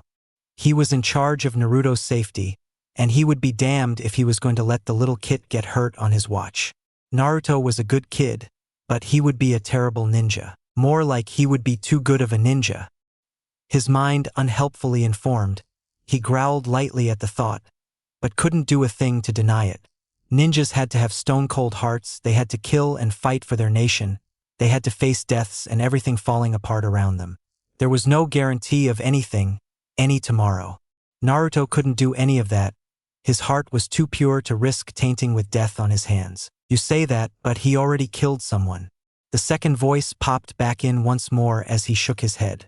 Something felt off with that death. No matter how many times Kurama and Naruto relived the memory, it just felt off. Ninjas were known for manipulation, and though it was no easy feat, there was no possible way that Naruto, who wasn't even a genin, could beat a Chunin one-on-one, even with Kurama's strength. So you think that man is still alive? He could hear shock rising in the first voice, but Kurama nodded resolutely. There was no doubt about it, that man was nearly certainly alive still, having used Naruto to create his cover. Why not tell Naruto about it? The second voice, a lot more calm now, asked with just a bit of fear. Kurama looked towards where Naruto was enjoying time eating out at Yakiniku-Q, and then thought about what could happen if he told him. He decided against it. Naruto felt terribly after thinking he killed the man, and though it was cruel, he was better off thinking he did kill him, if only just to not cause him to fall apart all over again if the man was in fact dead. Though Kurama doubted it, he only had a prisoner's view on the mess, and while his gut told him the man was alive, he had no proof. Naruto needed the guilt of death on him, if only to keep him from getting cocky and arrogant of his skills, alongside giving him a necessary course of a ninja's lifestyle. He can still relax like this even with that guilt on him, yet he only can do this by pushing off that guilt to you. The first voice cut in his thoughts as Kurama sighed. Indeed, he was pushing that guilt further and further into his mind, nearly completely onto him, but Kurama would most likely not be there with Naruto all the time, and he was certainly not going to be charged with Naruto's own guilt. That was his problem to deal with. Then what are you going to do? The second voice asked as Kurama's smile turned into a near frown. He didn't know. What could he do to help the kid? He was a giant demon fox with 9 tails, one of the 9 chakra beasts, and had no idea how one dealt with stuff like this. He couldn't tell Naruto what he assumed was the truth without ripping a hole in Naruto's heart. But at the same time, he had no idea how to help Naruto get through his guilt at that same event. You'll find out in time, Kurama. The voices seemed to vanish with that line, leaving Kurama alone to his own thoughts. But he was still nowhere near an answer to that question. For what could he really do? Naruto and the rest of the Fox squad let out a satisfied sigh after finishing their meals. Man, that hit the spot, Naruto said with utter bliss in his tone, a bit over-exaggerated, but the rest of the squad couldn't bear to care. Asuma had big fat anime tears coming out of his eyes as he moaned about the fact that they took his next month's salary with how much they spent, but even he was in high spirits and was more just messing around, is what he wished, but they really did take next month's salary with the amount that they ate. Then again, he could always foot the bill towards Kakashi when they went towards the library. So now what? Sasuke asked, looking somewhat bored again. Shikamaru shrugged. I figured we could explore the genin section, see if we can't find anything we can use, but we're just killing time until your sensei arrives. Sasuke, I challenge you. Naruto grinned as he shouted his challenge, pointing an accusatory finger towards the non-impressed genin. Naruto, we're outside of a library. So shut up. Sakura muttered through gritted teeth before yelling and punching Naruto on the head. Naruto moaned in pain. Shikamaru groaned as he looked towards Ino, who was strangely quiet the whole time. Choji was also quiet, but was more enjoying the atmosphere and eating his chips, but Ino hadn't spoken a word since they were in the class. Shikamaru, with an eyebrow raised from something akin to curiosity, walked over to her. "You okay?" he asked casually, noting that she jolted from the sudden attention she had gotten. She tried waving it off with a light blush upon her face. Why yeah, I am all right." Ino stuttered, maddening, causing Shikamaru to snicker a bit. Hey, what's the big idea?" she exclaimed from embarrassment. "Nothing. I was just wondering why you were so quiet." Shikamaru shrugged as Ino fell quiet again. He sighed. "You know nothing's going to change with you acting like this, you troublesome woman. I can tell something's wrong, even if they're too busy goofing off to tell. I think even Choji has and was keeping you company." "So what's wrong, Ino?" Shikamaru said, looking her dead in the face. Ino looked down, playing with her hair with a deep blush on her face alongside a bittersweet smile. I don't know. It just feels like I'm not really helping all that much here. It's just, I don't want to ruin the mood or anything." Ino cut herself off with a shake of her head as Shikamaru sighed with another mumble of troublesome woman from underneath his breath. "Ino, we're teammates. Near on best friends now. You can tell me if anything is bothering you." Shikamaru told her, not realizing that they had drawn the attention of the others before Sakura joined in. "Yeah, Ino, come on, what's wrong?" Sakura said with a smile. Ino sighed. "I don't know why you guys allow me to be friends with you after what I did," Ino said with guilt lining her tone, but Naruto himself grunted. "We went through this already, Ino. We already told you that it was whoever put that genjutsu on you's fault, not yours," Naruto said offhandedly. If he had to be honest, he still didn't trust Ino all the way, not after what she did to Sakura, but Sakura seemed to have forgave her. Ino tried to interject before Naruto gave her a mild glare. "He's right, Ino, it's not your fault. Look, I already forgave you a long time ago for that, and we're genin now. We got bigger things to worry about than stuff from the past. Don't worry about it, okay?" Sakura said with a smile. Like she said, don't overthink it too much. If thinking is doing this to you, then stop doing it, you troublesome woman. Shikamaru said with a tap of his finger against her forehead, causing her to blush once more. Sakura snickered teasingly but refused to explain why it caused Ino to go after her in embarrassed rage. All in all, they weren't allowed into the library with how they were acting, so they decided to go a different day when they could get Kiba and the rest of Team 6 with them instead of just 2 of the 3 teams. "Man, we never even met that annoying Kakashi person today," Naruto whined while heading home after Sakura, Sasuke and himself split from Asuma and Team 10. Sasuke merely shrugged. "Not like we really need him."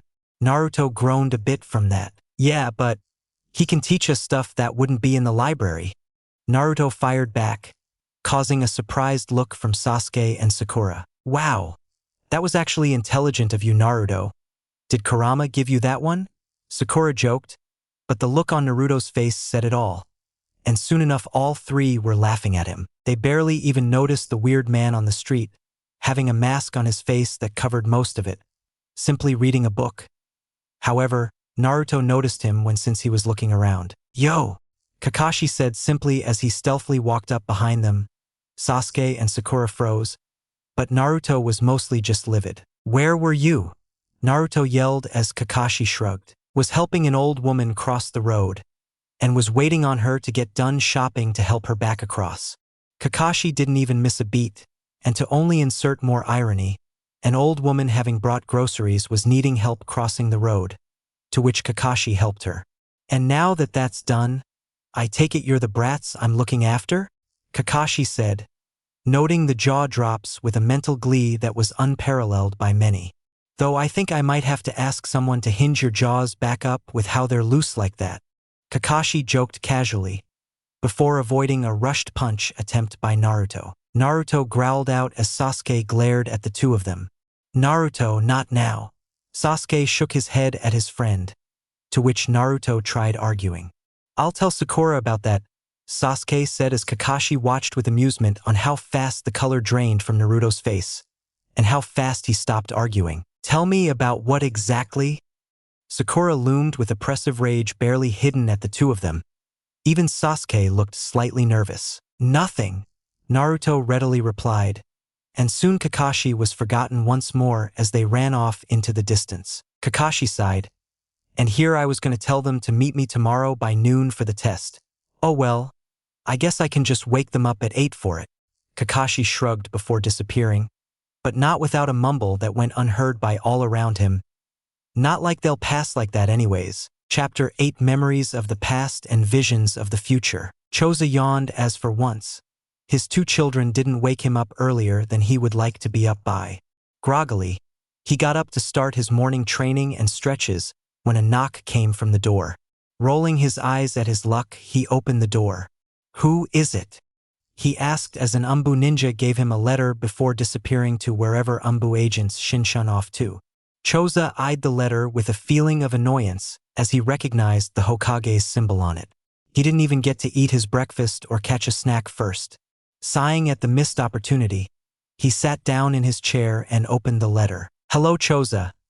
I know it has been a while since I have sent one of these letters to you, but desperate times call for desperate measures. I need to talk to you about your two sons. Meet me at the top of the Hokage summit by noon if you will, and don't forget that you are also a Jonin yourself. Sandame. Choza sighed as he read the letter before activating the attached seal to burn the letter completely. After sweeping the ashes into a nearby trash can, he looked at the clock and smiled. He still had more than enough time to eat and send Choji and Naruto on their way. So, Choza said aloud, looking towards a seemingly random wall in the kitchen. Want to explain why you're here? He asked as the wall seemed to shimmer a bit before Tenzo walked from it. How did you guess? Tenzo asked, confused by it. Choza simply pointed to his nose. I can smell your scent, you know? I may not be as good at tracking as the Inuzuka clan, but I can still make out the scents that make up my home. I don't think a scent of burnt tree is a part of that home. Choza explained, motioning to the singe on Tenzo's jacket. What happened? Choza asked as Tenzo shook his head. I see. Choza groaned. I'm spending time with my family first, and then I will go. I will not make the same mistake as last time a mission like this was given to me. Understood? Tenzo nodded. That's probably for the best. Gai-san was looking for you earlier. Said something about why dash. Tenzo tried to explain as Choza immediately covered his mouth before looking at the door with a look of intense suspense before sighing in relief. I rather not summon him here if you don't mind. Choza chuckled sheepishly as Tenzo stared blankly. Anyways, he was saying something about you not telling Naruto and Irika about your concerns. Tenzo finished his statement. I'm not that dumb, Choza-senpai. I know better than to say you dash. Tenzo tried to say before covering his own mouth with a look of guilt. Choza stared with a blank gaze before the two turned to the door. A few seconds passed before a knock rang at the door. I knew it! Choza yelled as he opened the door to see Kakashi. Yo! Knew what?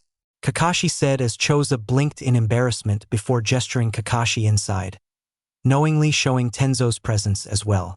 Kakashi shrugged and walked on in before Choza shut the door again. Choza was fearing summoning Gai-san. Tenzo explained calmly. Ah, I see.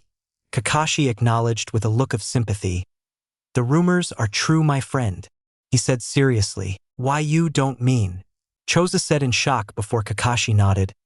Oh, thank Kami, I was thinking I was going insane. Choza sighed as the last few weeks rolled in his mind. How does that even work? Choza asked as Kakashi shrugged. It's like that genjutsu, no one knows how it works. But it's why Guy is the best messenger. You just have to say youth and Kakashi gave an eye smile as Choza stared in shock as a knock rang at the door. Did I hear someone talking about the wonders of youth? Guy yelled from the door as Choza screamed. Naruto yawned as he woke up to the yelling from downstairs. Rubbing his eyes, he yawned once again. Please don't yawn again. Kurama groaned as he yawned from inside of Naruto. He had been a lot less active lately, calmly sleeping in the forest that now populated Naruto's chakra core. Not me being less active. It's more me just not having anything to say. Kurama countered with an eye roll. You might want to get ready, or else you might have to be subjected to the wonders of youth. Kurama sarcastically said as Guy ran towards Naruto with a glint in his eye. Do you wish to learn about the wonders? Guy tried to say before being dragged away by an oddly frantic Choza. I just want to teach them about the wonders of youth. The two just stared with equal amounts of disbelief as they watched Choza kick the overactive Guy-san out of the house. No, Kurama said simply as Naruto opened his mouth. But No, Kurama repeated once more. Try asking again and I will not let you sleep for the next week. Naruto pouted as he stopped trying to ask. Naruto sighed as he snapped back to attention to see Choji yawning towards him. Mornin' Naruto, Choji said with a light wave. What happened? He asked as Naruto shrugged. Apparently someone wanted to talk about the wonders of youth, or something. Naruto shrugged before the two yelled at Guy appearing in Naruto's window. Run, Naruto! Choji yelled as the two rushed down the stairs. You two, wait a moment, Choza said as the two tried explaining what happened, only managing to confuse Choza more from how fast the two spoke. Eventually Choza sighed. Did either of you two say the Y word? Choza said seriously as Choji pointed at Naruto. Naruto nervously laughed before nodding. Choza groaned. There's a reason why every household bans that word. Apparently Guy-san is summoned by the word. Choza explained to the two. But that's not why I want you two to wait. Choza said calmly, noting that Guy waited at the staircase with a blinding grin of understanding before disappearing. Presumably because someone had said youth under their breath. What is it, Dad? Choji asked as Choza smiled grimly. I don't know entirely, but it looks like I'm going to have to go away on another mission. However, you all are going to become genin today and pass those tests of yours. Choji, I know you will be working with Shikamaru and Ino for your team, and I hope you find the reason for you to fight. Naruto, you're working with Sasuke and Sakura if I remember correctly, and I know you're working towards visiting the remains of Yuzushiogakure, but remember to fight for the future you wish to hold as well. I can't express how proud I am of you too, and I hope you listen to your senseis. Choza smiled, but his smile faded a bit from the confusion on Naruto's face. Kakashi-sensei? He was great before, but he seemed to avoid the three of us yesterday. What do you mean by tests? Naruto asked in genuine confusion as Choza sighed. Leave it to Kakashi to do that. He was just here earlier, but he left in the chaos with Guy-san. Choza groaned as he realized that the smile he gave when he left was because of this happening. Kakashi-sensei was here earlier? Naruto asked in shock as Choza nodded. Wonder why? Maybe to do this? Kakashi gave an eye smile as both Naruto and Choji jumped in shock to turn around towards him. Choza gave him a bit of the stink eye, having realized he was under a subtle genjutsu the whole time. I assume since Guy appeared? Choza asked with a raised eyebrow as Kakashi shook his head. It was actually after I said the Y word. I got you with the genjutsu when you were getting him out of the house. Kakashi explained as Choza blanked. Oh Kami, he actually is summoned by the word. Choza realized with a cold jolt. Kakashi gave a sympathizing nod. Choji and Naruto watched in pure confusion as Naruto opened his mouth. Why are we avoiding the word you? Naruto began to ask as the three covered his mouth. We avoid it because it summons Guy-san to try and convert young genin into little clones of himself. Choza-san was traumatized by him because of one of his own genin teams. Hey! Choza said in offense as Kakashi blankly stared at him. It was... Okay, maybe a little bit. Choza looked down in a bit of dejection as Kakashi smirked a bit before deciding to break the news to Naruto a bit. Don't worry. I doubt anyone would have expected Hanok to become last generation's Guy-san disciple. Kakashi shrugged as he noticed Naruto's head shot up to look at him with a look of pure disbelief. Hanok Tausen was Guy-san's disciple? Naruto asked as Kakashi nodded. Yup. He was placed on a genin team underneath Choza-san. Kakashi winked at Choza, but was unable to tell if Choza understood. Naruto didn't notice for he had already began pressuring Choza to explain. Choza rolled his eyes with a smile of relief. Yeah, each generation has at least one person that was like Guy, and Hanok was part of it. It scared me relentless because of the genjutsu. No one knows why it happens, but if two Guy-sans get together, a huge sunset genjutsu will come out. Hanok since snapped out of it thankfully, but still trained relentlessly in order to protect another one of his teammates. Choza looked a tad depressed at the memory before immediately shaking the feeling off with a fake smile. But that's for a different day when I have the time to explain the full story to you two. For now, Kakashi here is probably going to take you to start your tests, right? Choza asked as Kakashi nodded with the two's attention on him. Yup, but first you two need to get dressed and take a shower, Kakashi said, causing embarrassed blushes to show on both Choji and Naruto's faces from the fact that they were still in their pajamas. Kakashi rolled his eye as the two rushed off before turning towards Choza. Kakashi sighed. It's still hard, he asked as Choza nodded. Yeah. First Kishu and then Hanok. Choza sighed, not bothering to hide his sorrow. Kakashi had no real words to help him, since he too knew the pain of losing your comrades. The two sat in a somber silence before Naruto and Choji ran back down. Ready, they cried in union, twin grins on their faces. Kakashi eyed the two with a look before shaking his head. Using the cleaning jutsu doesn't count, Kakashi said as the two looked in shock. What do you mean, Kakashi-sensei?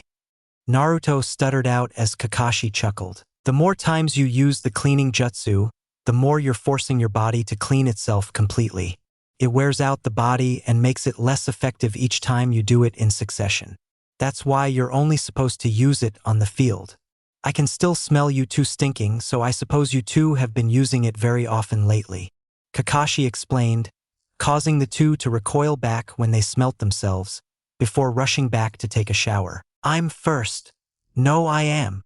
The two fought for the right of first shower, much to the amusement of the three adults present. At least Irika-san is still alive, and it looks like he did a good job raising them into fine genin, Tenzo said with a smirk present upon his face as Choza nodded with a small smile of his own. Indeed he did. I trained that brat right. Choza grinned. He reminds me a lot of Irika when he was younger actually, always upbeat and pranking everyone. I remember when he decided to go prank the yondaime and swapped all the seals with explosive ones. Choza bellowed in laughter. The yondaime just sent each and every single seal onto Irika's head in return using the flying Raijin seal. Kakashi smiled in memory, but soon the two sobered again. It's almost 12, you know, Kakashi said casually as Choza nodded. Yeah. Take care of them, all right? Choza asked as Kakashi and Tenzo both nodded. Don't worry about it. It's S-rank, you know. Kakashi winked as Choza laughed a bit. With how many S-ranked missions surround Naruto, you would think that he was a Hokage already. Choza grinned as Tenzo couldn't hide his snicker at the joke as Kakashi rolled his eye. Not much we can do about it right now. We haven't been able to get Naruto alone to talk about the whole issue. We've been too busy with the academy in order to try and teach him a bit more about Hashirama to get more jutsu out of him. On top of that, while we got the main traitor to the academy and managed to release the Jinjutsu on the academy Kunoichi, we have yet to find out how they managed to get them all under the Jinjutsu, or even who they are. It's a mess and all the other higher-ups are going crazy by this. Kakashi groaned out, having been on the receiving end of multiple people ranting to him about the mess. And in the center of all of this is Naruto and his so-called Fox Squad, which has been giving the Chunin a run for their money with how effective they have been at handling this mess. Kakashi continued, not even caring about how he was ranting to Choza at this point. Irika still wore a grin whenever a Chunin talked about them and wouldn't shut up about it. Choza merely smirked knowingly. If Irika is bothering you, just tell him that you know about the sunset incident. That should get him off your back. Choza winked as Kakashi raised an eyebrow. Let's say Hanok wasn't the only one who went through a guy phase within my squad. Choza's smirk merely turned into a grin as he looked away. As for the other matters, I assume that's the topic the Hokage's wanting to talk to me about, and I should get going lest I'm forced to Shunshin, which I rather not if possible. Choza said before getting up and stretching, waving goodbye to the two. Make sure to keep them safe, or I'll make platter out of you too, he said cheerfully, as if not threatening their lives at the moment. Kakashi and Tenzo waved back with smiles lining their faces, mask in Kakashi's case, as Choza disappeared. Kurama rolled his eyes watching the turmoil within Naruto's head, and it must have been obvious enough that even Choji stared at Naruto with a look of worry on his face. Yeah, I'm worried about him too, Naruto, Choji said as Naruto's head peeked up a bit. But he's dad. He's a big tough jonin that's not gonna back down that easily. He'll come back to us. I just know it. Choji grinned as he stated this, leaving a smile to dawn upon Naruto's face as well. Previous worry forgotten, Naruto grinned back. Okay, then let's do our best to prove we're genin. Kurama smiled at the two as they ran downstairs. It looked like the masked man, Kakashi if Kurama remembered correctly, wanted to tell Naruto and Choji something, but they simply ran on past without a second glance. Kurama grinned as he noticed the groan that came out of him and let out a barking laugh about it. Naruto stopped in confusion. What is it, KH? Naruto tried to ask as Kakashi suddenly appeared in front of the two of them, causing them both to yell out of surprise. B, but you were just over there, A, and now you're here? Naruto stuttered from the surprise, both confused, impressed, and desperate to learn whatever it was Kakashi had done. Kakashi didn't look as pleased. Now, as I was going to tell you, you're not genin just yet. Unless you pass your tests, you will not be genin and I will send you right back to the academy. Kakashi stated as a matter of fact. Naruto looked terrified as he stepped back in shock. Eh? He yelled out in shock, with Choji blanking at the thought of his dad's reaction. Kakashi gave an eye smile. Your test for me is to find me before the day is over, but you can only enlist help from your team members.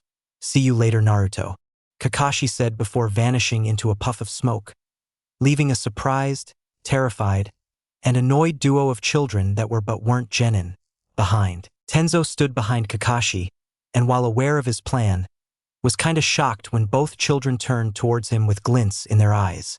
Hi, he said simply before also proceeding to vanish, leaving both to groan. Now, what are we supposed to do? The two complained in union as Kurama snorted, but said nothing to help them out. I guess we should find Shikamaru and them. Maybe they'll have an idea to help us, Choji suddenly said as Naruto nodded with a grin. Yeah, then let's go. The two rushed off with grins atop their faces through the warm sunny day that met them. Choza sighed as he casually walked on up the long walk leading to the Hokage Faces, a national monument for the villagers residing the tree-hidden village. The four faces of the previous Hokage etched themselves to the wall via earth jutsu, binding the rock carvings of the Hokage's face onto the mountain itself, cementing them into a permanent bind that would never leave. On the paved walkway, Choza walked up to a waiting Sandame who merely glanced on over. Do I still have to leave the X and wait? Choza smirked playfully as a way to ease the tension that befell the two. The Sandame merely shook his head with his own small smile. Kakashi had let me know you were coming, and unlike him, I don't believe in waiting. The Sandame finally joked on back, leading to a snort from the present Akimichi. You mean he wasn't 3 hours late? Choza chimed on back, leading to a laugh sounding from the Sandame himself, but soon the mood tensed once more. The once joyous face instead looked towards the village before them, leading Choza to follow suit. The world is changing, Choza, and I fear I'm no longer equipped to change with it. Eventually I will retire, and I know that this village will need a new head. Naruto, for all his ambitions of becoming Hokage, is much too young and rash to even begin to be Hokage. Shikaku is still busy with his teaching duties and as the main advisory figure for the academy and Hokage seat as a whole. That leaves only a few people I trust to lead the village in my stead. The Sandame, no, Hiruzen, stared at Choza from atop his earth-shaped head. Choza's eyes widened at the underlying message being sent his way. Why you can't mean? He stuttered out, shocked at the mere idea of him as Hokage. Hiruzen shook his head. Instead of conforming to the village's desires, you set your personal grudges aside to take Naruto in, protect him, and raise him. You didn't force the Akimichi gut upon him and even changed your way of living to accommodate him. You taught Irika, who is still our best academy professor there, who could rival most jonins in his field, Hanok, who taught Naruto the basics of becoming a ninja while acting as a landlord as well as one of the best defenders of the village next to most of our highest-ranking ninja, and Kishu. Both of their faces grimace at the memory that befell them. The point is, you are a great teacher, and while not my first choice, I do trust you, Choza. The only other one I would trust would be Tsunade, But with her still out there drinking her woes away and losing countless cash at casinos, I find it hard to want her back here. Hiruzen kept his grimace as Choza raised an eyebrow in confusion. How does she keeps getting all that money that she keeps losing? Choza asked, having heard rumors of the legendary sucker and the millions that she had lost gambling. Hiruzen smirked. She still gets paid by us and we use her as an asset to spread the money around. After all, it costs to set up jobs, and with her losing so often, even people with terrible luck can still win against her.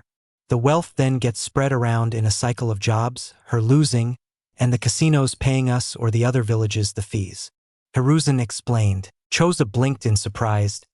Does she even know she's doing it? He asked, noting that Naruto's curiosity was rubbing off on him somewhat. Hiruzen's smirk widened ever so slightly as he shook his head. She hasn't a clue, but her aide did find out and agreed to keep it a secret, but enough on the passerby conversations. Hiruzen sighed, becoming serious as he turned to him. Choza, I have a new mission for you, the Sandaime said curtly as Choza stiffly nodded. While Naruto and Choji are off training with their respective Jonin senseis, I want you to be on recon duty, scouting out for information surrounding the Genjutsu mistress that attacked the academy. Jiraiya has picked up a trail about her from Pain's assistants, the Sandaime explained. Wait, how does Pain know about that? Choza's outburst merely gained a sigh from the Sandaime. Pain had had the same happen within his own village, merely with different people involved, and using the same trick that we had done got them cured. Apparently in total, 4 villages have been attacked by this Genjutsu. Jiraiya is currently in Kumogakure helping them through the Genjutsu and asking for information. Each village was hit the same way, through the smell of special white flowers covered with chakra. The villages are all out searching for info on this and I want you to help out. I've already sent some alongside Shibi in order to recon trails that might lead to the culprit, but I want you there because I feel you can help out by connecting with the villagers and asking around. The Sandaime explained. What's the real reason? Sum is much better with smelling out the traces, and Shibi's insects are more than good enough to keep her from getting infected and getting the chakra sent out of it. Jiraiya is just as good at getting the information out of the villagers than me, so why am I really getting sent on this? Choza listed out, both confused and skeptical of why he was assigned. The Sandaime merely laughed. Would you believe me if I said it was because Jiraiya himself asked? He grinned as Choza scoffed. Why am I not surprised? Choza groaned slightly as the Sandaime handed him a letter, listing Jiraiya's request for his assistance, as well as a request to have Shikaku teach Naruto to control his handwriting in order for him to learn seals before he eventually heads to Yuzushiogakure. Choza smiled. Well, in that case, I'll do my best to help out, but I still want to be around to help out Naruto and Choji. What time frame am I working with here? Choza asked. I would have to ask Kakashi about it, but I figure you can help back during the weekends in order to touch up on ingredients, as it were. Hiruzen smiled on back. I expect you ready by sundown, so go enjoy the day. I hear Naruto and them are about to begin their exam shortly. Hiruzen said, looking down to see a tiny orange figure jumping towards a slightly bigger gray-haired figure. Choza laughed. It still amazes me that Kakashi agreed to training Naruto. If only I could thank Hanok for that. Choza laughed a bit sorrowfully as Hiruzen sighed. Remember, Choza, they will always live on in your heart. Just follow your will of flame, and they will be there besides you all the way. Hiruzen reminded him as Choza nodded. I know. It just doesn't make it any less painful. One of the few things I sympathize with Kakashi over is the loss of comrades will never go away. Choza's right hand slowly curled into a fist. Tell me, do you think we'll ever see a way out of these wars? Choza looked up to Hiruzen, only to find him staring upon the village. Maybe, but it won't be you or me that brings us there. We're raising the children that will bring us there, launching them into a world of turmoil and hoping they don't break from it. It would be viewed as cruel from some, but if they will have any hope of saving the world, they will need to get stronger, learn from the turmoil in order to bring it to a brighter future. Hiruzen explained calmly, looking older than his years. And if they don't? Choza asked back as Hiruzen slowly turned towards him. Then we would have to hope for the generation on after, and so on and so forth until there comes a generation that learns to live in peace. All we can do is place our bets upon our children, and our children's children, and hope that one day that peaceful day comes. Hiruzen sighed. But enough about all of that depressing talk. It's times like these that we should celebrate. A brand new class of genin are being brought up, and they include your 2 sons, so go on and watch Choza. We'll discuss other matters back here at sundown. Hiruzen scoffed before disappearing with a smile upon his face. Choza merely smiled on back before jumping down into the trees of training field 7. Kakashi-sensei! Naruto yelled at the top of his lungs as Sasuke and Sakura popped up behind him as they rushed at the gray-haired figure. Kakashi simply ran off, purposely slowing down enough for them to follow. Naruto growled, "Hui, you said if we found you, we would pass this stupid test. Get back here." Naruto yelled as he rushed on after him without a glance on back. Sasuke let out a long-standing groan as Sakura turned to him, both walking at a more reasonable pace towards them, seemingly in no hurry to get there. "What's wrong, Sasuke?" Sakura asked, noting that Sasuke looked more moody than usual. Sasuke merely stared at her. "I take it you're also tired?" she asked as he nodded. What do you think is up with this test?" Naruto and Choji got us screaming that if we fail it, we'll be sent back to the academy.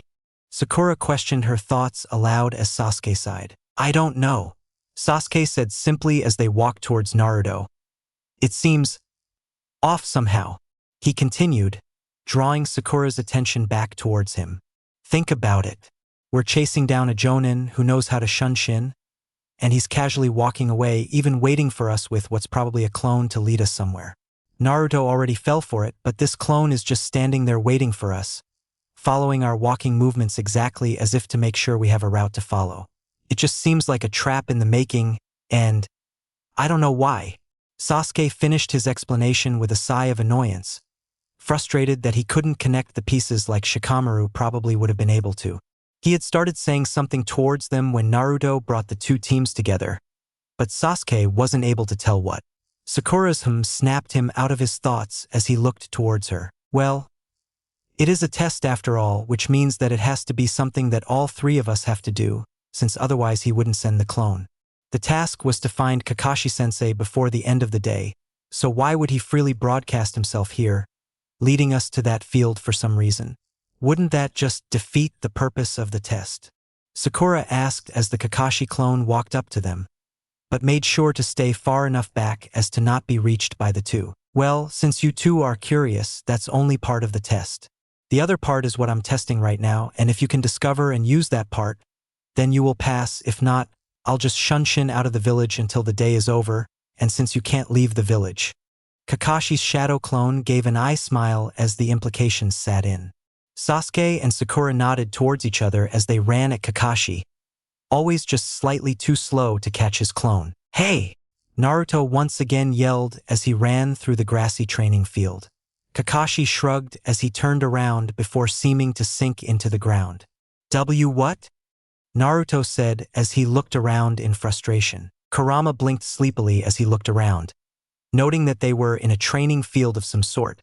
A pond was somewhat hidden around the multiple trees that surrounded them. He yawned shortly after. "Do I even want to ask?" Kurama yawned on out as Naruto scoffed aloud, irritated at the situation. "Kakashi-sensei ran away again. If I don't find him by the end of the day, I won't be a genin," Naruto said with a tinge of fear in his voice that Kurama picked up on. He was nervous. His whole life he wanted to be a ninja, and this was the only way to be able to learn more about his family, Hanok-tausen, his clan even, but to have all that lost based on a runaway sensei? Kurama smirked at the determination rushing through Naruto as he looked around. "He's still here. It seems like he's waiting on something, and he's also over there by your friends," Kurama pointed out as Naruto turned around to see Sakura and Sasuke running towards him. "Hey, did you have any luck?" Naruto asked as Sakura looked at him with rage in her eyes, causing him to take a nervous step back. "Naruto, why did you leave us like that?" she screamed, rushing up to punch him as Naruto dodged with a quick duck. "Sakura-chan," Naruto stuttered out in fear, struggling to not get hit. "What?" she screamed as Naruto pointed behind her, causing her to turn around as Sasuke's glare caused them both to gulp. Why are you two acting like this? We're all at risk of not becoming genin, and I'm not failing because of you two. Sasuke explained with a huff. What do you mean by that? Naruto yelled on back, but Kurama coughed pointedly afterwards. What is it, Kurama? Naruto asked before Sasuke was about to answer again. The three stared as Kurama rolled his eyes from within Naruto. Well, think about it this way. He's waiting on you three to get something. Look at him, Kurama said, casually motioning to a still-watching Kakashi, who waved back as he read his itchy book. How about instead of panicking like chickens who lost their heads, you think like actual ninja? Kurama suggested with a casual shrug at the harsh looks sent his way. We are. Sakura hastily replied as Kurama scoffed. Are you? You nearly assaulted your teammate just now. Is that really what a ninja would do to their teammate? Kurama said, noting Kakashi's gaze with a smirk. Kakashi rolled his eye at Kurama's hint but instead shifted his gaze towards Sakura. This isn't about that. Sakura stuttered out, hiding an embarrassed blush upon her face as Sasuke's eyes lit up. Teammate? Team. I think I know what Shikamaru was trying to tell me now. It was teamwork, wasn't it?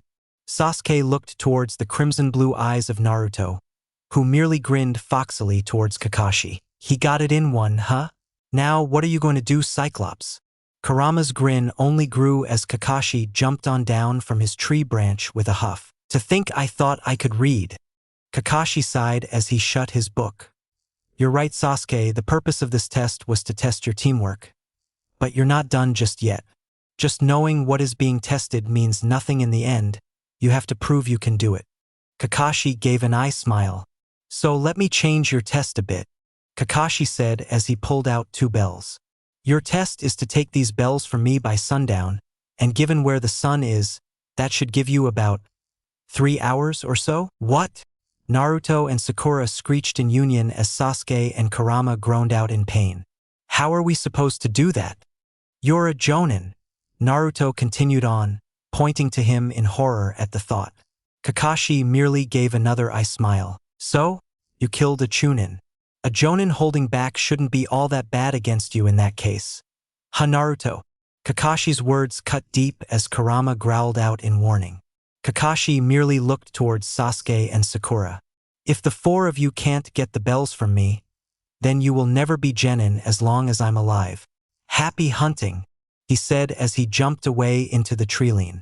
Sakura and Sasuke both looked towards him before going back to Naruto, noting the tiny shiver that rushed along him. Naruto, Sakura said aloud, worry all along her tone as she growled out in anger at what Kakashi said. Naruto, snap out of it, Sasuke said coldly towards his friend as both Sakura and Naruto glared at him. He's trying to rile you up, don't fall for it. So what if you killed Mizuki? Every ninja kills at some point. It's part of the job, and as Irika said, we can't let that hold us back. Sasuke explained as Naruto looked downwards, knowing that his friend was right. Look, I'm not expecting you to get over it. Killing is killing no matter how we justify it. What I'm asking you to do is to push that feeling down and focus. Kakashi is out there, and the only way we're getting those bells is by teaming up. Do you trust me? Sasuke asked, staring at the two's downward faces. A long silence fell along the trio as Naruto's red-tinted sapphire eyes came into view once again. I trust you. We trust you, Sasuke, Naruto said calmly, eyes shining as he looked towards the two, who smiled back. Yeah, let's do this thing. Sakura spoke up next as Sasuke nodded. Good. Now here's the plan. Wonder what's taking them so long? Did they give up? Maybe I should have taken it a tiny bit easier on Naruto. Kakashi sighed as he brought out his itchy book back out.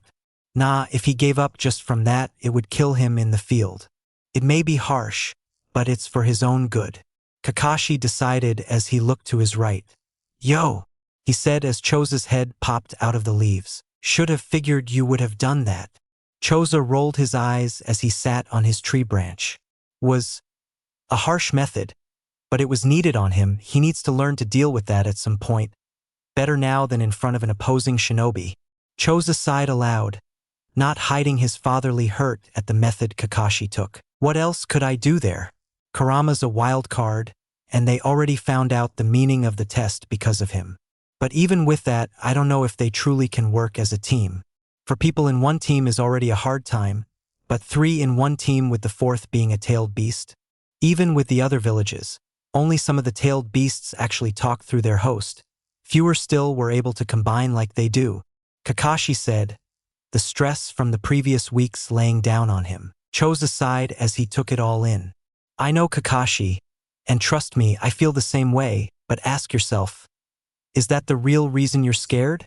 Or is it that you still blame yourself for what happened to Naruto when it came to Hanoki and Mizuki? Choza asked, noting the very minute flinch that came from Kakashi. The two sat in silence on the tree branches before leaves showered Choza back into the shadows to watch over the test.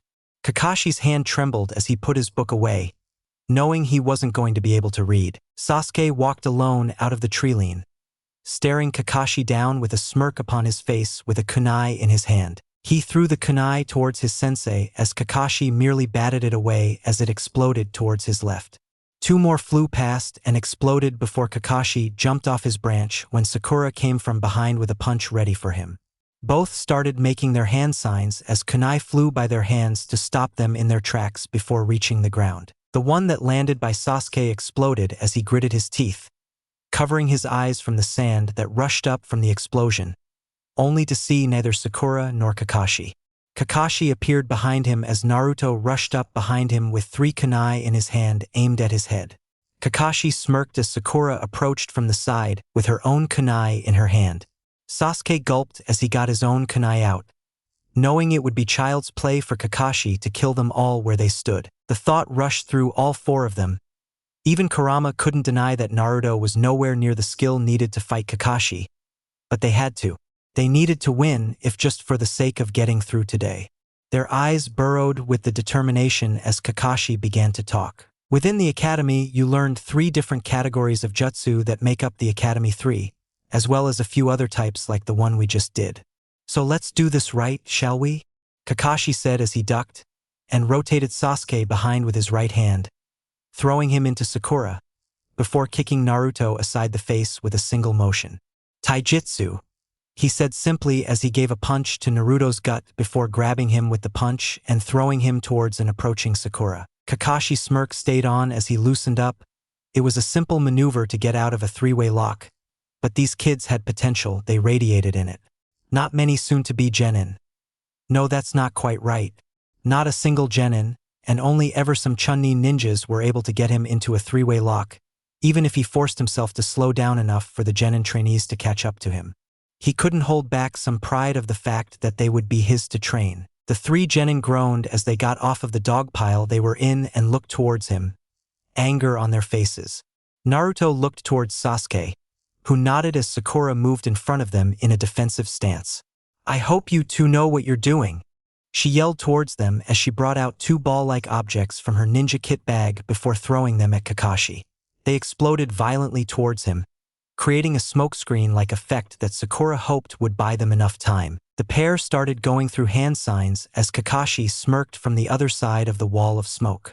The second type, Genjutsu, he said as the smoke seemed to twist and blur, only to lead Sakura to make the mistake of staring at his glowing crimson eye through the smoke. Time seemed to blur around Sakura as she blinked, looking in confusion as she saw no one there, before seeing Kakashi in the distance, almost making the mistake of running towards him as her brain screamed at her. Genjutsu, she thought as the layers of the world seemed to peel back, revealing darkness in its wake. Putting her hands to make the tiger hand seal, she screamed, "Kai!" Looking around, she noticed that no one was nearby. Gritting her teeth in frustration, she ran to find what happened to her teammates. Meanwhile, Naruto and Sasuke both got to the end of their hand signs when Kakashi rushed at them. Wind style, air bullet jutsu. Fire style, fireball jutsu. The 2 yelled in union as the fireball jutsu burst to life with the help of the air bullet jutsu, seeming to rotate rapidly towards Kakashi. And the last of the Academy 3 jutsu, ninjutsu, he said as he rapidly went through his own jutsu hand seals, so fast that it was nearly impossible to keep up with. Water style, raging rapids jutsu.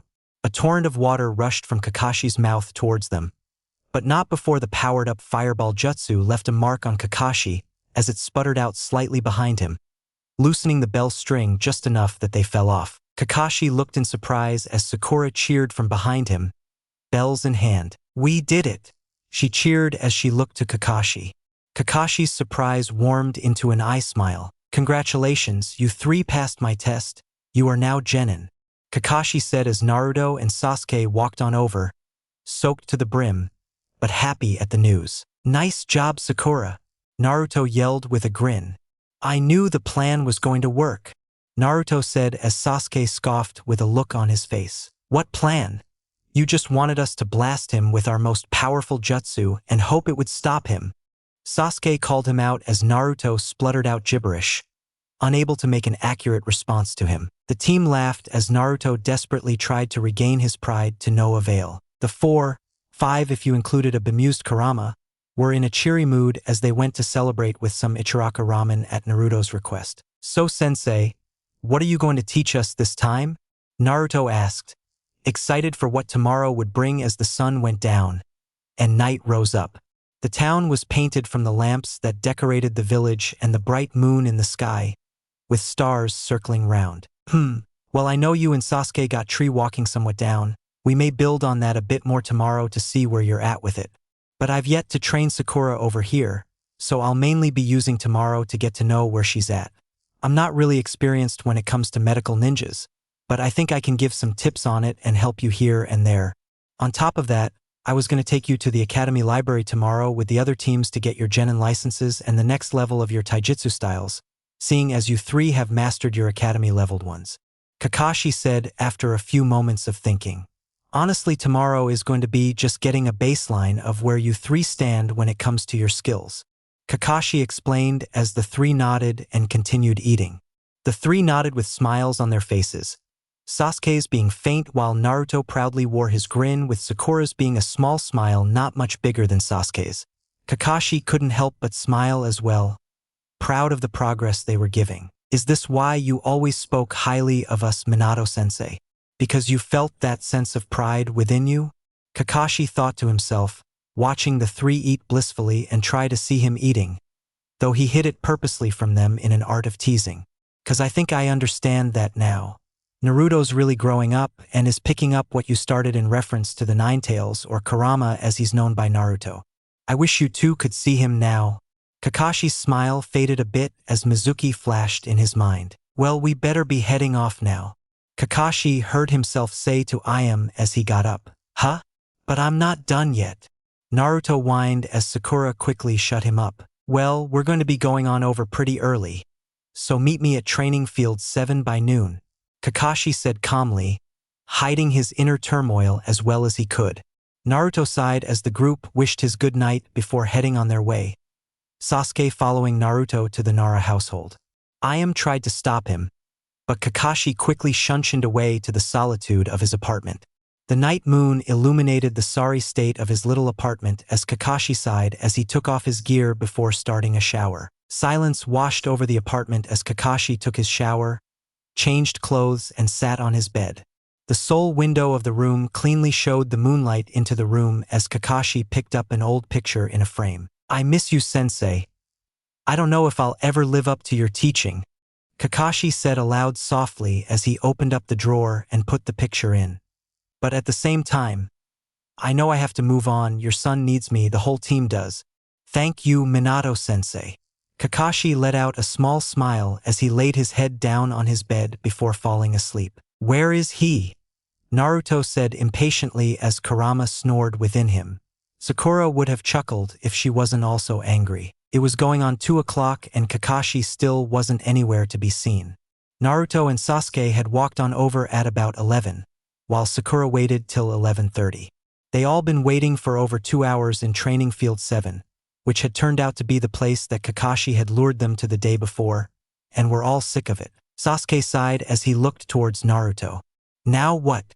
He usually isn't this late," Sasuke said as Naruto shrugged. "How about we practice? You can show me that tree walking thing that Kakashi was talking about earlier." Sakura suggested as the two looked at each other before nodding. Sure. Not much else to do anyways. Sasuke shrugged as Naruto grinned. Okay, Sakura-chan. Let's do this, he said as the three walked over to a trio of trees as Sasuke tossed her a kunai, which she nearly dropped from surprise before finally securing it within her hands. What's this for? She asked as Sasuke and Naruto smirked at each other before the two took out their respective kunai and started running on the trees. Neither reached the top, but Sasuke went about 1 foot stride farther than Naruto, much to his annoyance. Come on, Dobe, you have to be better than that, Sasuke taunted with a smirked grin on his face. Gore. Just you wait, team, Naruto yelled back as he once again began running up the tree, managing to pass him by a foot stride this time. He grinned as he rubbed his nose when he touched the ground. Take that, team, I'm better, he taunted right on back as Sasuke huffed. In your dreams, Dobe, he said as the two kept going back and forth. Sakura just stood there mesmerized at the sight of the two beating each other up the giant trees over and over, and taunting all the while. Yet, at the end, realized one key thing. They still haven't taught me how to do this, she said aloud, slightly frustrated at her lack of knowledge. She sighed as she looked towards the tree. So the goal is to climb up the trees only using your feet, so I guess I have to match the chakra of the tree with my feet, she said, watching Sasuke's form carefully, noting him slowing his ascent up in order for her to better see. Blue auras radiated from their feet as Sakura started focusing chakra at her feet, before slowly putting her feet on the tree. She took her other foot off the ground and immediately slipped off with a thud. Ow! She groaned lightly as she tried it again, using a bit more chakra this time as she once again slipped off. Even more chakra, and by her 12th time she had gotten it down. Nice job, Sakura-chan, Naruto congratulated from his tree branch as Sasuke merely smirked. You got it faster than the Dobe, good job, Sasuke said simply. Hey! Naruto shouted. I remember that you took even longer, Naruto countered on back as Sasuke simply looked away with a humph. Sakura couldn't help giggling at the sight of the feud between them. She could hardly remember the last time the three acted like this, but it had been happening a lot more since they grouped up. If Sakura had to guess, it was because of their joy that they couldn't help themselves. Sakura! Sakura heard Sasuke yell before realizing she was in his arms with a blush. Watch yourself next time. You fell off the tree, Sasuke explained before helping her to her feet, then proceeded to go back to racing Naruto. Sakura sighed as she realized. Thanks, Sasuke-kun, she told him, getting a minute nod in reply. Kakashi smirked as he watched his students from afar within the treeline. He knew that the three were somewhat close, but he wasn't expecting them to be this close. Sakura was known for punching Naruto, but seemed to be thankful for his upbeat attitude and congratulations. On top of that, Naruto and Sasuke didn't seem much in the way of close on first appearances, but their rivalry seemed more on mutual respect for one another than it was of anger or jealousy. On top of that, while Sakura wasn't under the influence of the Genjutsu, it was more than clear enough that she was starting to gain feelings for the young Uchiha. Kakashi looked calmly to his left as Asuma hopped silently onto an adjacent branch.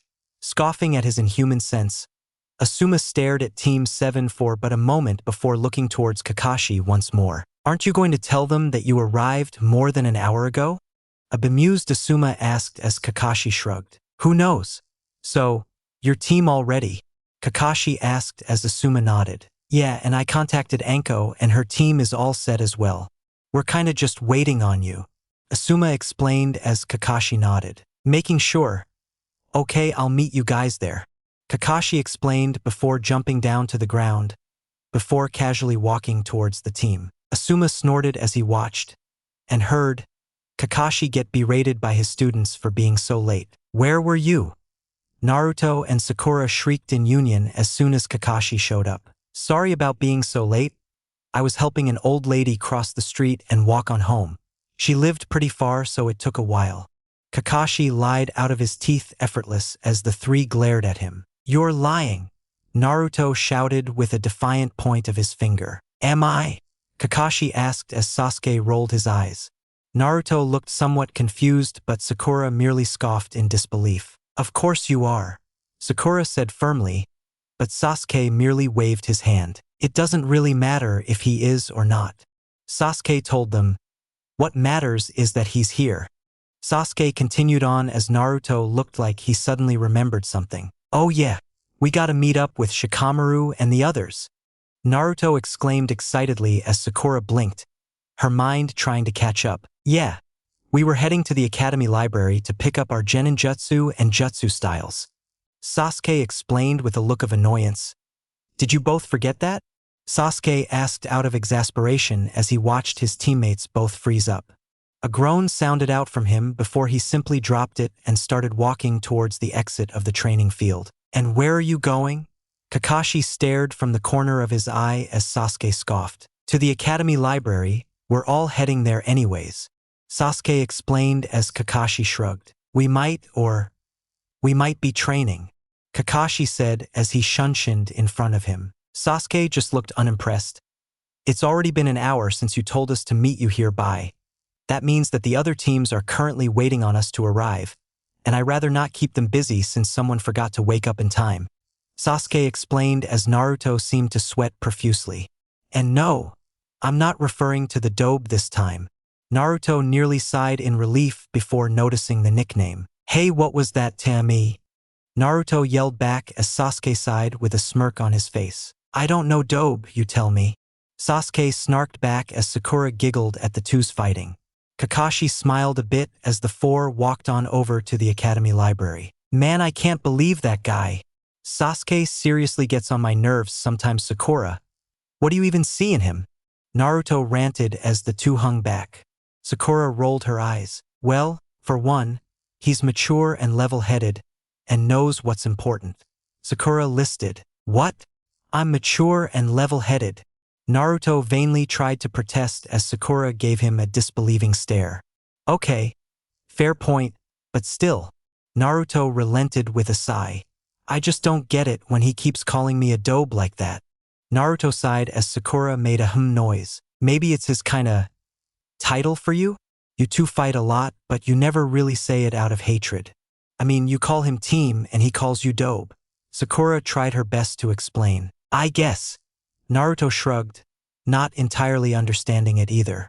Sasuke rolled his eyes from in front of the two. Entering the building, Team 7 saw the other two teams before them. Geez, what took you guys so long?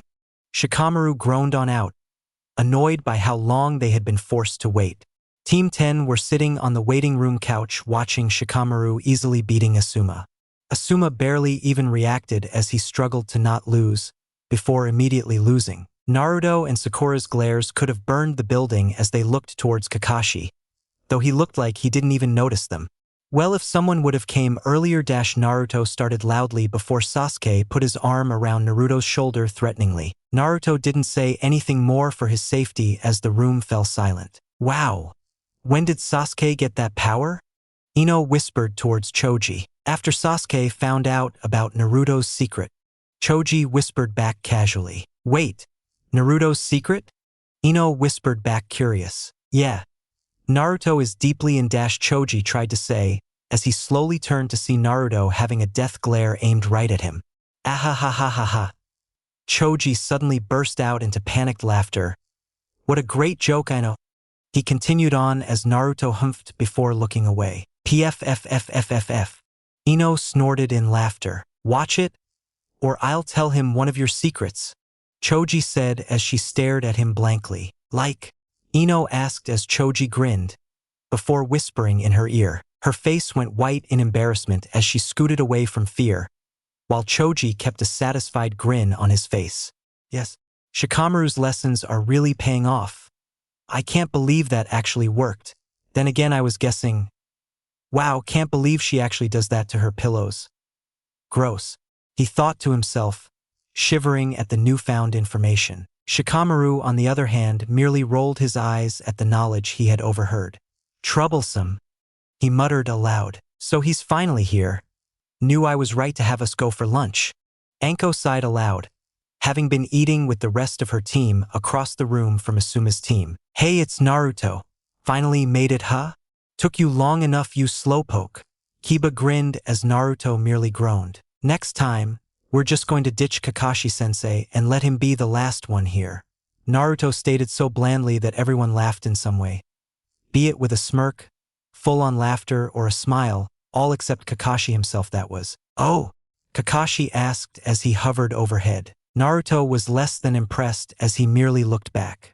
Kakashi-sensei, maybe if you were on time we wouldn't have to do this.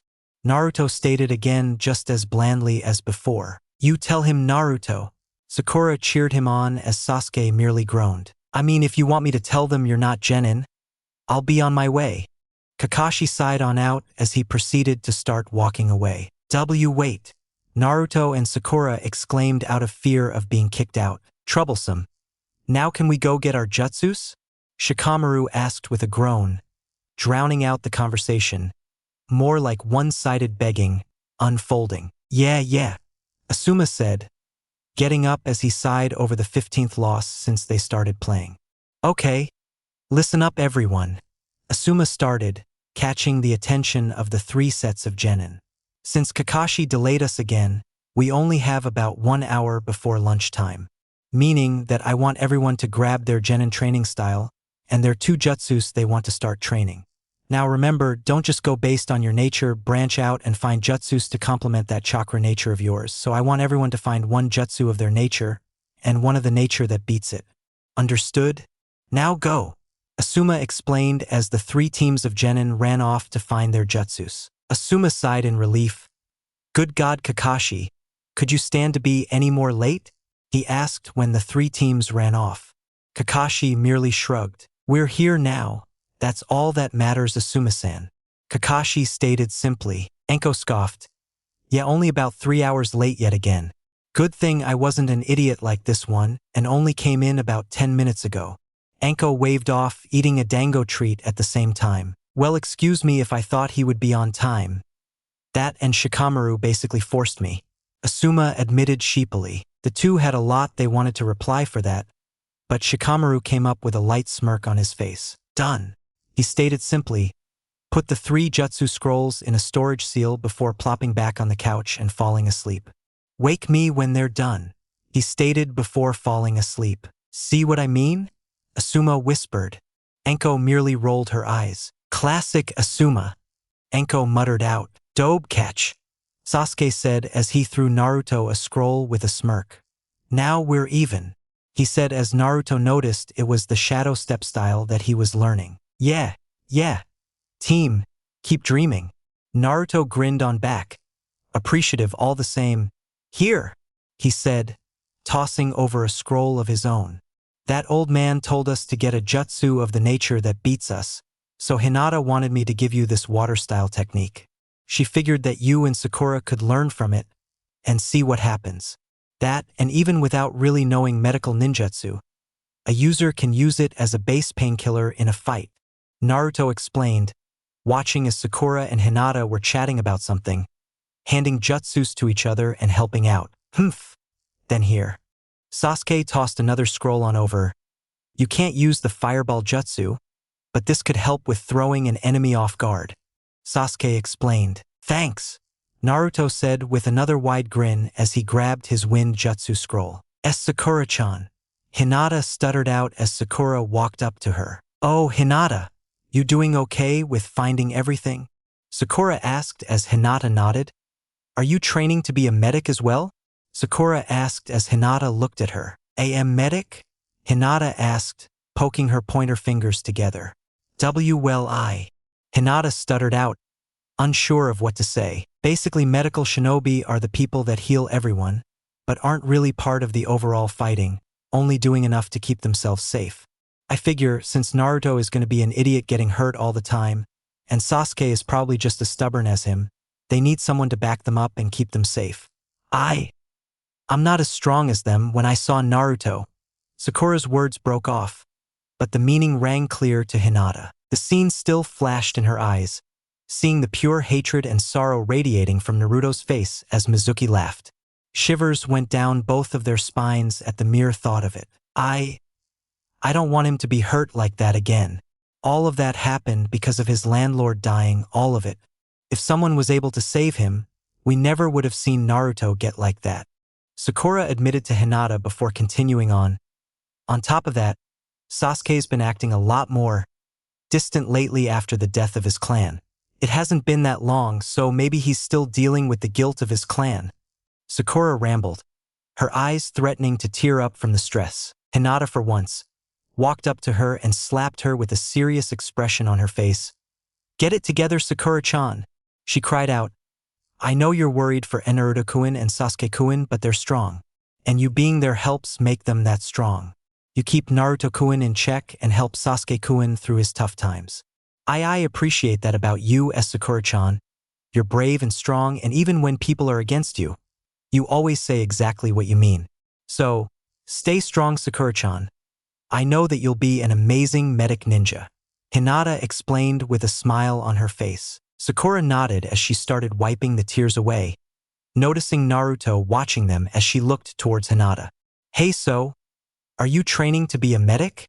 Sakura asked again as Hinata hesitated a bit before nodding. "I also don't want to see Naruto-kun hurt. I don't think I'll be completely a medic, but if knowing a few medical jutsus can help me protect my friends, I'll do it," she said before shyly handing a jutsu scroll on over. "Here, Sakura-chan. Why, you tend to have a lot of physical strength, so this should be able to enhance it for a good clean burst of air. And maybe you can use this to divert or block an attack," Hinata explained as Sakura handed Hinata a copy of the same jutsu that Naruto tossed to Sasuke. "Then take this, Hinata. I may have given Naruto this to give to Sasuke and said it was from you, but this is a good technique in battle. It's the most basic form of medical ninjutsu, and even without deep understanding of the body, it can be used as a basic painkiller in a battle. That, or it can be used to repair small wounds like bruising. But the better you get with medical ninjutsu, the more effective the skill is. I don't know how far you're willing to go with medical ninjutsu, but this will help you on whatever you decide to do. We still need to find some lightning jutsu though." Sakura grinned as Hinata shyly smiled. "Why, yeah, I might have an idea of what to get you, but I wasn't sure of your nature," Hinata explained as Sakura shrugged. "I'm a water nature with a small affinity to earth. So you actually gave me one of the jutsus I needed. I figure that I'm not really in need of more water jutsus at the moment, and I think Kakashi-sensei can help me with finding some," Sakura explained. "What about you?" I'm just a pure water nature." Hinata blushed a bit out of embarrassment as she explained. Sakura smiled it off. "Cool. Naruto's a pure wind and Sasuke's a pure fire, so you're not alone," Sakura explained. "So what do you have in mind?" Sakura asked as Hinata smiled a bit. Well, guess Ino is still avoiding me. Huh, Shino?" Choji said to Shino as they explored the clan jutsu rows of the library.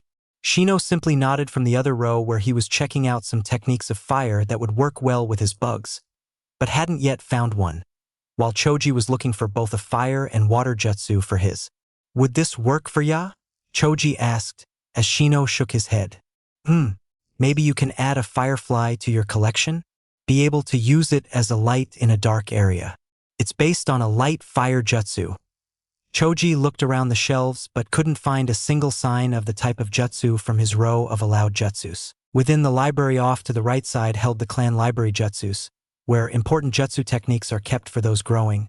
Nothing that would destroy a clan, of course, but ones that were made famous by those clans. However, because of this, the shelves were a lot smaller and limited based on the clan. Shino's clan, the adhering, had their techniques right next to the Akimichi because it was based in name order for this reason.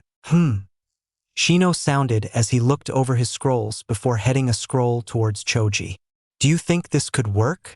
Shino asked as Choji looked it over before nodding. "Yeah, this could work.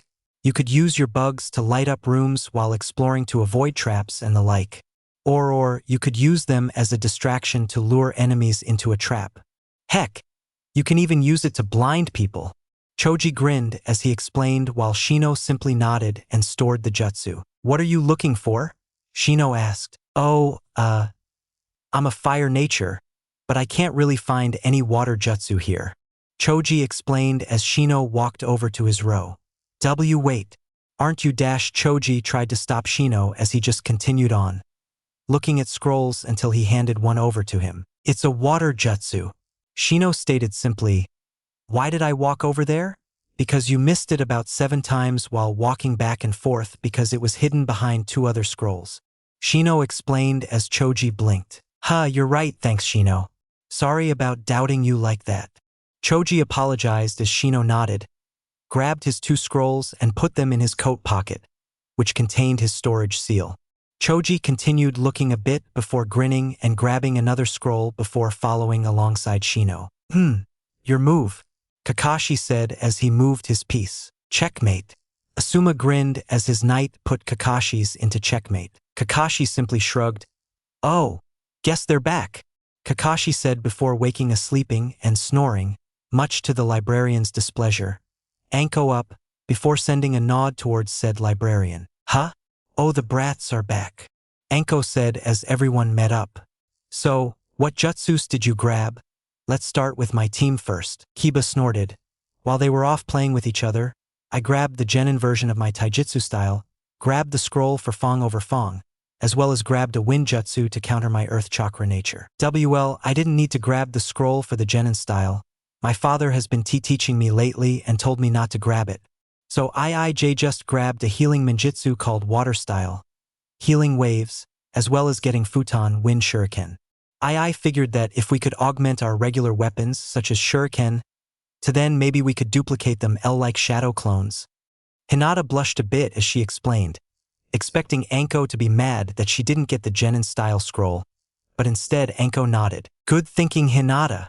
Hey, can you help me learn something like that? I think that with my shadow clones, that maybe I can use something like that to add with my style, Naruto asked with a huge grin on his face. Hinata blushed harder, nearly turning red, as she nodded. That was some good thinking. We were going to wait on multi-tool jutsu techniques until next time, but it's good for you to show initiative. Jutsu that allow you to turn your chakra into nature-style weapons are highly valued, but very hard to learn as a result. If they're done sloppily, they won't do anything, but if you try hard to make them perfect, you won't be able to make nearly enough to make it worth the chakra used. We'll come together as teams in order to teach you that since all of you will be needing to learn it. Asuma explained with a smile. Whatever happened to us being the Jonin senseis of our own teams? I didn't think this was school field trip day, Anko sarcastically remarked with a roll of her eyes. But good job, Pale Eyes, you managed to jump the ship, but don't make that get to your head. You may have that, but it'll be a while before it's useful. So go grab another futon scroll real quick and we'll get going, Anko said, turning to leave before Naruto's eye twitched. Hey, he yelled, catching the ire of Anko. Aren't you forgetting someone? He continued on none the wiser before Anko blinked. Oh, I need to go get more dangos, you're right. Anko grinned sarcastically. Yeah, you're right, kid. Shino, what did you get? She relented. The silence coming from Shino was deafening as he walked in front and pulled 3 scrolls out, just letting her look for herself. Annoyed, she picked up the scrolls. Stubborn little brats, she muttered as she looked. So the genin version of your taijutsu style, built around using your bugs to attack the enemies. Maybe we can have you learn from Pale Eyes to add a bit more variety to your styles. She threw the scroll back at him and took a look at the other 2. So, judging from these, you're in Fire Nature and got Ketan, Firefly Lighter, and Earth Style, Mudwall. So you're going for a more recon moveset that could be great, but you also need ways to protect yourself in the wild. I recommend grabbing an offensive Earth Style to learn just so you're not deadweight on the field. But for now, this is good, Anko explained before nodding and throwing the scrolls back at him. Okay, now you 3. Kakashi begun before Anko could say anything more. She merely scoffed. Naruto and I grabbed our genin versions of our style. It seems that both of them are pairs of the other, so we'll be working together since it seems we both have the same Chunin battle style, just with the addition of our genin forms. On top of that, I grabbed Ketan, Flame Trap and Water Style, Healing Waves. I got the recommendation from Naruto, who got it from Hinata, Sasuke explained with a nod. Naruto grinned a bit as he put his hand around his friend. Haha, yeah, and I got Ketan, Flame Riser Shuriken from him as well as a combination skill in Shadow Clone Futon, Multi-Air Bullet Barrage. I figured since I mastered the Air Bullet Jutsu by now, that I can try combining it with my Shadow Clone Jutsu, and turns out that there was a scroll about it, and how to use it even more effectively than I was thinking. Naruto explained, clearly excited to try it out. Sasuke raised an eyebrow. How were you even going about it? Sasuke asked as Naruto let go with a skittish grin. Well, I was using my shadow clones, then making the signs for the air bullet jutsu, then just firing from there. The problem with that was how slow it was, since I had to do a lot of hand signs and it takes a while to get through it. But this scroll shows that I can simply combine the signs, taking away a dog sign to link the two together with a pig sign, and then it will have me appear wherever I want via the shadow sneak style and just let out a huge barrage of air bullets at the enemy. Naruto explained with a huge grin. However, it seems to take a lot of chakra, and Kurama warned me that I would need a practice partner to train it, since I won't be able to control where all my clones will go when the technique starts.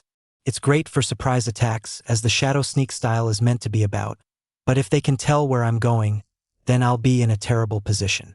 Naruto continued on, not so subtly looking at Sasuke, who smirked. Sounds interesting, and seeing as we're going to be practicing for our styles, we might as well work together about it. The Fire Dragon style is about demanding attention from the enemy, and not giving them a single moment to look away or think, so I think that allows me to keep their attention and lead them into a position where you can fire, before ducking into the shadows and switching our styles up with one another. Maybe that's why our styles combine in the Chunin level. Sasuke asked as Kakashi couldn't help but smile under his mask. Tell you two what.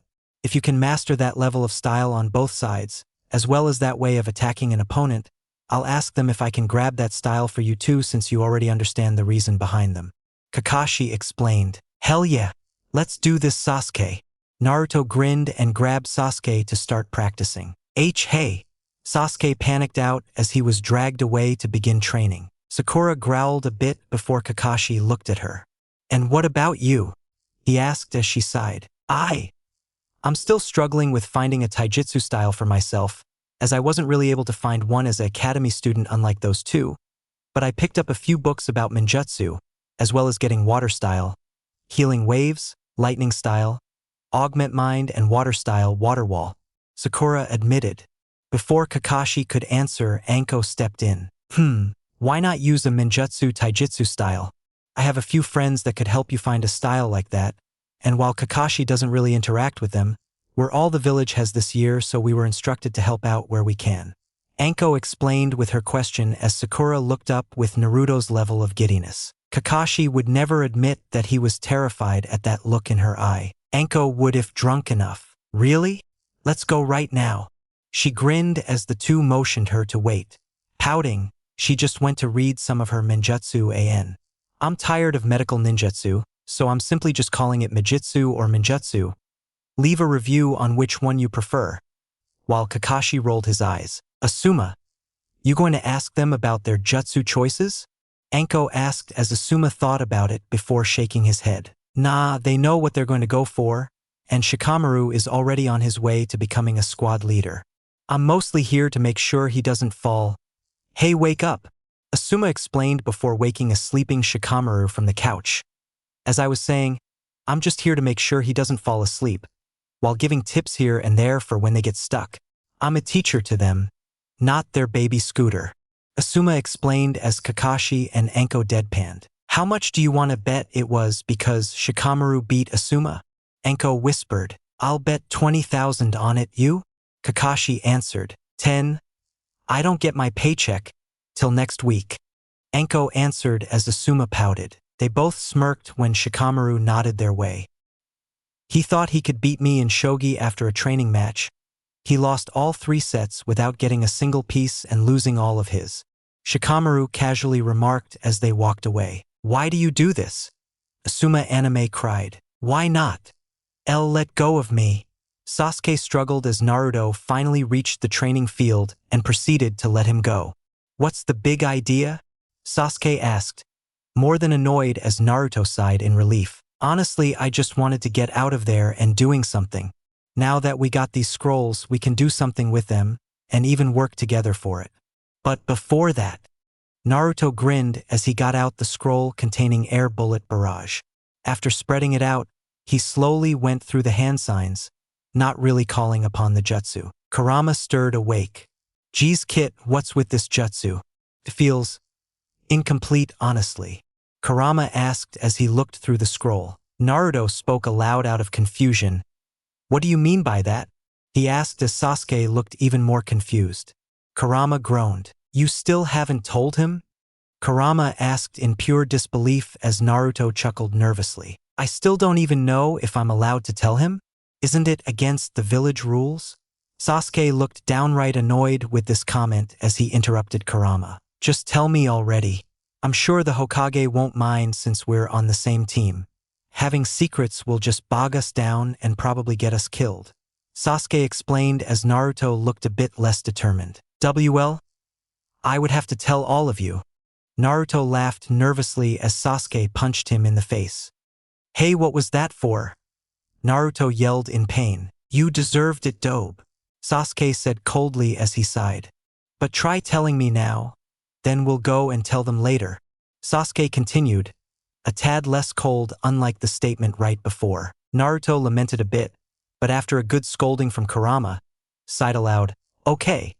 But it's a great-ass secret unlike before. This one is beyond serious, so I'm going to whisper it into your ear, and unless I or the Gigi tell you too, you cannot tell a living soul about it.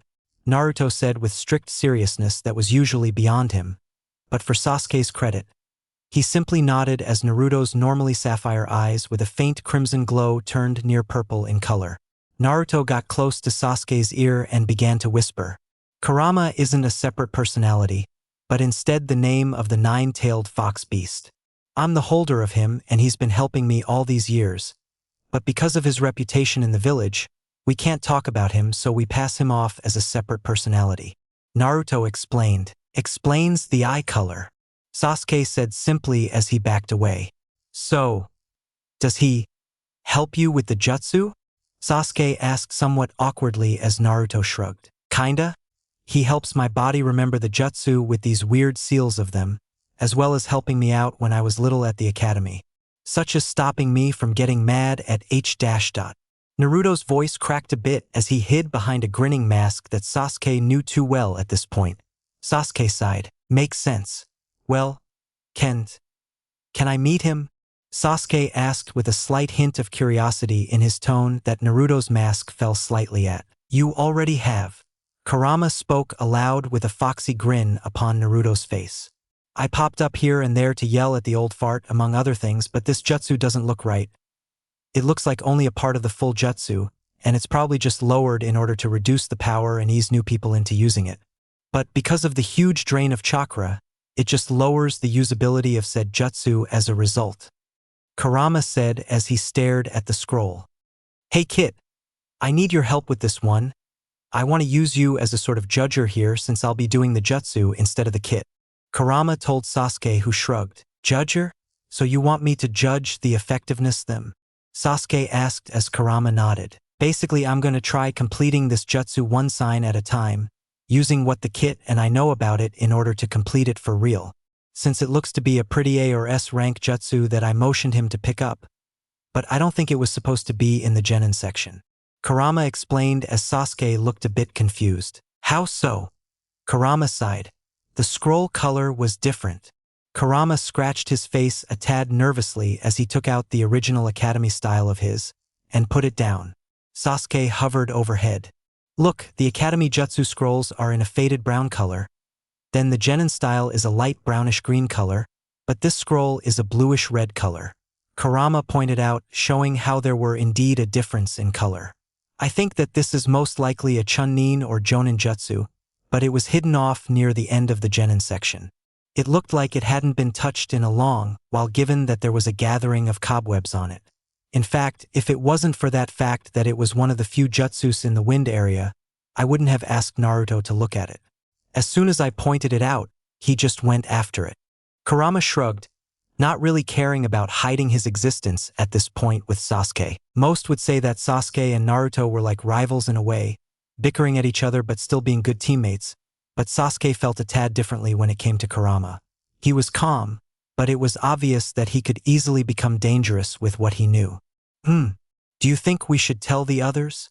Sasuke asked, though it was clear what he thought of the matter. Kurama simply grinned his foxy grin.